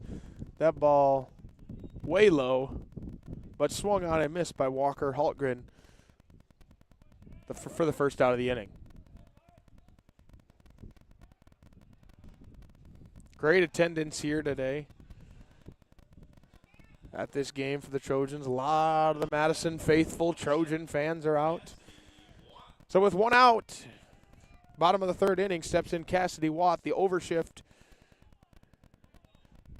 is being played on Cassidy Watt as There's a huge hole on the right side of the infield. Cassidy Watt takes the first pitch ball, a second pitch strike.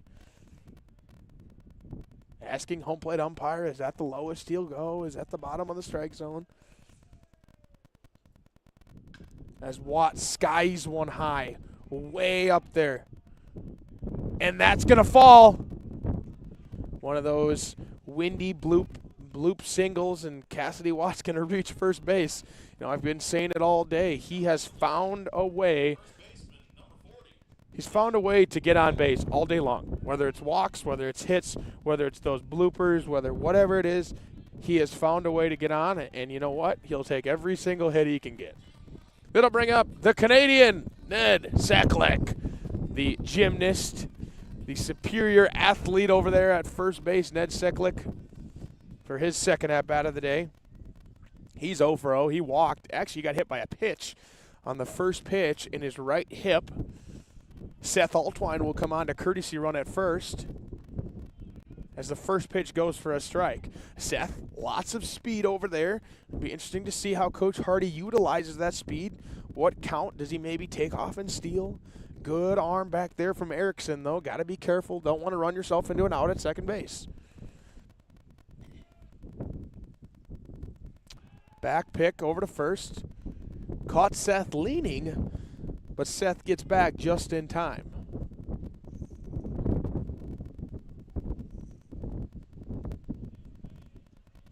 Seklick steps into the plate.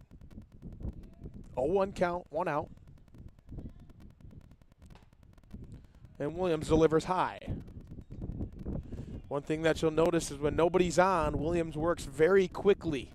When somebody's on, he slows down a lot. Takes a lot more time in between every pitch, steps off the rubber, very methodical, checks the runner once, twice, if not 3 times, and then delivers. That pitch will go high, 2 balls and 1 strike.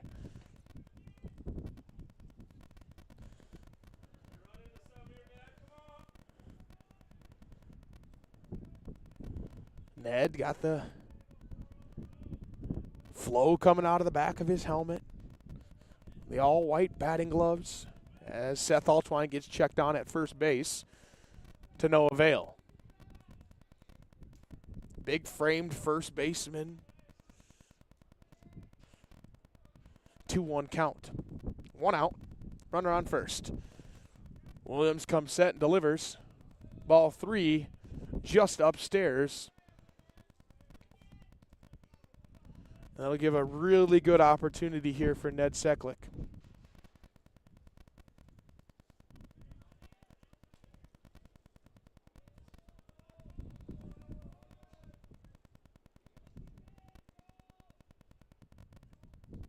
That pitch, check swing fouled straight back into the net. That'll fill the count 3-2. Got to talk, had the privilege of talking with Ned this week about how much he just loves DSU. Loves his teammates, loves getting to be a part of this program, is super excited to see where this can take him. It's good to have him here as well, as that pitch is way outside, and that'll walk the guy to second and Ned to first. That'll bring up the shortstop, Bubba Thompson, with 1 out, runners on first and second.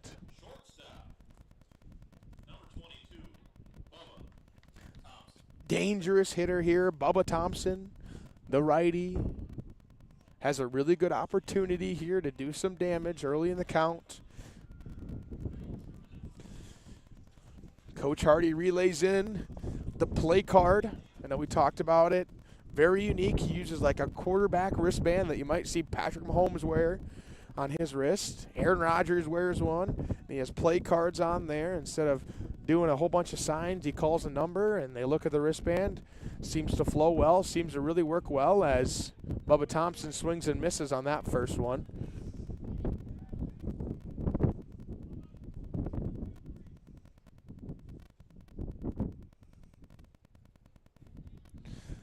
Coach Hardy again shouts out his call.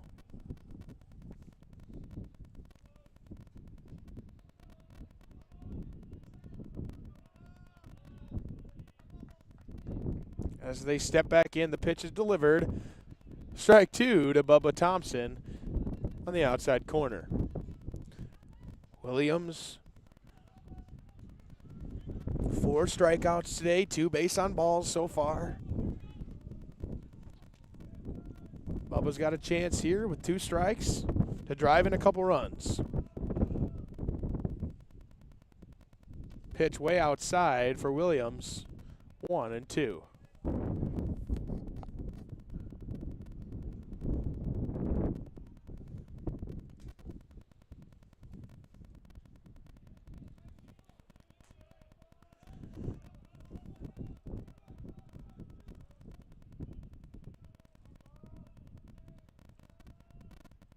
Way outside there on the chalk, called ball 2.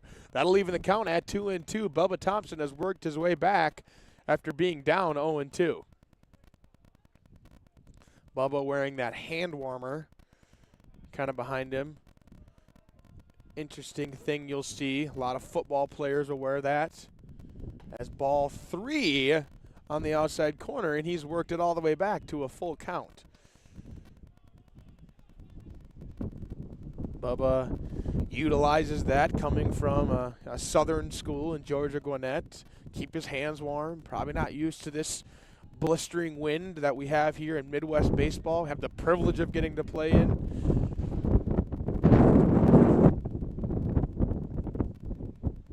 Williams delivers strike 3 on the outside corner, and Bubba Thompson is retired for the second out. So with runners on first and second, that'll bring up number 4, second baseman Aiden Perry. Perry 0 for 1 today so far in this game. This is his second plate appearance. Runners on second and first. Perry takes ball 1 at the feet, almost hit him. Erickson wants a new ball. Williams wants a new ball, so they're going to get a new ball. The last one was out of strikes.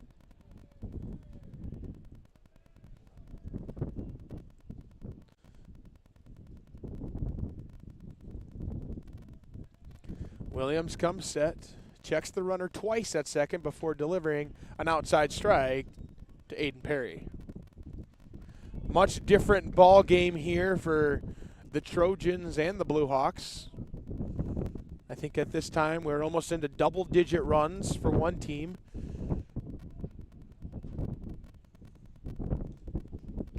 As that pitch is swung on, huge cut and miss for Aiden Perry.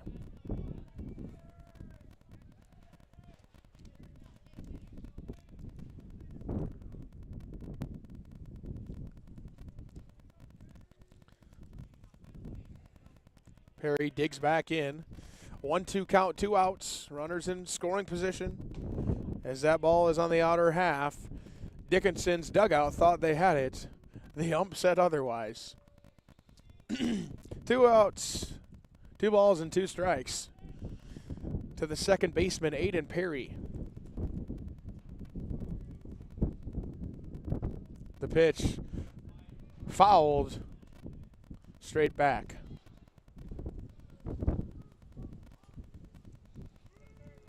Aiden Perry, one of those guys that come from another state. He's from Texas, the great state of Texas. Everything's bigger in Texas. Perry flies one. Maybe a chance. No, it's going to fall out of play, and it'll be a foul ball.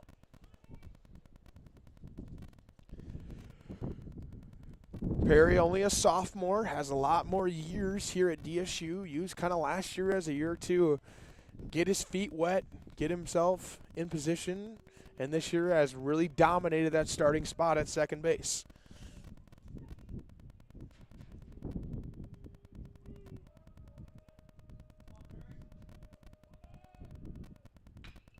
Oh, that ball is drilled deep right center field. That is out of here. Aiden Perry, 3-run home run. That ball was mashed by Aiden Perry. He got his pitch, and see you later. That ball's out of here. Great swing there, and that'll make this game 6-1 as DSU has scored in every single inning in this game and in the last game. That'll bring up Dawson Portner.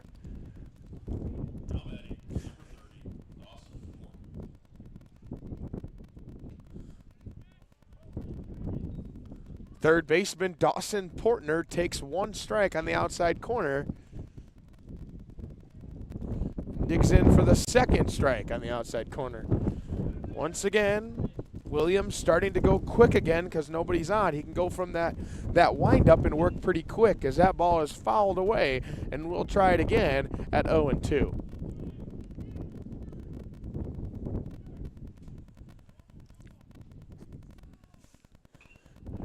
That ball again, skied foul. Perry not even stepping out of the box. Ready to go right away, and Williams is too, and they'll go. The two will tango. 1-2 count.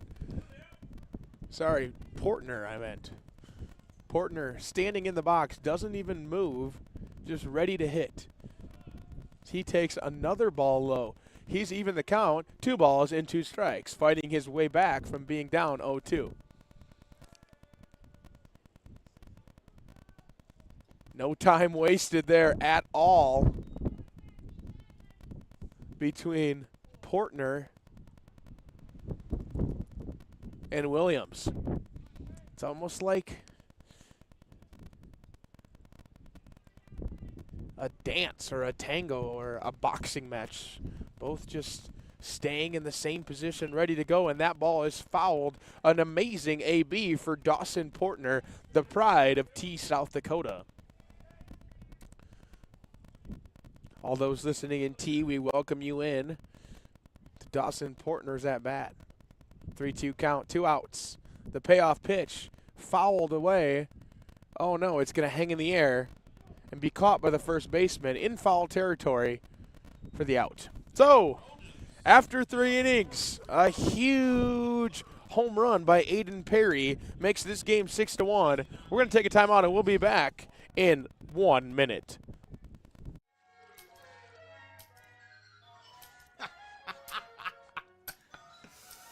This your place? No. I live with my mom. Oh, okay. Hey, you hungry? No. I just had a bite. Do you want a corn dog or something like that? Mom! Corn dogs! I'm good. Mom! Corn dogs! You never know what she's doing in there. Mom! He really needs to get a place of his own. First Premier Bank has deep roots in South Dakota. Our ag bankers are homegrown experts committed to helping you find the right financial solution for your operation. With extensive experience in the industry, First Premier offers flexible options and local decisions designed to help you today and for generations to come. Find a First Premier ag banker nearest you at firstpremier.com/ag. First Premier Bank, investing in your growth. Member FDIC. Welcome back. Excuse me. Welcome back to the Dakota State University YouTube channel, home of the Dakota State Trojans. So, Aiden Perry's 3-run bomb blew this game wide open to make it a 6-1 lead going to the top of the 4th. We'll get to see the big righty Nikolai Arbach toe back to the rubber. 69 pitches deep. He's 3 innings in, 1 earned run, 6 strikeouts, 3 base on balls.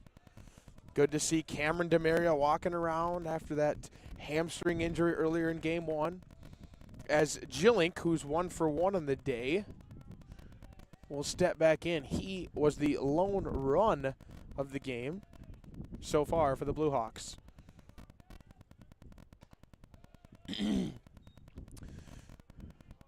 Arbach will even the count at 1-1. A little bit of action here in the Blue Hawk bullpen. It's number 27.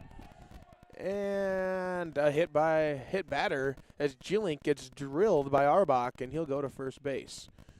27, that's Patrick Dietz, a right-handed junior from Manhattan, Montana, by way of Miles Community College. He's in the bullpen getting loose. So, Arbach has allowed the opening runner in all three and has had to work from the stretch all 3 innings. Arbach toes, gets the slider on the inside corner for strike 1. Hitting for the Hawks is Alberto Nito, Tucson, Arizona native.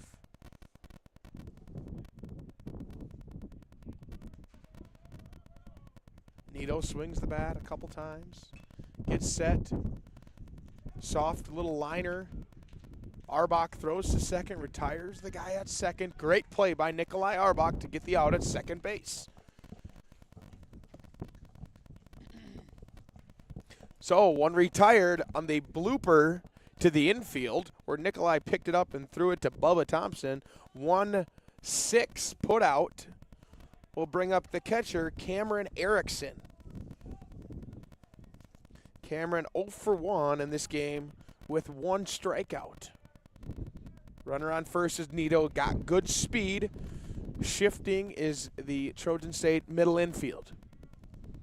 Arbach delivers the pitch. Huge swing and a miss. As Erickson does the old Babe Ruth and walks all the way around after the big swing and a miss.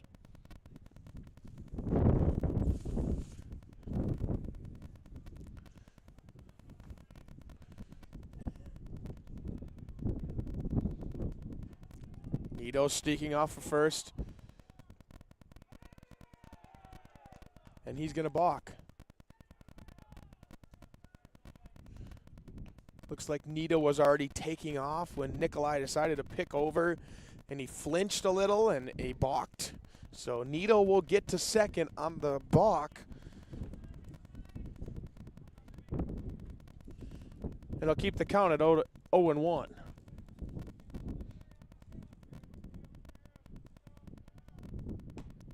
Arbach's pitch up and away, 1-1.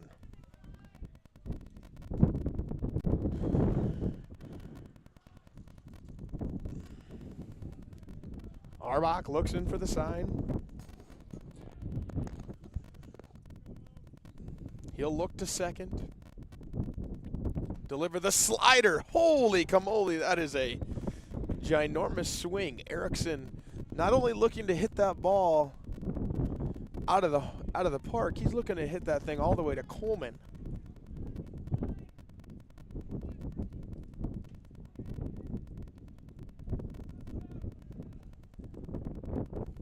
As Arbach gets back in, 1-2 count, 1 out, guy on second base.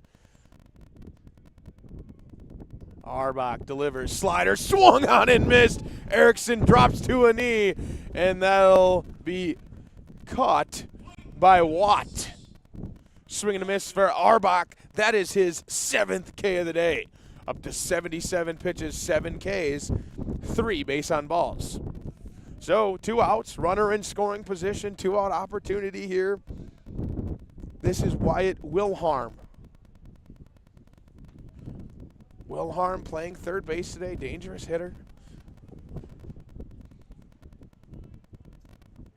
He toes the batter's box and follows it straight back into the screen, where Aiden Spicer runs over there and grabs it from the screen and netting. Winds again, picking up, gusting. 25-30 into the 40s and 50s for the Gus. Perry breaks to second. Nikolai does not pick back.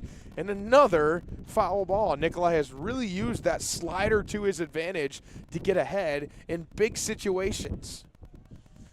If you're Arbach, this is the guy you want to go after right here. He's the threat. You don't want to have to see another hitter. Arbach outside on a fastball. He misses. 1-2. Nikolai's one of those pitchers that, because he's so long and lengthy, his 86, 87 mile per hour looks a lot more like 90, 91 miles an hour because he's so far down the mound because he's 6'8". Arbach delivers slider, fouled straight back. I think if you're Will Harm, you probably know what's coming again is you're going to get a slider. Nikolai has utilized that slider all day long. He's used it in these big moments, and this is probably one of the moments he's going to go back to that slider.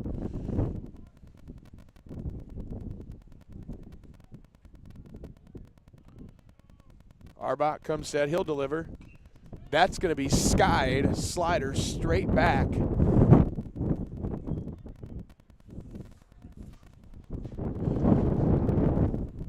And we'll redo it all over at 1-2.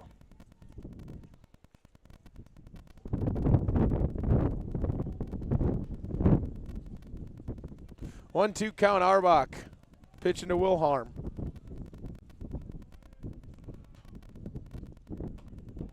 Outside, just missed for Arbach. Thought he could have got his 8th strikeout of the day. 2-2 count.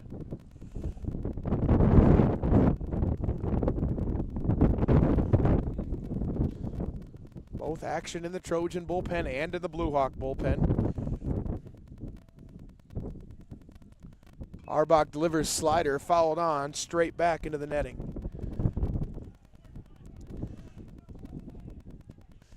Great at bat here for Wilharm. Great sequence for Nikolai.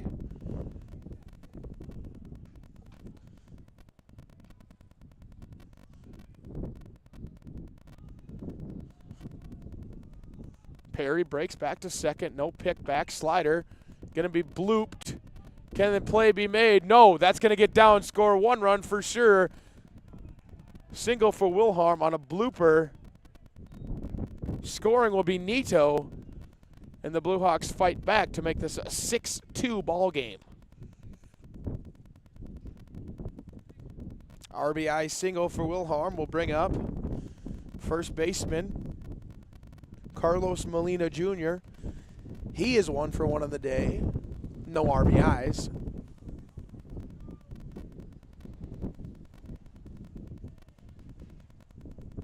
Wilharm at first, takes a decent lead. Swing and a miss by Carlos Molina Jr. Molina Jr. looking to the dugout for some advice. Maybe he's pulling his front shoulder or taking his eyes off the ball. As Nikolai Arbach digs back in. Low and away, ball 1.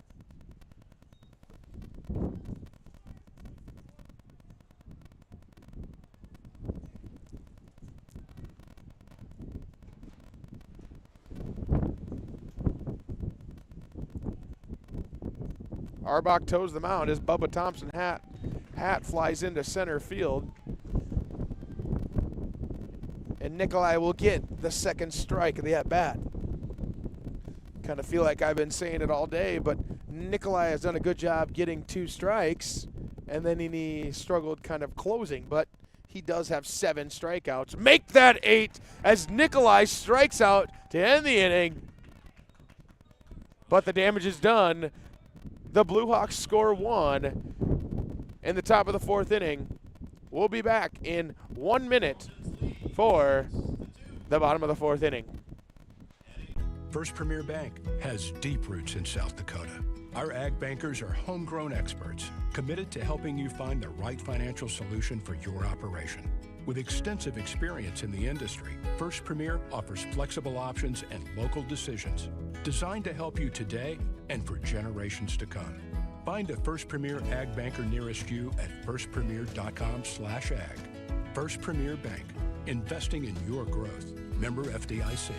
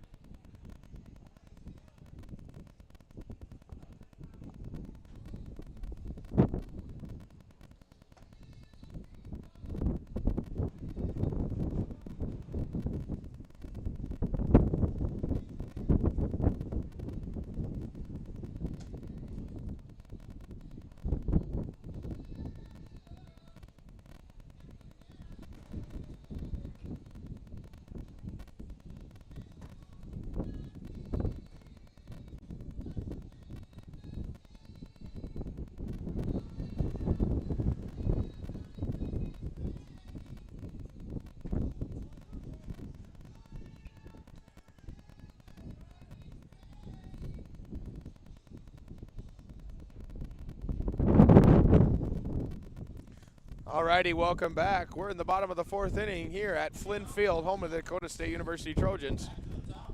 We're going to get a new pitcher in. Patrick Dietz will come in. The big right-handed pitcher wears number 27. We'll get that stat line on Williams. But first, we're going to get an at-bat from Jeremy Green. Jeremy Green has homered twice today. Why not make it 3?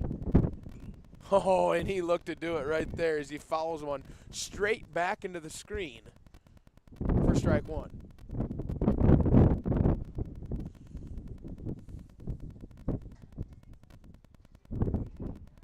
Get that stat line on Williams after this pitch.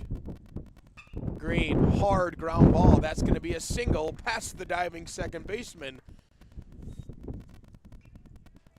And he'll reach. So a leadoff single past the second baseman Finders brings up Corey Brownson. That stat line on Williams goes 3 innings pitched. He gave up 6 hits, 6 runs. All 6 of them were earned. 2 base on balls, 5 strikeouts, 3 looking strikeouts. He went 80 pitches and an ERA of 18. So here is Corey Brownson. Jeremy Green looks to swipe second base, but Brownson fouls it back.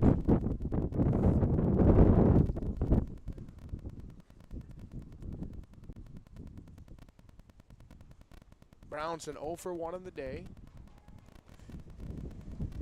I know Jeremy Green is closing in on that stolen base record for DSU. Had the pleasure of chatting with him this week about that and about how he could contribute to the team by stealing extra 90 feet bases as he barely gets back. Molina slapped the tag on the top of his head, but not in time, says the umpire. Brownson, 1 strike. Dietz pitching.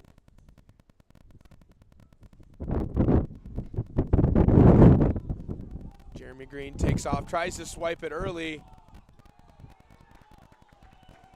and gets called for a balk. That is going to arise Coach Dahl for Dickinson State as Jeremy Green swipes a base.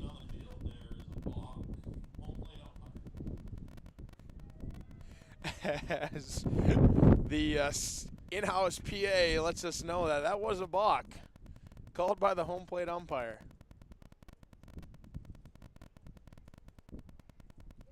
So, Jeremy Green is 90 feet closer. And looks like Dahl is not giving it up as he continues to frustrate the home plate umpire.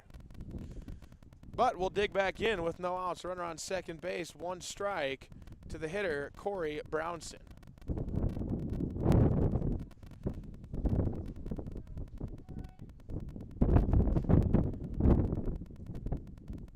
Brownson, fly ball, deep at the warning track, off the wall. That's going to be down at the wall. Jeremy Green's going to go to third. Brownson into second. That's a double for Corey Brownson.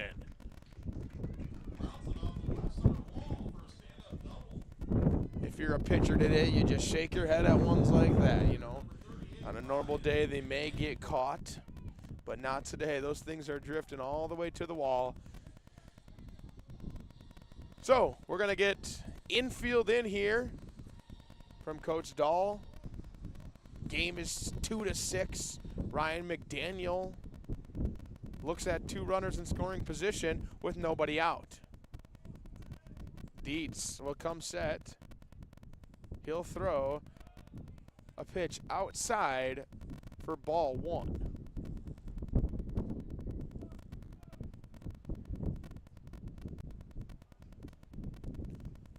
Dietz shakes off the first sign, shakes for the second sign.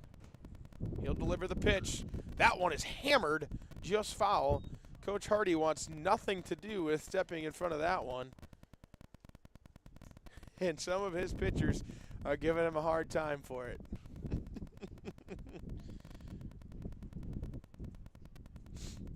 So McDaniel will dig back in. 1 ball, 1 strike.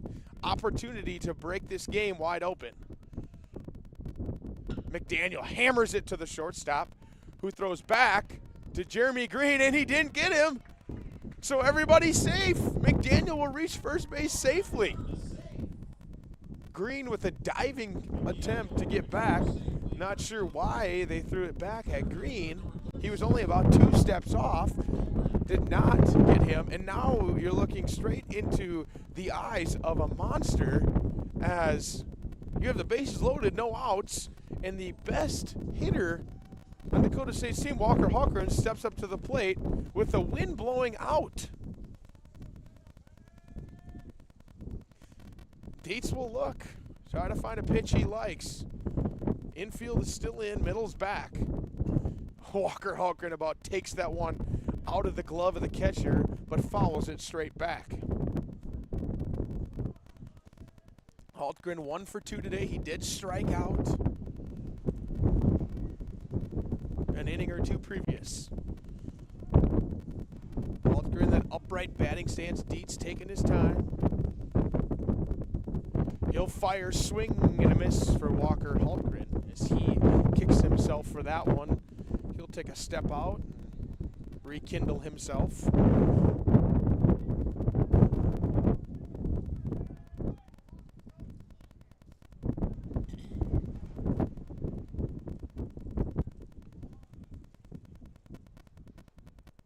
Hulkgren from Dietz, swing and a miss, strike 3. Hulkgren strikes out. So that'll leave it up to Cassidy Watt. 1 out.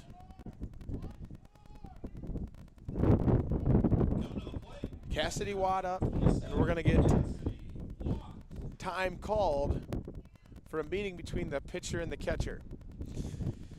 I think if you're Erickson here, you're going to talk to Dietz about how to approach Cassidy Watt. What do we want to do for him? You know, you're 1 pitch away from getting a ground ball, double play. Make sure the infielders know where we're going with the ball. An opportunity here to break this game wide open, though, if you're Dakota State.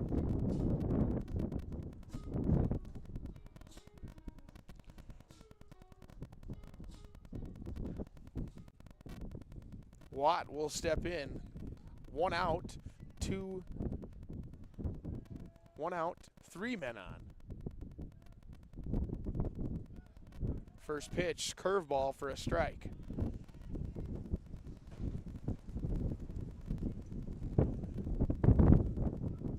Couple of clouds are in the sky now, but overall very blue sky.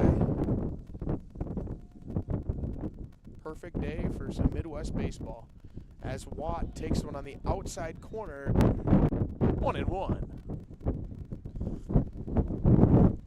Very good showing again from the Trojan faithful today. Not only is there a lot of people in the grandstands, down the lines, there's a line of pickup trucks in the back of the beds. They're sitting and watching.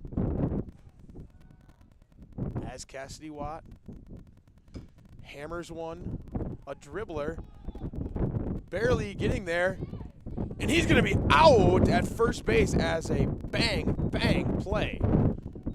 But he did the job. The run scored. Jeremy Green moved all the way home, and the other 2 runners moved up 90 feet. So that'll bring up the Canadian, Ned Seklick. 2 outs, runners in scoring position here for Ned. Great walk-up song. I love that walk-up song. Got a really good ring to it. As the pitch comes across, high for ball 1.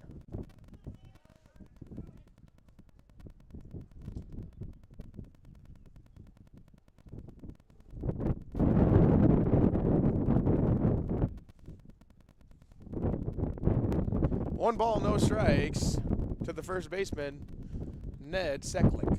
He'll swing, but miss. Great swing there by Ned. If he connects with that one, who knows how far that could have gone.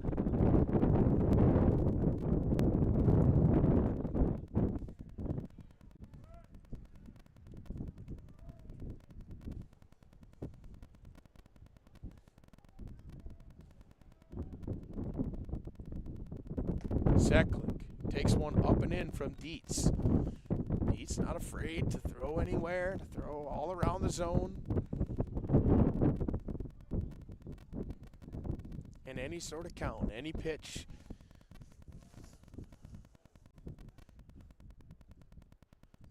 Opportunity to do something big right here. Ned takes the pitch, swing and a miss on the inside upper corner. 2-2 count, 2 outs.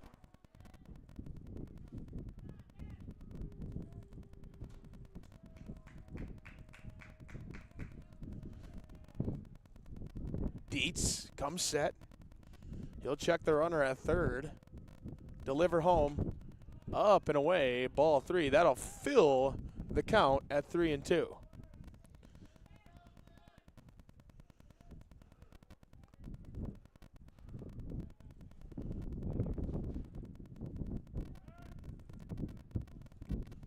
Good opportunity here. 3-2 count.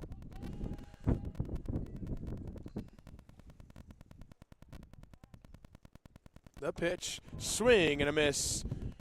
Ned Seklik strikes out, and that'll end the inning. So 1 run was done, 2 were left on, and the Trojans lead 7-2 after 4. We'll be back in 2 minutes.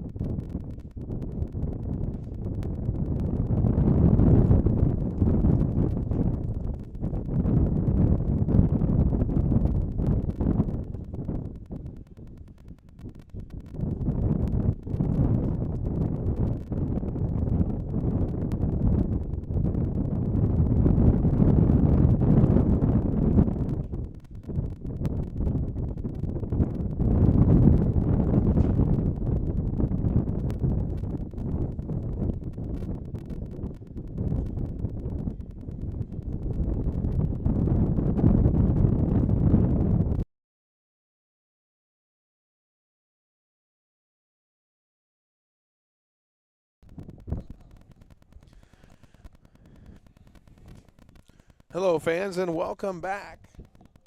This is Dakota State University, home of the Dakota State men's baseball team. Top of the 5th, 7-2 as Nikolai Arbach digs back in for pitch number 90 that drills the leadoff hitter. Unfortunately, the leadoff hitter has reached in all 5 innings so far. And Nikolai has had to work from the stretch too often. Some movement there, and Coach Hardy's going to come out to the mound to make a mound visit. Looks like we're going to get a change here. We're going to take a 1-minute break, and we'll get back to you here at At Madison Regional Health System, your unique needs and a positive healthcare experience matter. We are proud supporters of area sports and are here to meet the healthcare needs of our athletes and their loved ones. From routine healthcare to unfortunate sports-related injuries, our compassionate healthcare professionals are committed to providing quality healthcare close to home. We are honored to be your healthcare team and happy to help keep you in the game. First Premier Bank has deep roots in South Dakota. Our ag bankers are homegrown experts committed to helping you find the right financial solution for your operation. With extensive experience in the industry, First Premier offers flexible options and local decisions designed to help you today and for generations to come.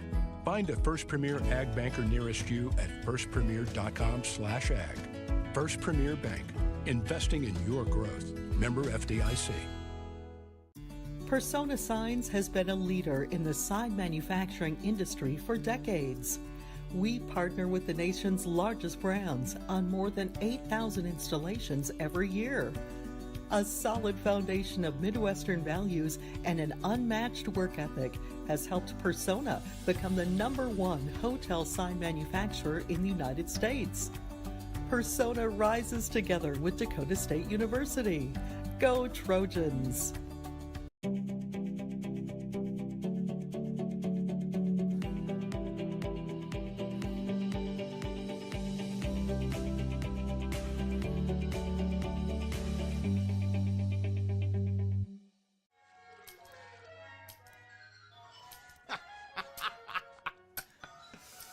This your place? No. I live with my mom. Oh, okay. Hey, you hungry? No. I just had a bite. Do you want a corn dog or something like that? Mom! Corn dogs! I'm good. Mom! Corn dogs! You never know what she's doing in there. Mom! He really needs to get a place of his own. Hey fans, welcome back. We got a new pitcher on the mound. This is Alex Swack. Swack, the large lefty, will step in, and he's going to face Caden Finders, who's 1-2. Swack comes in after a very successful day from Nikolai Arbach. We'll get his stat line here after this pitch.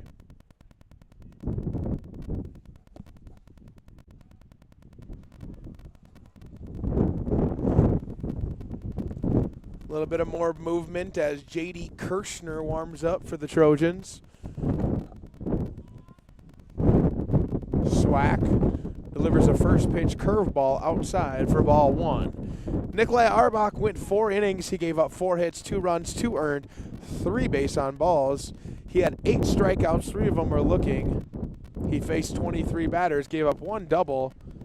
He pitched 90 total pitches and had a 4.5 ERA. As Alex Swack's hat blows to Bubba Thompson at short. We'll get a brief stoppage of play. 2 balls, no strikes to the second baseman, Caden Finders.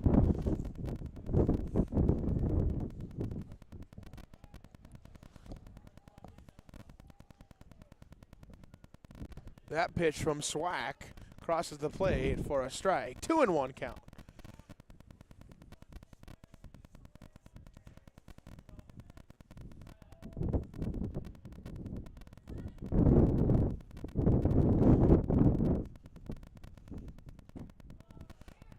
Big looping curveball for Swack. Gets across, and Finders finds himself evened up. 2 balls and 2 strikes as we get a stoppage of play for some reason as the umpire is talking to Dickinson State's bench. Not sure why, but we'll play on. Possibly a dugout issue, I am not sure, as Swack delivers high. 3 balls, 2 strikes.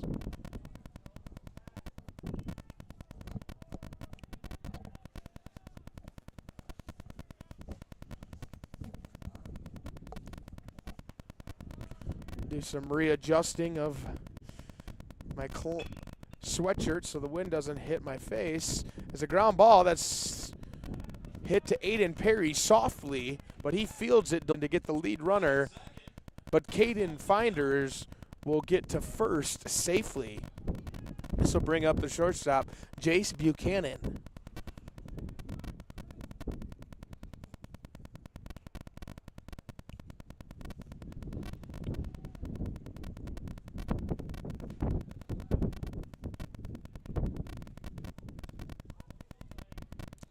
So with 1 out, a runner on first, Buchanan looks to bunt, but pulls back for ball 1. 5:08 p.m. here already in the 5th inning of game 2. This one's going at a decent clip. Started, I think, around 3:30, 3:45.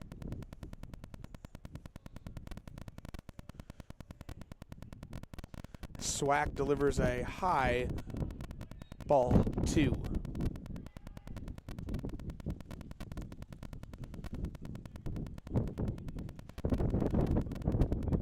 Opportunity for the Blue Hawks to get some momentum rolling in the right direction. Big opportunity here for the Trojans to limit that momentum. Swack throws over to no avail. Count still 2 balls, no strikes.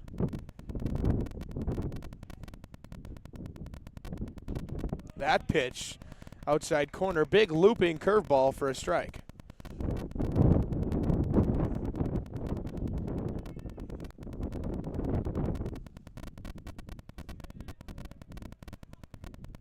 Two balls, 1 strike, 1 out. That ball is hammered, deep drive. That's going to leave the yard as Jace Buchanan buries a curveball out into the houses out there for a 2-run home run. That'll close the lead to 3 runs as Dakota State leads 7-4.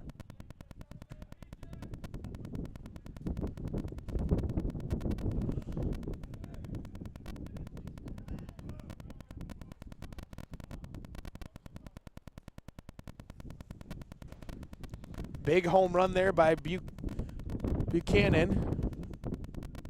Makes this an even closer game as we're going to get a change here, I believe. Yep, this is Lane Neal. Lane Neal is going to be our pinch hitter.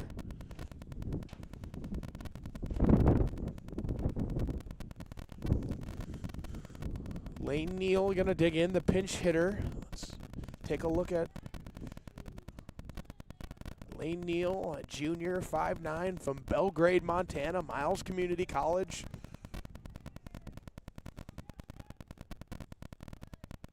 As Swack delivers a first pitch fastball strike.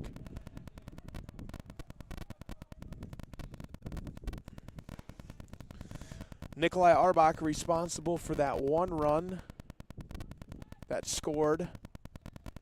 Swack responsible for the second one. It's a ball there. 1-1 count. That'll even it up. So let me reread Nikolai Arbach's pitching line. 4 innings pitched, 5 hits, 3 runs, 3 of them earned, 3 base on balls, 8 strikeouts, 23 batters faced. He gave up 1 double, hit 90 total pitches and ERA of 6.75. 1 strike to the pinch hitter Lane Neal. He'll swing and miss at the second one. 2-2.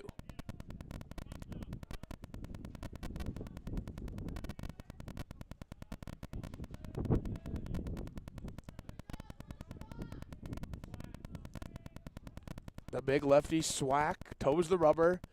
The pitch, swing and a miss. Strikeout for Alex Swack. So the pinch hitter doesn't do anything. He strikes out. That'll bring up number 14, Nate Gillick.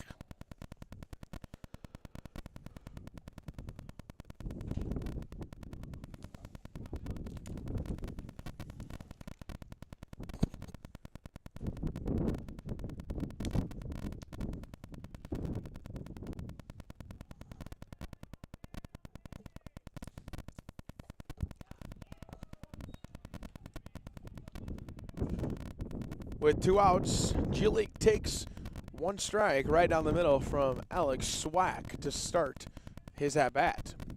Swack will get in, he'll toe the rubber. Big leg kick, and he'll miss. Low and away, ball 1.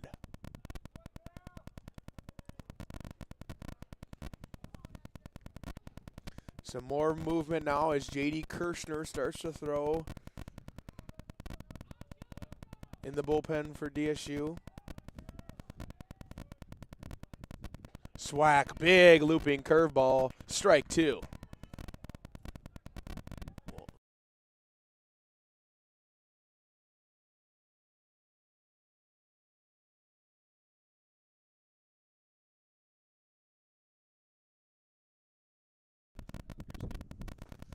Swing and a miss as Alex Swack strikes out the side. Excuse me, strikes out that 2 of the 3 hitters to get out of it. But the damage was done. A 2-run home run. That'll make the score 7-4 in favor of your DSU Trojans. We'll be back in 2 minutes.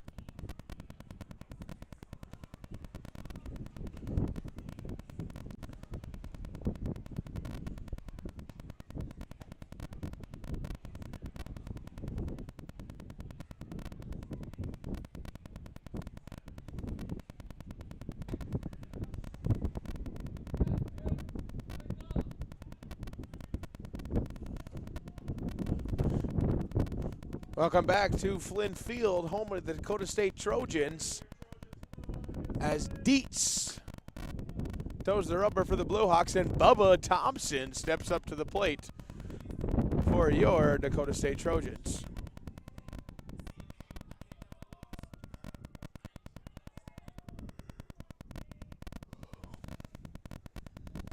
Bubba Thompson 0 for 2 in the day, has 1 strikeout. He's going to send one deep.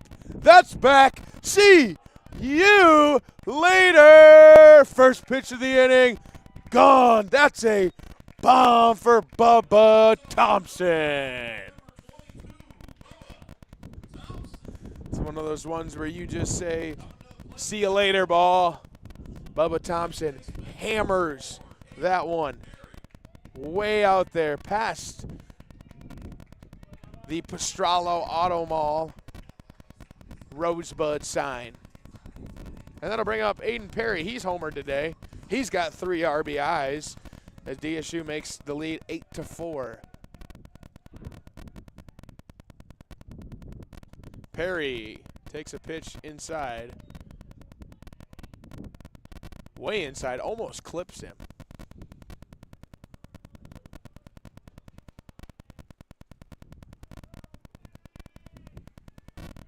Dietz, drive, deep, see you later, back to back to back to back.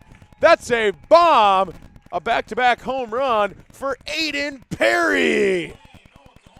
Holy camole. Aiden Perry, his 2nd home run today. He went back-to-back with Bubba Thompson. See you later, Aiden Perry. That was a moonshot. Let's see if we can do a 3 in a row, 3 for the show. As Dawson Portner steps up to the plate. 9-4 ball game. That pitch, curveball for a strike. 2 guys now in the bullpen going. Aiden Erbaum for Dakota State and J.D. Kirshner. As that pitch again is taken for Portner. Another strike. No balls, 2 strikes to the dangerous third baseman, Dawson Portner.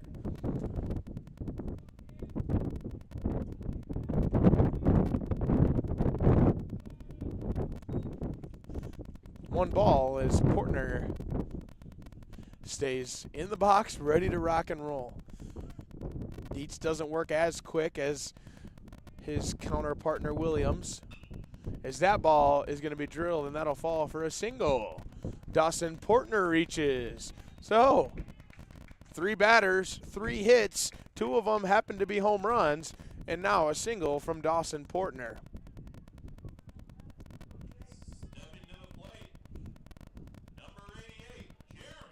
This will bring Jeremy Green to the plate. Jeremy already homered today. He's got 2 RBIs, 3 for 3 on the day. I want to say, did he homer twice?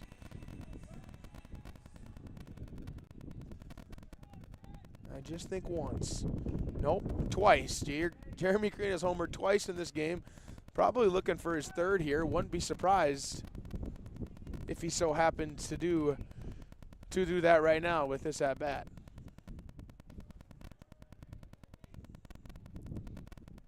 Dietz checks over at the runner. Dawson Portner at first. Comes set, takes a big breath in, delivers the pitch. Jeremy Green swings. Dawson Portner swipes second. He's going to swipe third on the air. And it gets underneath the glove of the center fielder. Portner comes all the way home and scores. Holy camole. Portner scores all the way from first base on a stolen base. No need to hit a home run when you can just steal 1, 2, and 3 bases. Obviously, some of those will come on airs, but Dawson Portner goes crazy, scores all the way from first. Jeremy Green takes a ball high, and the count moves to 1-1.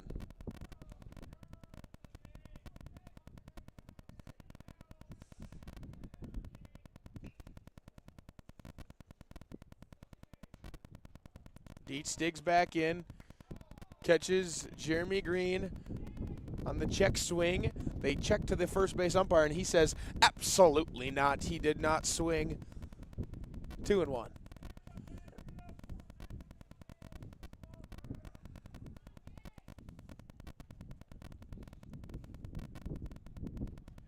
Two and one to Jeremy Green. Ball high, 3-1 to Green. DSU Trojans are definitely seeing the ball well right now. As Green walks on 5 pitches. So 10-4 ball game. Nobody out.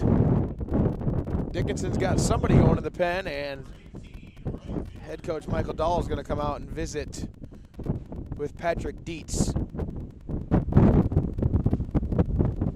Corey Brownson is going to step in.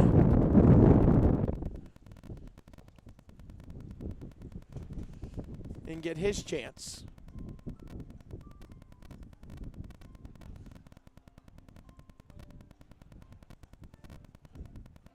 So no outs. Runners at first base. And the hitter Corey Brownson gets his chance to step in.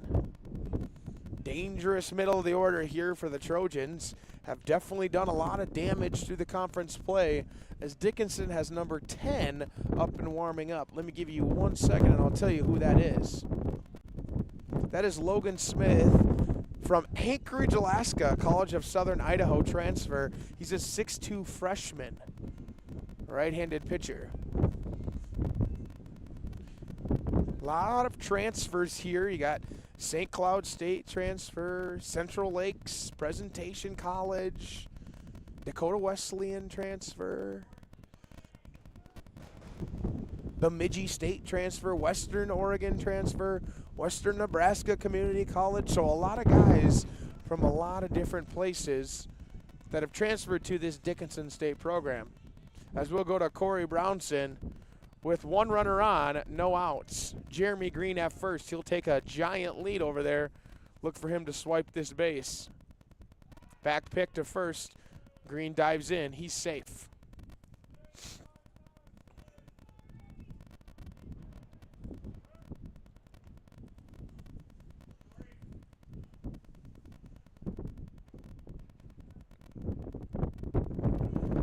Dietz is going to check again on Jeremy Green. He'll slide. He'll dive back head first.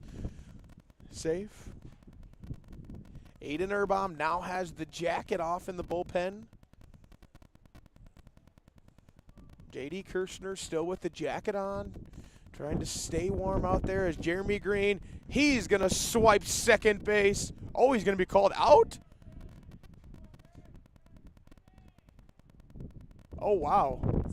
I thought he got in there safely, but I guess he may have got his foot in. I don't know, but that'll be the first out of the inning. That's going to come on 1 ball. As Jeremy Green gets caught stealing by Erickson. Dietz has nobody on. He's going to deliver a strike to Brownson. 10-4 ball game. As the clouds look to be building in the horizon. I know rain is scheduled in the forecast for tomorrow. A ball, 2 balls and 1 strike to Corey Brownson.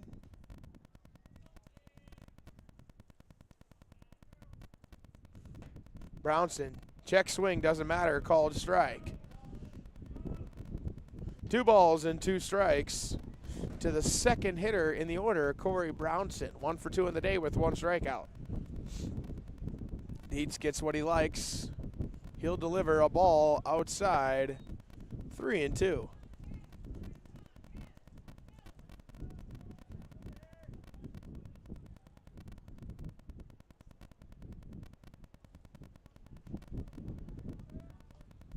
Three-two, full count. Brownson. And he's going to strike out on a questionable call up and in. And that looks like it's going to end Dietz's day, as we're going to get a pitching change. So we're going to take a 1-minute break, and then we'll be back. This is Dakota State University Athletics Channel, Dakota State University, home of the DSU Trojans.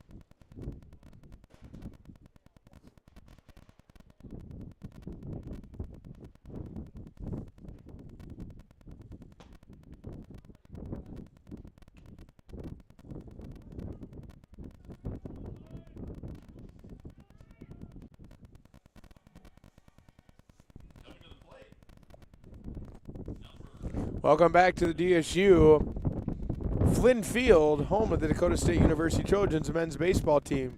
We are live on YouTube here, streaming, and we're glad to have you join us. This is Ryan McDaniel after the substitution of Logan Smith. Logan Smith is going to come into the game.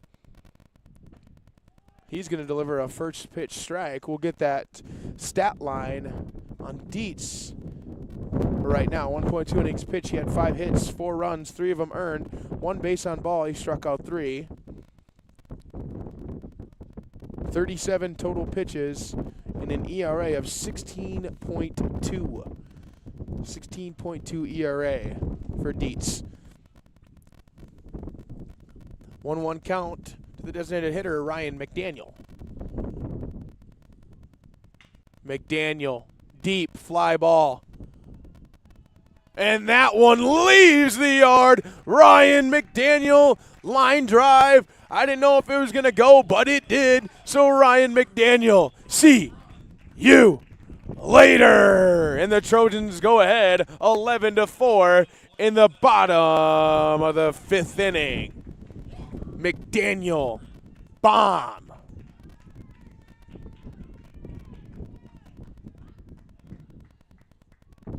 Line drive shot there. I'm sure the exit velo was way up there. And that'll bring up Walker Hultgren, 1 for 3 in the day with 2 Ks. He is your record breaker of the day. Presented by me, Braxton Locker, your host. Hultgren, 1 ball, no strikes. Digs in as Smith delivers. That is skied into the air. That is way up there, drifting back, and Buchanan settles under it for the out. So, the damage has been done. 4 runs kept off by a Ryan McDaniel solo shot. Capped by back-to-back home runs. Make this 11-4. We'll head to the top of the 6th. We're going to take a little 30-second break, and then we'll be right back here at Dakota State University, home of the Trojans.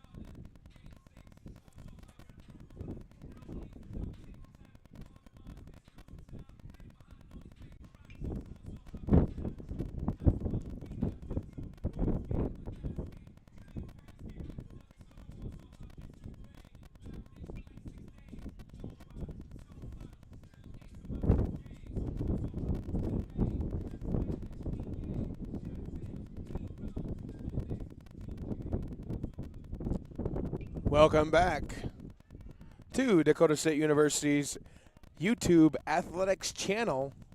We're back with the men's baseball team. An 11-4 ball game capped off by 3 home runs last inning from the Trojans. We'll bring up Alberto Nito, the leadoff hitter for the Blue Hawks. Alex Swack on the mound for the Trojans. He has been very good in his 1 inning of work so far, only letting up 1 run and 2 strikeouts, no base on balls. Bunt attempt by Nito as he pulls back for 2 balls and no strikes. Continued work in the bullpen and for both teams as J.D. Kirshner works for the Trojans and Aiden Erbaum as well. As that pitch goes across for a strike. I can't tell who's in the Blue Hawk bullpen, but I know there is somebody getting loose in there. Alex Swack throws that pitch just a bit high. 3 balls, 1 strike to the leadoff hitter, Alberto Nito. Center fielder, good speed. That hammer of a curveball drops in there for strike 2.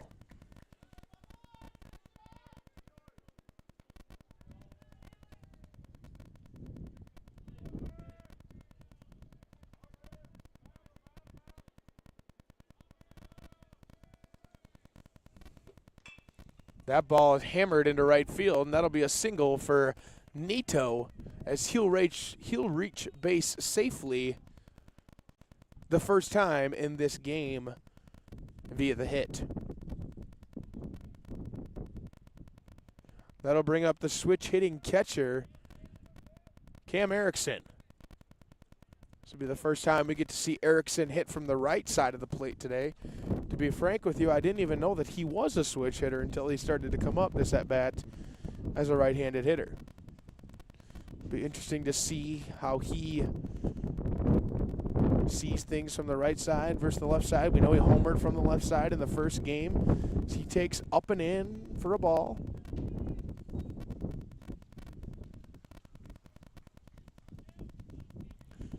Dan Rutan, pitching coach for the Trojans. He's going to relay in through that microphone into Cassidy Watt's ear. Tell him what pitch he wants. The Swack comes set, delivers a curveball. Swing and a miss from Erickson. That curveball, big and loopy. Can be troublesome when you leave it up in the zone, but when it's efficient and works, it gets a lot of swings and misses.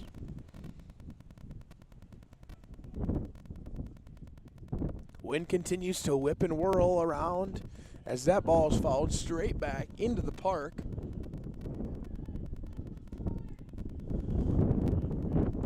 There's $5. Those baseballs are getting expensive nowadays.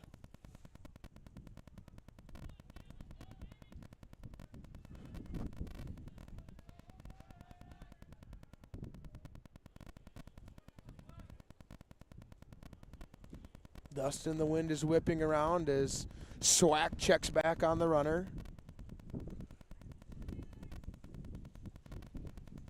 A lot of guys getting loose now for the Trojans. A couple position players, 2 or 3 pitchers are starting to throw. Guys staying ready, staying loose for a moment's notice.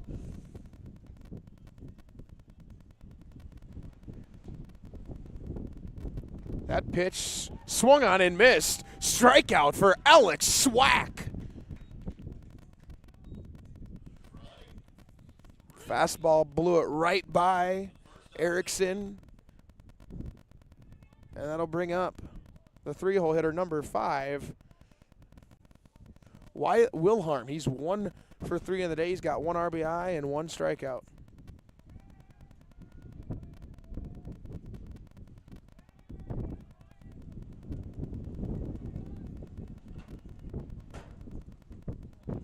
He'll take a first pitch strike from Alex Swack. Nito still at first.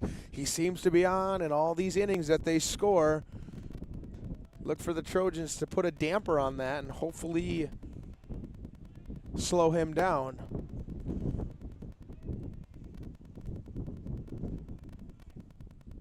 That pitch fouled between both the legs of the umpire and the catcher. So 2 strikes, 1 out. Man on first.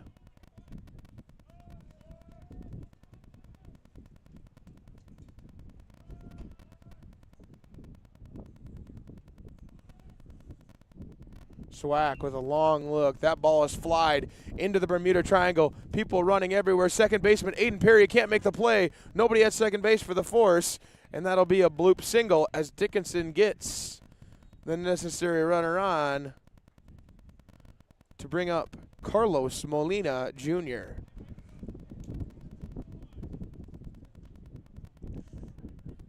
If you're Dickinson State, that's exactly the momentum you need.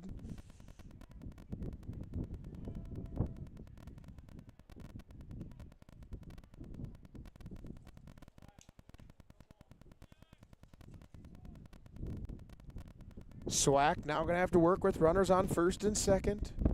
Molina the lefty, lefty on lefty matchup. Hammer of a curveball swung on and missed way early for Molina. Molina 1 for 2 on the day. He has struck out 1 time. He is a strikeout candidate. Now the shirt of J.D. Kirshner comes off. He's in his jersey ready to rock and roll in the bullpen. Could see some movement at any time for either team. As Alex Swack delivers one up and away for ball 1.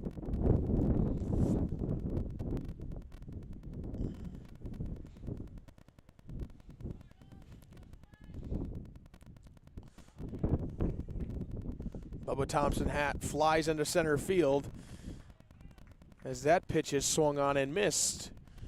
As the Dust Devils continue to roll through the outfield.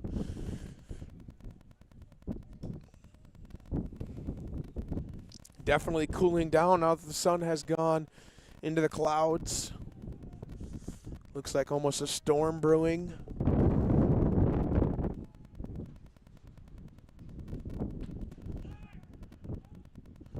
That is a ball high as Cassidy Watt flipped his hips ready to throw to first, but he ended up pulling back and only pump faking.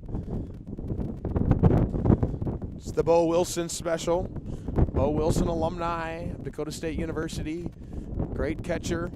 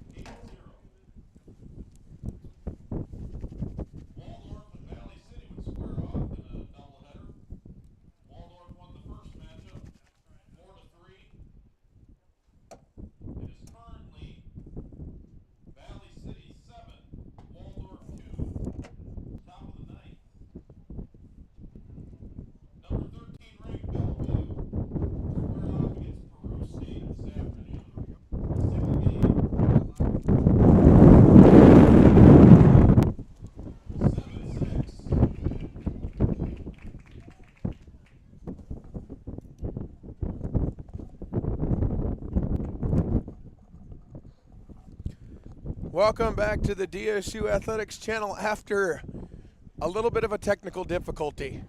Unfortunately, our stream went down there, our Wi-Fi went down for a second, but we got it fixed. We're back up. We're rocking here at Dakota State University. Flynn Field as the wind picks up even more. I keep saying that all day, and it just feels like it's getting stronger. Maybe it's just me sitting out here all day. But we're in the bottom of the sixth as J.D. Kirshner came in and kind of closed the door on any rally that Dickinson had. As that ball is peppered down the line, that's a double at least for Cassidy Watt. He's going to dig his way to second. It's going to be not even a play, but he slides. That's a double for Cassidy Watt.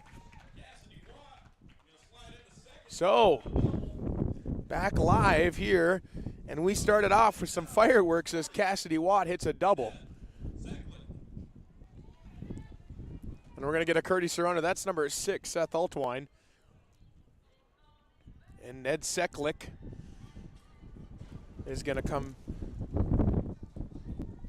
back to hit the Canadian as the wind's picking up our computer right now. This is wild, folks. I don't think you people at home understand how ferocious this wind is. There's nothing blocking it. It is blowing straight through as Ned Seklick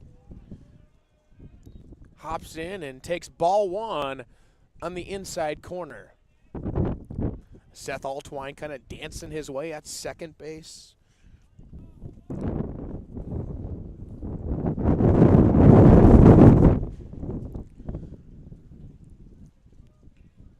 Logan Smith back on to continue relieving this, as there is a couple people in the bullpen down there working their way as Ned takes ball 2. 2 balls, no strikes, as we hold on to our computers here, hold on to our hats, because we're getting blown away by this ferocious wind.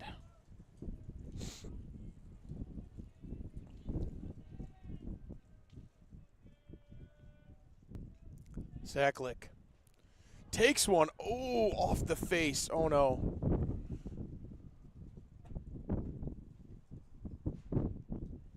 Oh, no. Not a good sight there as that one was thrown. Looks like maybe hit him in the back of the head or something. That ball was thrown and it bounced up and hit him in maybe the head or the back of the head or something.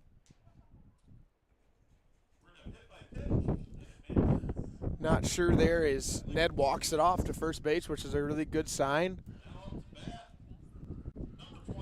Looks like he's going to be all right. And we're going to get time and possibly a pitching change here for the Dickinson State Hawks. So with 2 runners on, nobody out.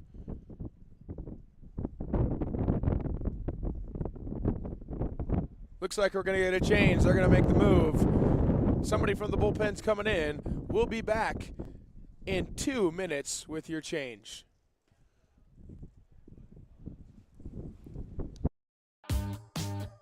At Madison Regional Health System, your unique needs and a positive healthcare experience matter. We are proud supporters of area sports and are here to meet the healthcare needs of our athletes and their loved ones. From routine healthcare to unfortunate sports-related injuries, our compassionate healthcare professionals are committed to providing quality healthcare close to home. We are honored to be your healthcare team and happy to help keep you in the game.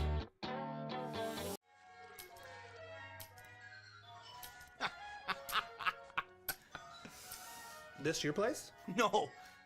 I live with my mom. Oh, okay. Hey, you hungry? No. I just had a bite. You want a corn dog or something like that? Mom! Corn dogs! I'm good. Mom! Corn dogs! You never know what she's doing in there. Mom! He really needs to get a place of his own.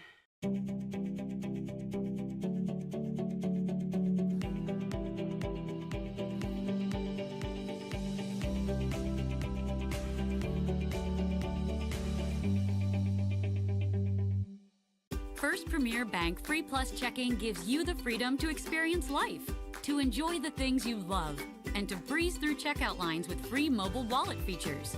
Bank anywhere you want with online account opening and instant issue debit cards. Feel the freedom of no fees, no minimum balances, and no unpleasant surprises. First Premier Bank Free Plus Checking. Apply online or at any branch location. First Premier Bank, member FDIC.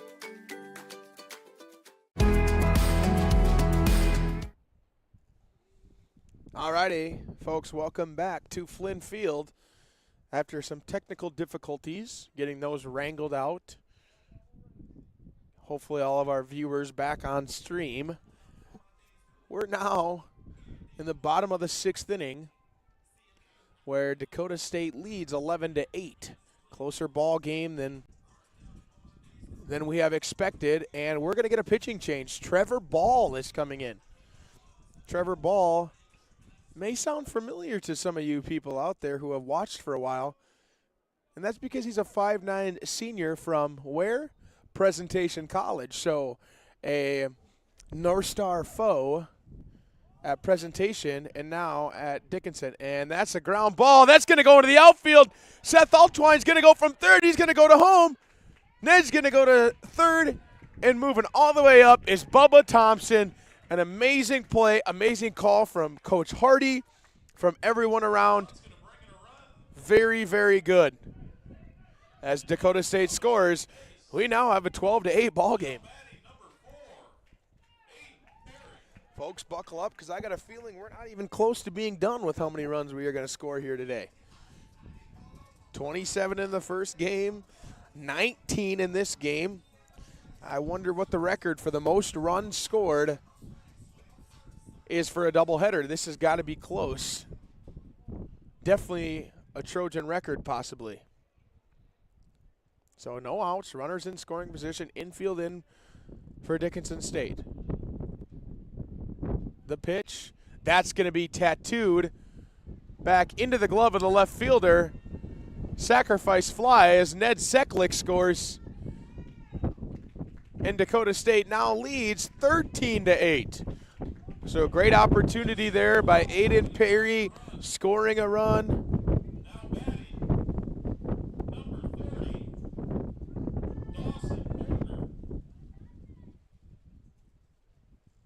And that'll bring up Dawson Portner with 1 out, another runner in scoring position.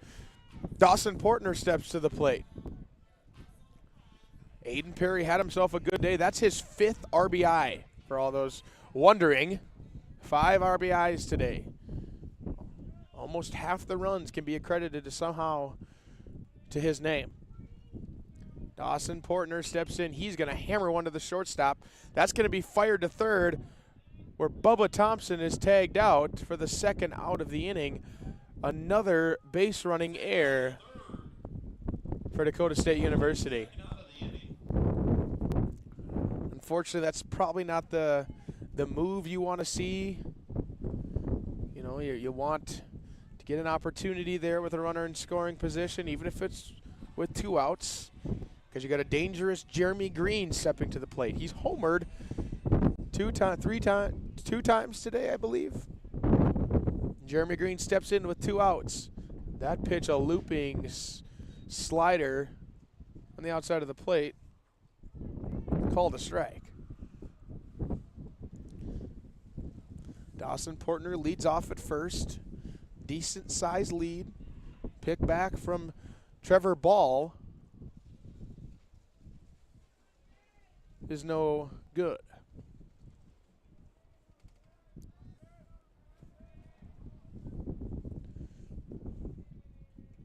Jeremy Green digs in. Dawson Portner takes off. That's dribbled right past the first baseman. Speedy J. Green's going to beat that one out. That's an infield single for Jeremy Green.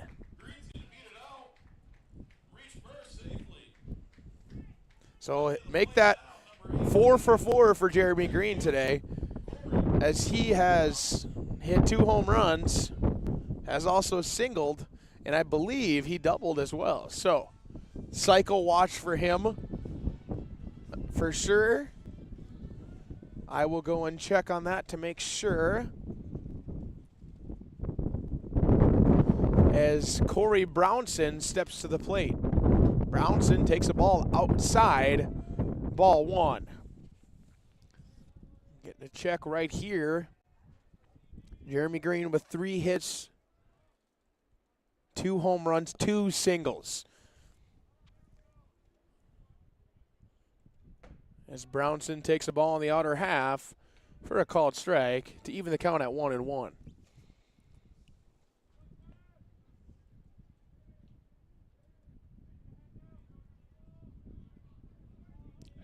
Sun is kind of shining in the eyes of the hitter. As that ball is lifted, that's a blooper. It's going to die right into the glove of the third baseman to end the inning. So damage was done. 2 runs on some big hitting, on some bloop singles, but that'll end with 2 runs. So 13-8. We'll come back in the top of the 7th inning. This is Dakota State University Athletics, home of the Dakota State Trojans.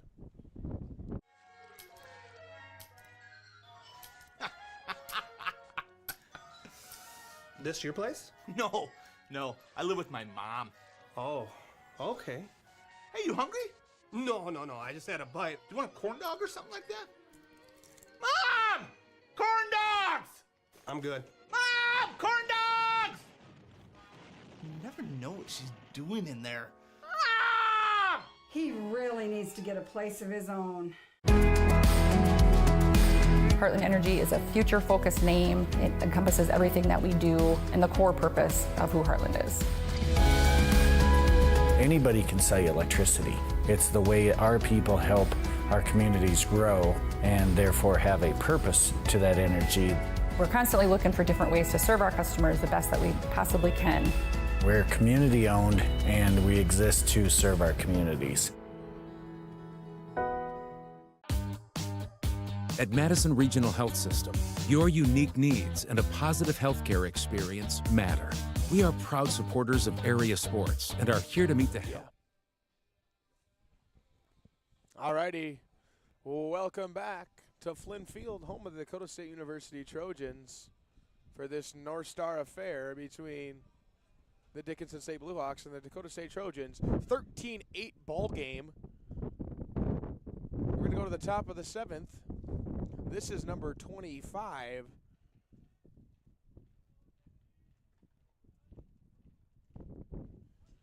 Lane Neal. He pinched hit a little bit earlier today. He's coming into the game, Lane Neal. J.D. Kirshner on the mound took over after Alex Swack got in a little bit of trouble, and J.D. Kirshner starts with a strike.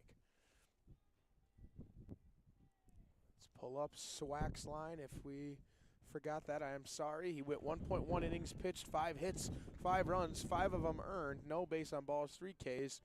He faced 9 batters. He gave up 2 home runs, 39 total pitches, and an ERA of 33.75.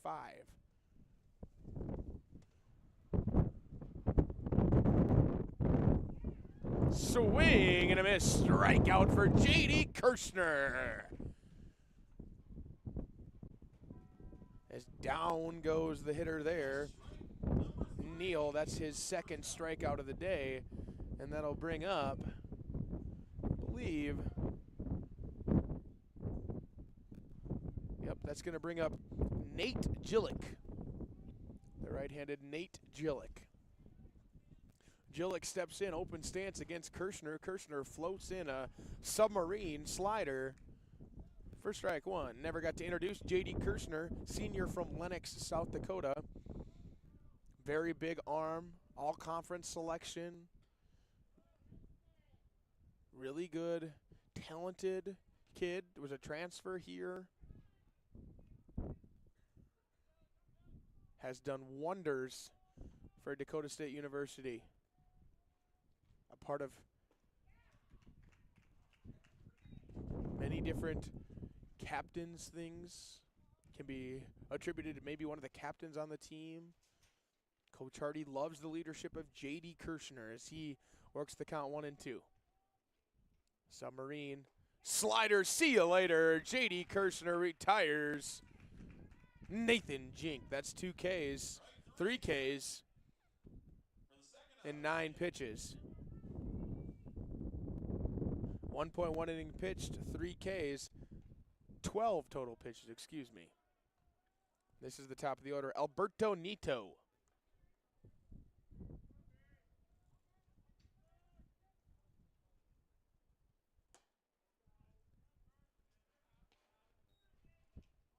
That pitch is called the ball. J.D. Kirshner works from many different arm slots or arm angles. You'll see him go over the top. You'll see him go that 3/4, and you'll see him go all the way down there, that submarine style,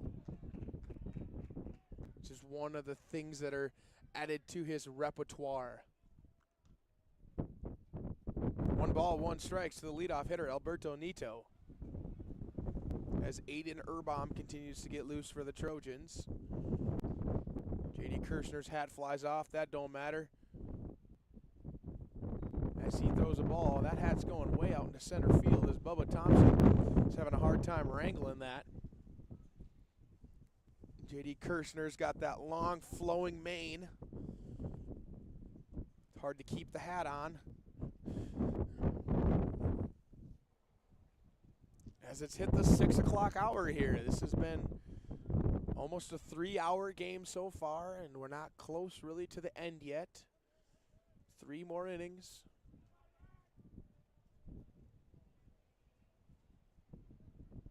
8-13 ball game, Trojans lead. Kirshner delivers outside corner strike. The wind continues to blow, gusts. Clouds are coming through the area. but better than snow for sure. 2-2 count, 2 outs to the leadoff hitter, Alberto Nito. That pitch is swung on and missed, and J.D. Kirshner strikes out this side. We'll take a break. Dakota State University Athletics here, home of the Dakota State Trojans.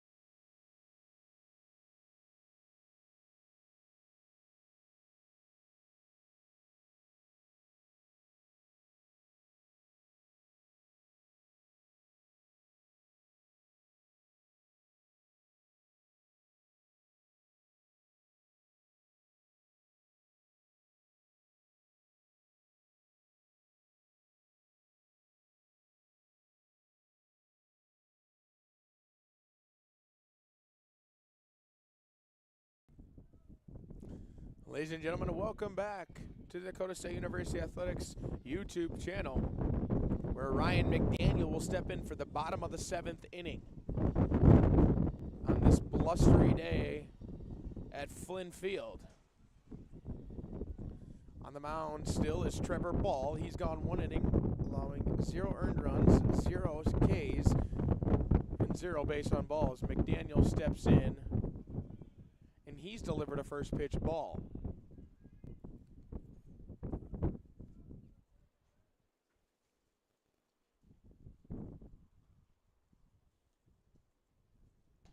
Another ball to McDaniel from Ball. 2 balls and no strikes, no outs. Bottom of the 7th. Ball throws one, and that is lifted foul over the Hawks dugout. 2 balls, 1 strike to Ryan McDaniel.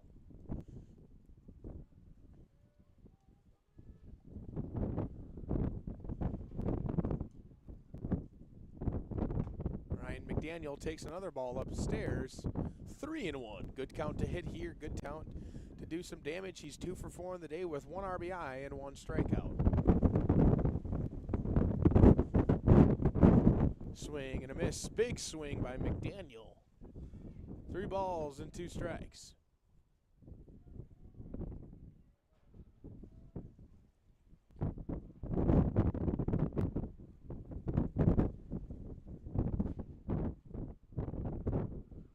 Payoff pitch, hard ground ball right to the third baseman, where it is picked up and stepped on first base. Great pick there by the first baseman. That's Carlos Molina Jr., and that'll retire Ryan McDaniel. That'll bring to the plate number 36, Walker Hultgren. He's 1 for 4 in the day, 2 Ks, no RBIs. Had a home run in the previous game. Again, is the record breaker of the day. He broke the all-time runs record at Dakota State University.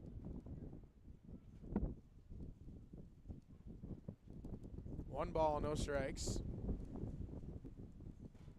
As the wind has consistently picked up. Not just gusting now, it's just consistently blowing.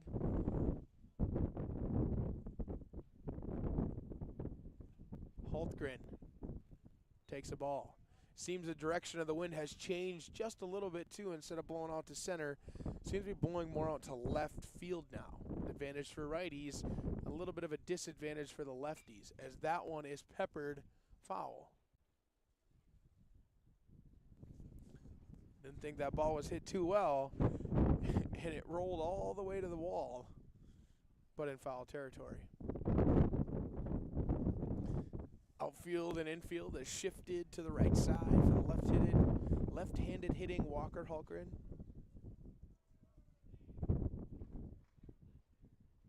Hultgren. Ball's pitch is wide for a ball. Full count to the center fielder.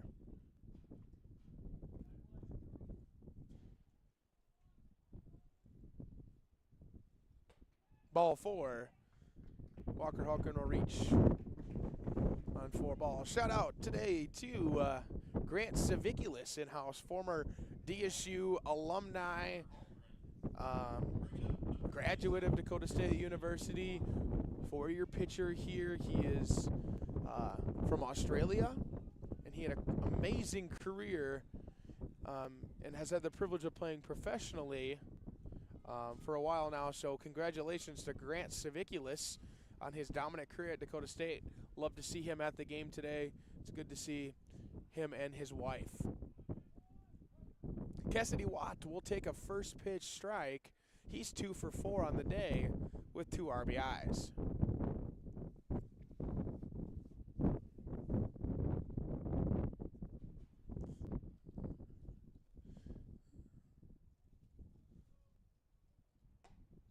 Pitch upstairs from ball. That's a ball.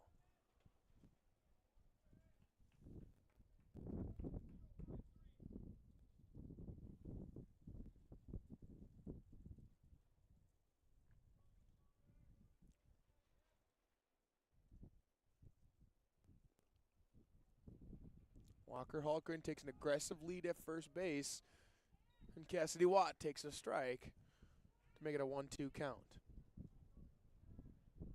Ned Seklick on deck, ready for his opportunity.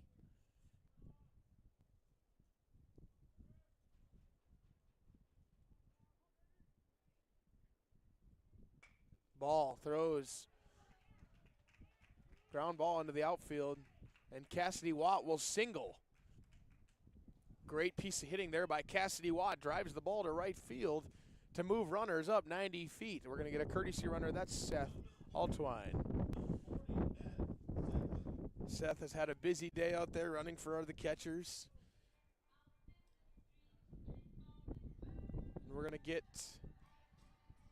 Coach Dahl out to visit with the home plate umpire. Not sure what this could be about. Could be a number of things as Ned Seklick waits for his chance.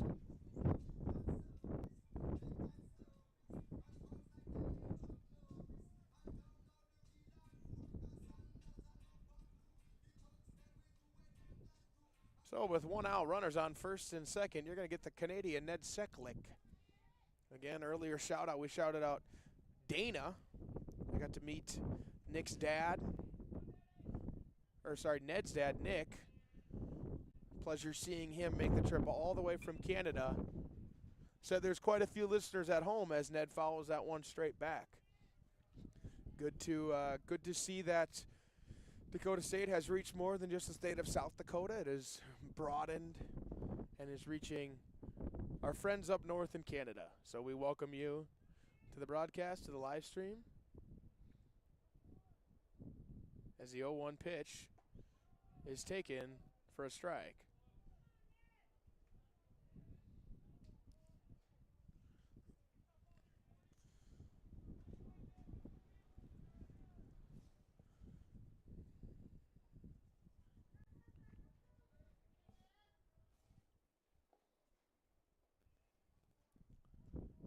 Oh, 2 count, 1 out, runners on first and second, Ned Seklick. The pitch from ball, foul tip caught. That's strike 3. And a strikeout for Trevor Ball. Foul tip, strike 3. That'll be his first strikeout of the day. Number 22. 27 pitches deep. And we're going to get Bubba Thompson Bubba Thompson's turn to hit. He's hit a couple long balls today. He's also had a sacrifice opportunity in his last one. Gonna get some adjustments here by the outfield.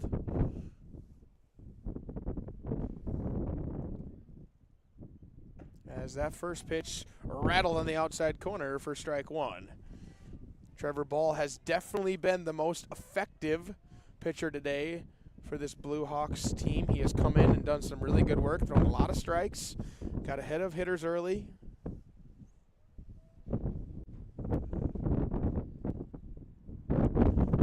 No balls, one strike to the shortstop. 1 ball, 1 strike.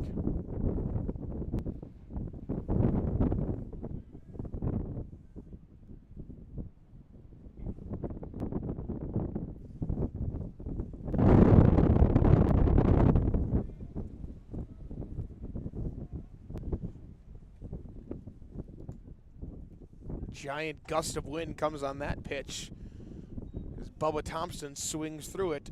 1-2 is the count.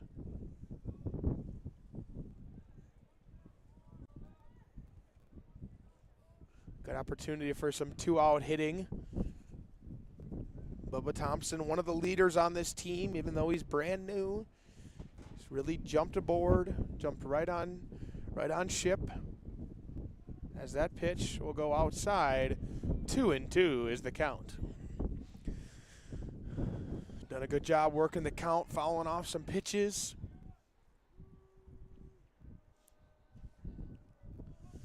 Two balls and 2 strikes to the shortstop. Trevor Ball looks in for the sign, gets what he likes, takes a long pause. And they're going to get a pitch clock violation. That's going to be the first warning, as a pitch clock warning has been issued to Trevor Ball. I thought maybe a couple times they could have issued that, but that's the first one they've been issuing today, as that ball is fly to foul. Runners are obviously taking off here, a situation where they can run. Full count, 2 outs. Single not only scores 1 for sure, and a chance at scoring 2 because he's in motion.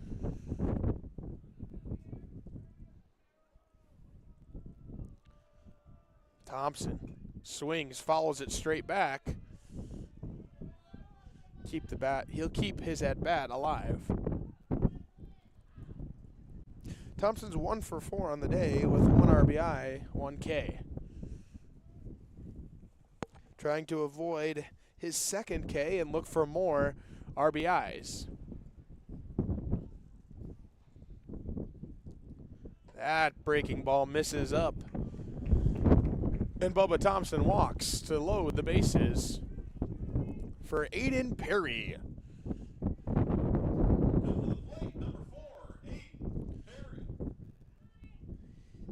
Aiden Perry wearing that leg guard and elbow guard, the 2 combinations that you see a lot of hitters wear now on the front of their leg and the elbow of their hitting arm. And that ball up and in, barely missed him. Almost one of those brushback pitches there as Aiden Perry steps back in. Count 1 ball. Trevor Ball is going to go into the windup now, and that ball is snagged by the first baseman. That's a hard hit ball by Perry, but that's going to leave runners aboard, and that'll be the 3rd out of the inning. 13-8 will go to the top of the 8th inning in 2 minutes.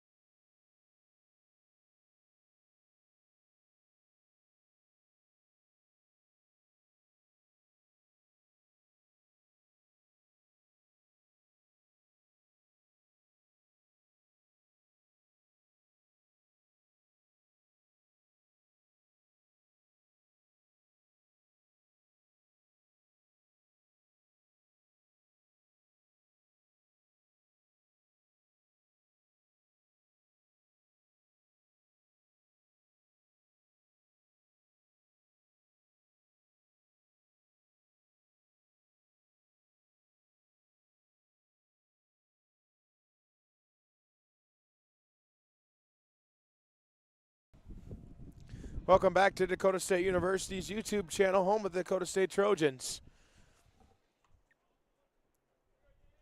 13-8 ball game, top of the 8th inning here, as Dickinson State will lead off with their catcher, Cameron Erickson.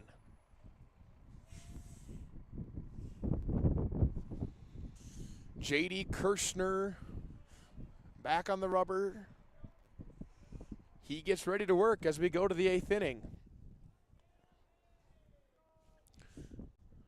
Right over almost 3-hour ball game right now as Erickson digs in with 2 innings to go.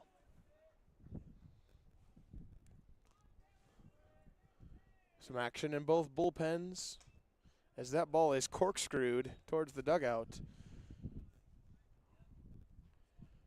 and caught by Aiden Spicer.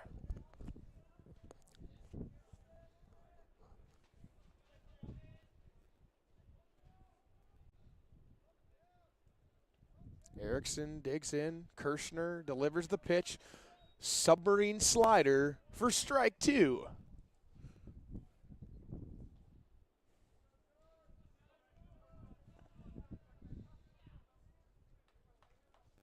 Kirshner shakes the first, likes the second sign from Watt, and we're going to get time from the hitter. We're going to get an offensive player meeting. Looks like one of those cat and mouse games. I do this, you do this. I do that, you do that. Cat and mouse. We're going to take our time, try to get JD out of his rhythm. The thing is, I don't think that'll affect the senior. He is pretty locked in. Erickson digs back in, the left-handed switch hitter facing the all-conference, J.D. Kirshner.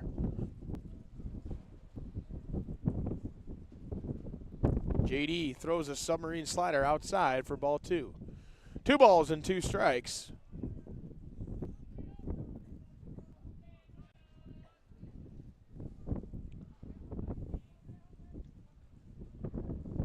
Kirshner. Strike 3 as he rings up Erickson on an inside strike call that bended the plate, and it'll be the first out of the inning. That is J.D. Kirshner's 5th strikeout on the day. He has had his way with these Blue Hawk hitters and has by far been the most effective pitcher for Dakota State.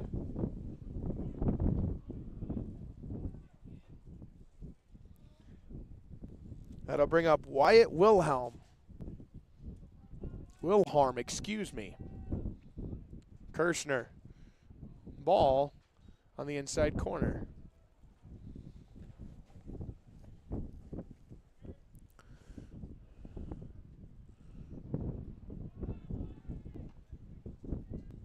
Kirshner toes the rubber, digs back in, delivers a slider for 2 balls, no strikes, and we're going to get a defensive player meeting as Cassidy Watt runs out there to meet with J.D. Kirshner.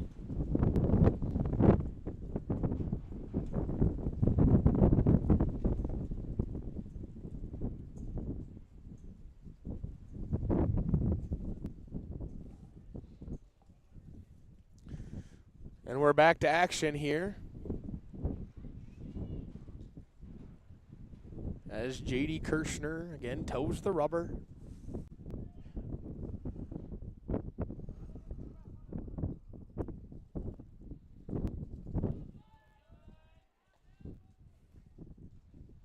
Kirshner will deliver. That ball is upstairs. 3 balls and no strikes.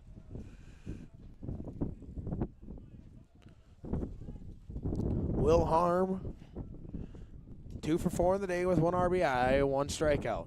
Kirshner, right down Broadway for strike 1, 3-1 count.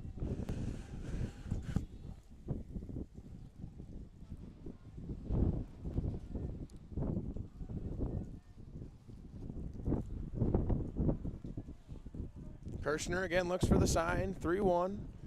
He'll deliver. swooping outside for ball 4, and that'll be a 5-pitch walk to the third baseman, Wyatt Wilharm. That'll bring up to the plate the first baseman, the big lefty, Carlos Molina Jr.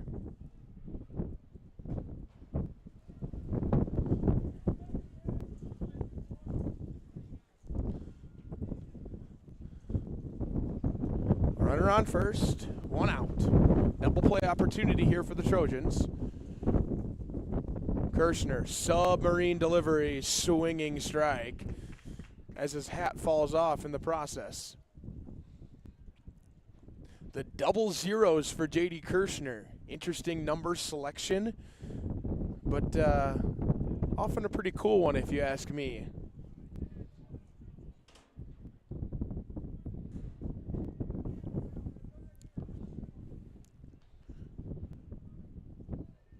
The pitch upstairs for ball 1. 1 ball, 1 strike, 1 out, 1 runner on, and 1 left-handed hitter at the plate.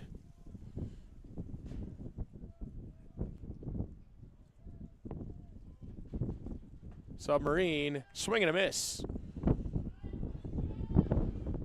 Molina Jr. down to 1 strike in this at-bat.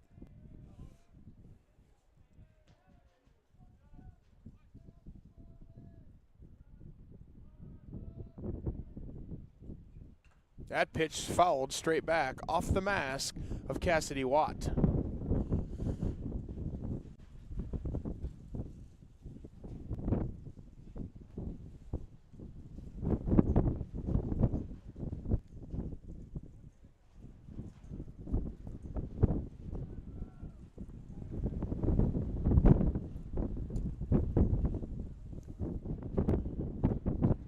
Pitch, strike 3, called strike by the home plate umpire. As Molina is upset, so is Dahl. Dahl's coming out screaming as he might have an early exit if he continues to do this.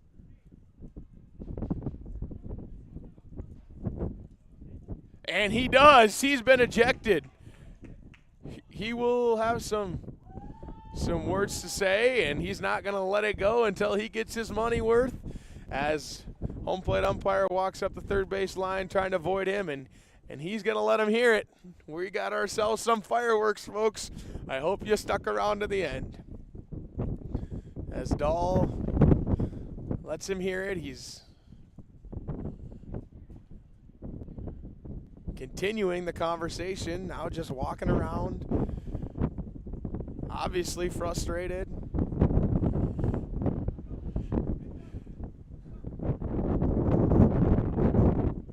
He's continuing the conversation here. It's one of those things where you stick up for your team, and it's often a tough thing you got to do, and umpires are human beings too. They're not always perfect, as that'll be an early exit there for head coach.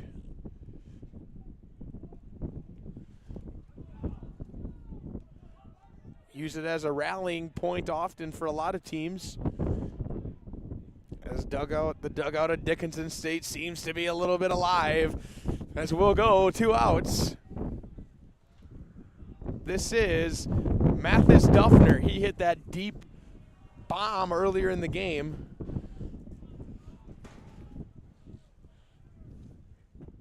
As J.D. Kirshner fires back with a strike.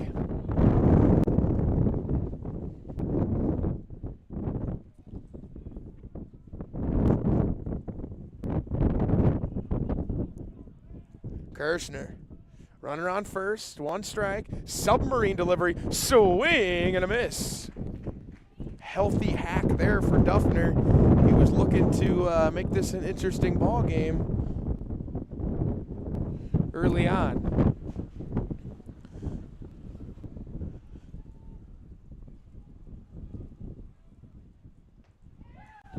And there it is, strike 3 as J.D. Kirshner locks up the side with his 7th strikeout of the day. The fireman sprays the fire, kills the inning, kills any momentum Dickinson had. And you know what? We've had some fireworks. So we're going to take a quick break, and we'll be right back. Heartland Energy is a future-focused name. It encompasses everything that we do and the core purpose of who Heartland is. Anybody can sell you electricity. It's the way our people help our communities grow and therefore have a purpose to that energy. We're constantly looking for different ways to serve our customers the best that we possibly can. We're community owned and we exist to serve our communities.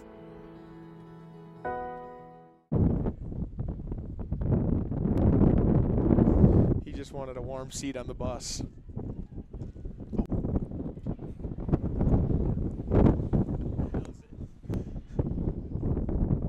Welcome back to Dakota State University Athletics Channel, home of the Dakota State Trojans, where we have a tight one here. It's a 13-8 ball game, a little bit closer than all the other games that have happened this weekend.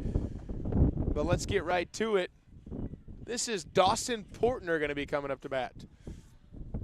Looks like we've got a new arm here. This is Trent Chavez, number 31. Let me pull up Trent Chavez. He's a freshman from Casa Grande, Arizona, or Vista Grande High School.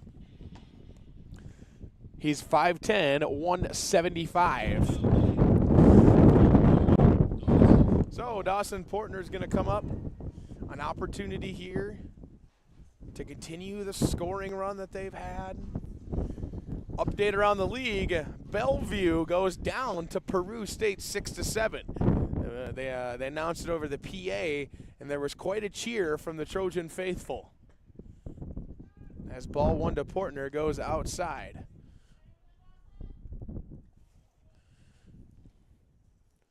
Had quite the day here at Dakota State University. Dawson Portner swings and misses. Evens the count 1-1. The track team is in competition today, as well as I believe the softball team. Going to pull up to make sure on them. As a called strike there against Portner. Yep. Unfortunately, the softball team lost all 3 games this weekend at Valley City up in North Dakota. As that ball goes outside, 2-2.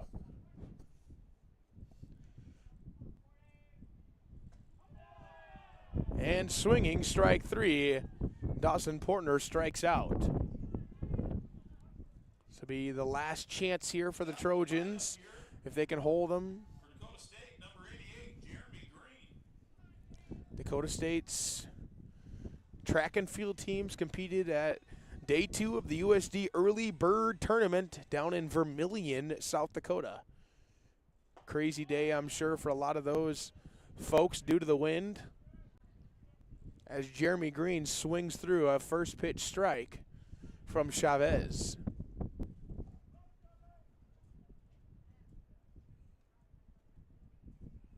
Chavez delivers strike 2 on the outside corner.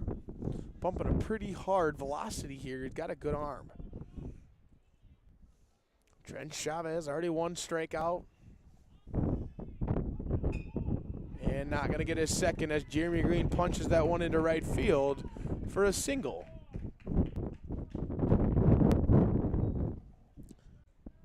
Corey Brownson on the mound, Corey Brownson up to the plate for the Trojans. He's had a lot of opportunities today to hit with runners on. Here's another one of those right here with Jeremy Green on first base. Coach Hardy delivers that signal almost like an offensive coordinator to all of those QBs, and they look at their wristband.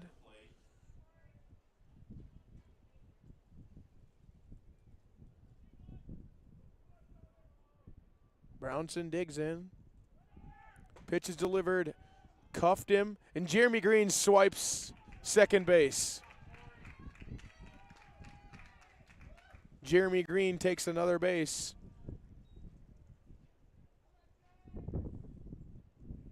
As looks like we may have a cramp here from Dickinson State's catcher.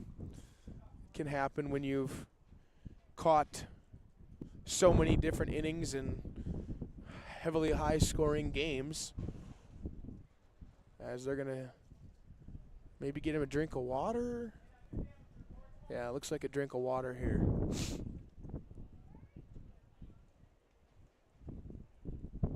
Successful stolen base by Jeremy Green. The wind continues to swirl here. Hats are flying off in the outfield.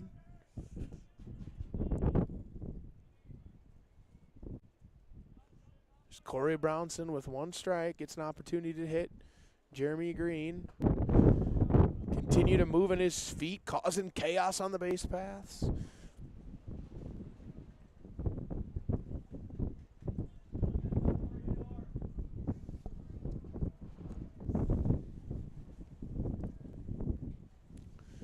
Brownson from Chavez. He'll foul it into his own foot. Chavez ahead 1-2.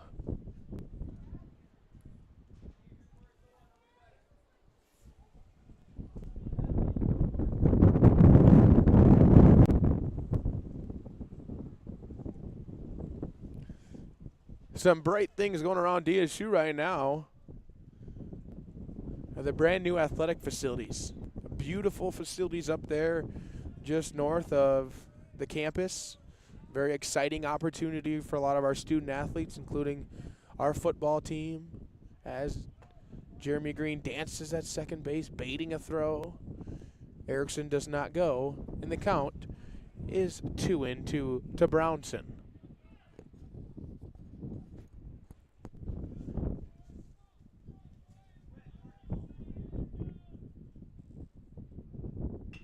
Brownson drilled one back to the pitcher.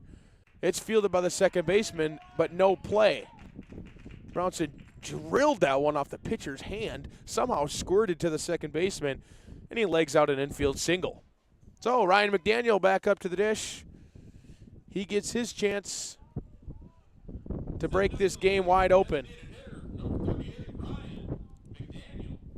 First and third opportunity, one out. Be interesting to see what the infield does. Looks like they're going to play back here in favor of the double play.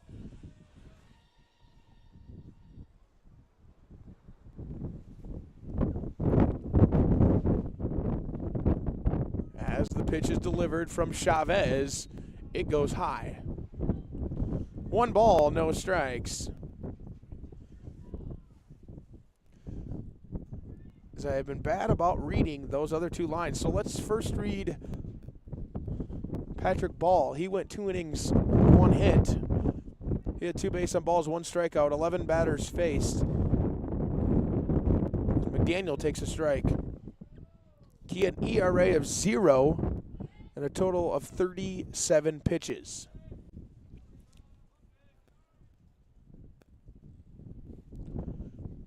McDaniel 2 for 5 on the day as Jeremy Green dances at third, baiting a throw over there.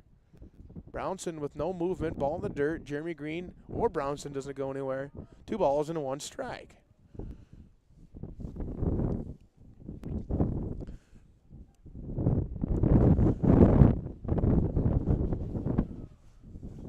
McDaniel gets comfortable in the box.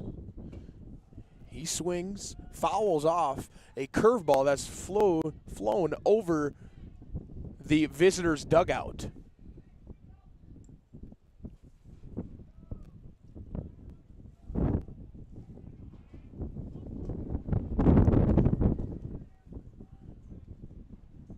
Again, Ryan McDaniel digs in, big swing and a miss, and that's a strikeout.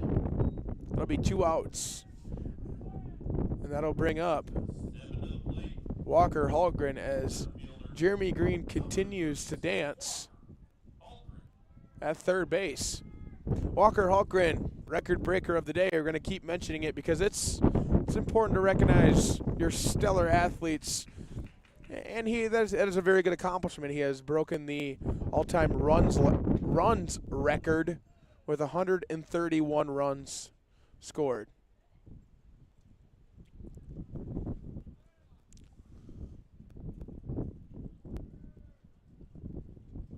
Hallgren digs in, the big lefty.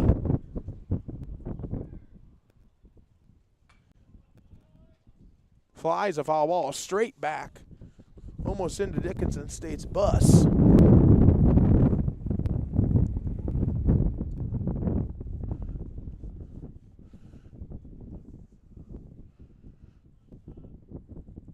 One and one count. Runners on first and third, 2 outs.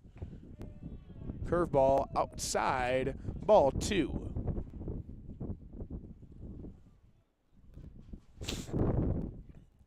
Two and one count. Chavez delivers.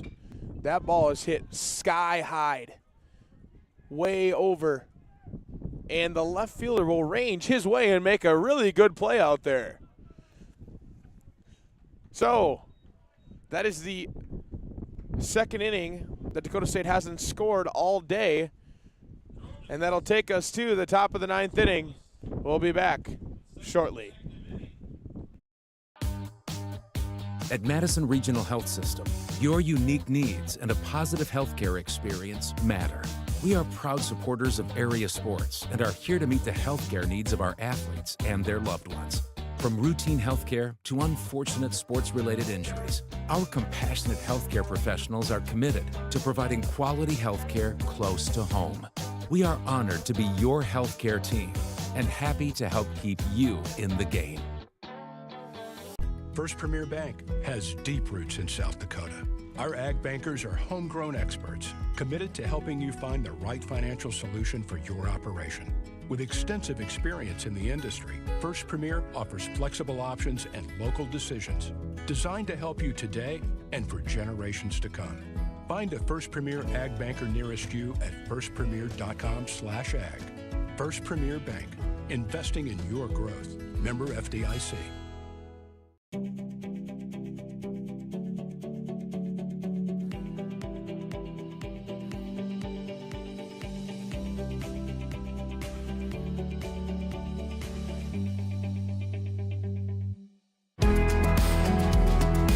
Heartland Energy is a future-focused name. It encompasses everything that we do and the core purpose of who Heartland is. Anybody can sell you electricity. It's the way our people help our communities grow and therefore have a purpose to that energy. We're constantly looking for different ways to serve our customers the best that we possibly can. We're community-owned and we exist to serve our communities.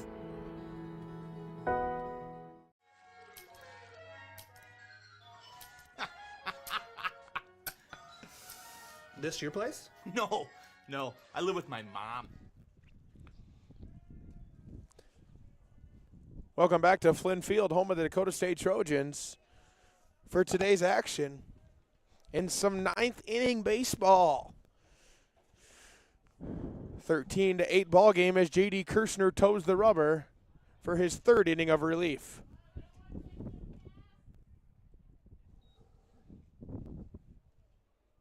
That ball catches a piece of Cassidy Watt, and he's going to have to walk it off. The colder it gets, the more fragile your body feels, especially after a long day in the sun and the wind. Second baseman Caden Finders, who's 1 for 4 on the day with 2 strikeouts, is up to bat.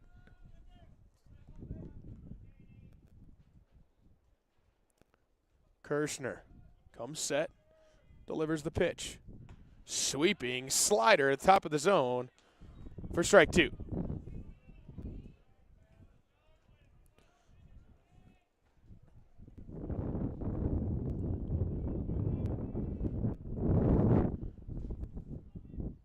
Finders redials himself, but doesn't matter. See you later, J.D. Kirshner with the strikeout. As that is his 8th strikeout on the day. 8th K for J.D. Kirshner. 2 outs remain for any chance that Dickinson has. Kirshner comes set. He'll deliver a sweeping sidearm way outside.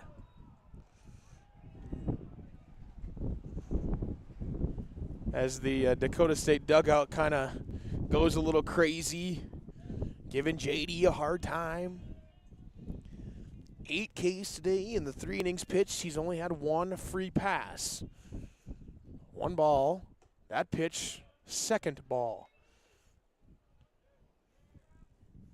Thank good for good teammates like Bubba Thompson, who runs after and grabs your hats.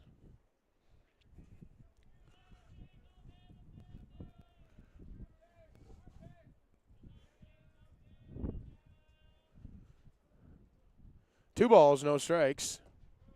3 balls, no strikes. As Buchanan is in position for a 4-pitch walk.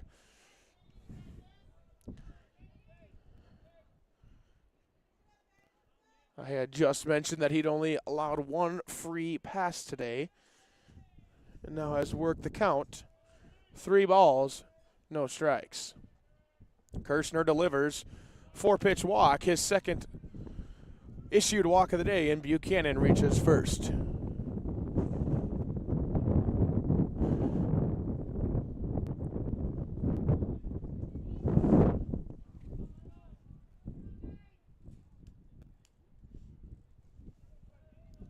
That'll bring to the plate number 25. This is Lane Neal.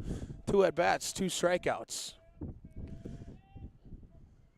Chance for a double play to end the game here, as that pitch sails in there for strike 1. JD has kind of been a firefighter all day. He's put out flames when he's been in tough situations. He's got the strikes that he's need to get to be very effective.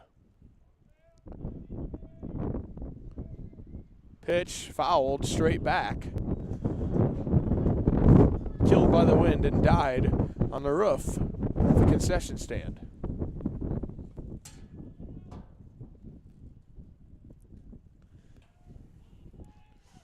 Neal down 0-2 with a man on first.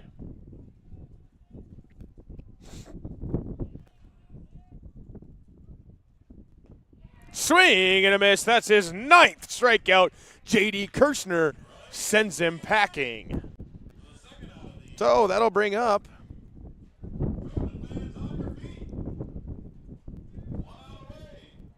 number 14, Nathaniel Jink. 9 strikeouts for Kirshner on the day, looking for his 10th, possibly to end the game. Buchanan at first base. Kirshner comes set. He'll deliver and just drill the hitter, Nathan Jink. JD immediately taps his chest saying, "My bad, my apologies. Nothing personal, accidentally slipped from my fingers." And that'll bring up the leadoff hitter for the Blue Hawks.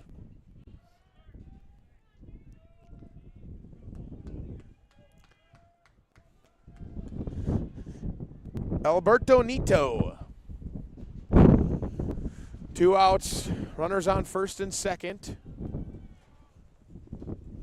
Kirshner delivers, swing and a miss, strike 1. Alberto Nito is 1 for 3 on the day with 1 strikeout.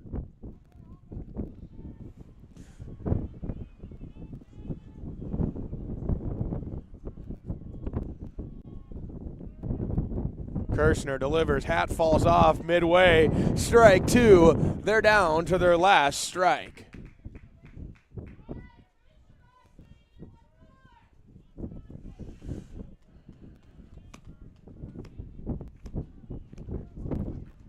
Two strikes, 2 outs, down to the last strike are the Blue Hawks. Kirshner looks in, gets what he likes. Throws the pitch submarine side on, fouled, straight back.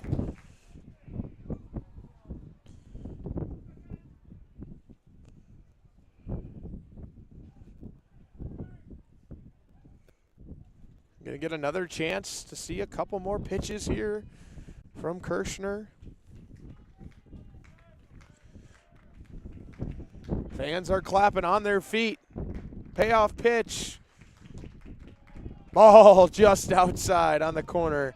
I think the dugout wanted that. The fans wanted it. I wanted it. 1-2 count.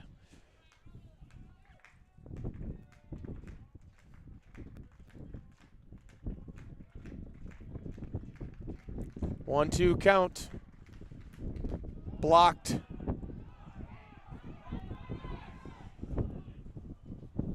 As the runners move up 90 feet on that wild pitch. 2 hats fell off on that one. Both Ned Seklick and J.D. Kirshner having a tough time keeping their hat on.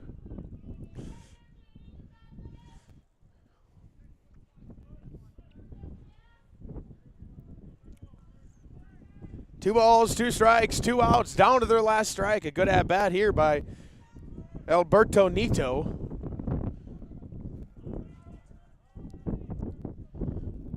The payoff pitch. Little chopper sliding play. Kirshner fires. And Alberto reaches on the infield single. Dickinson's going to plate 1 on a nub single.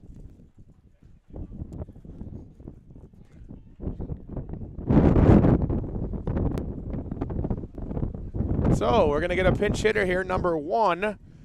Let's take a look. That is Andrew Scully. We saw him in the first game, transfer from Western Oregon. Utility man, freshman. He's going to hit against J.D. Kirshner. Runners on the corner, first and third. 13-9, your Trojans lead. Kirshner comes set, delivers, sweeping slider for strike 1. Kirshner only allowed 1 earned run today, only 2 base on balls and 3 free passes, 1 coming via the hit by pitch. Ball gloved by Cassidy Watt. Great stop there.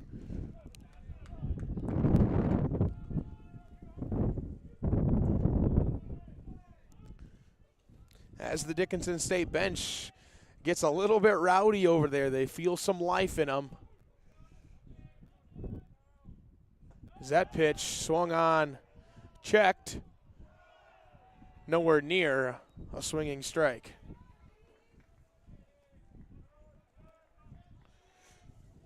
Dangerous situation here as we approach the 7 o'clock hour on a 3.5-hour game. 2 balls and 1 strike to the pinch hitter, Scully. Kirshner set, delivers, sweeping slider, fouled, gloved by Portner in foul territory. Down to their last strike for a second time in the inning. Two balls, 2 strikes, 2 outs, and a 13-9 ball game. 2 runners on, 1 at the dish. Both sides bringing a little bit of energy. The pitch blocked by Cassidy Watt. Great pitch there, just not one that Scully was willing to give into. So we'll try it again. 3-2. 2 strikes, 2 outs. Down to their last one. Scully, their only hope.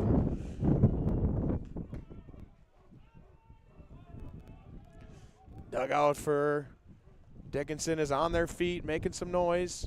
As the pitch, strike 3, and that ends your ball game. 10 strikeouts. That's a clean sweep of the Dickinson State team, and Dakota State survives and gets their 28th win of the season. Dakota State wins 13-9. They win the series with a clean sweep, and they move to 28-9. An amazing day by J.D. Kirshner. He is our player of the game. It's been a great series. We appreciate you all joining us here. It's good to hang out with you. My name is Braxton Locker. I had the pleasure of getting to do these 2 games. So we will see you next time. God bless and have a good evening.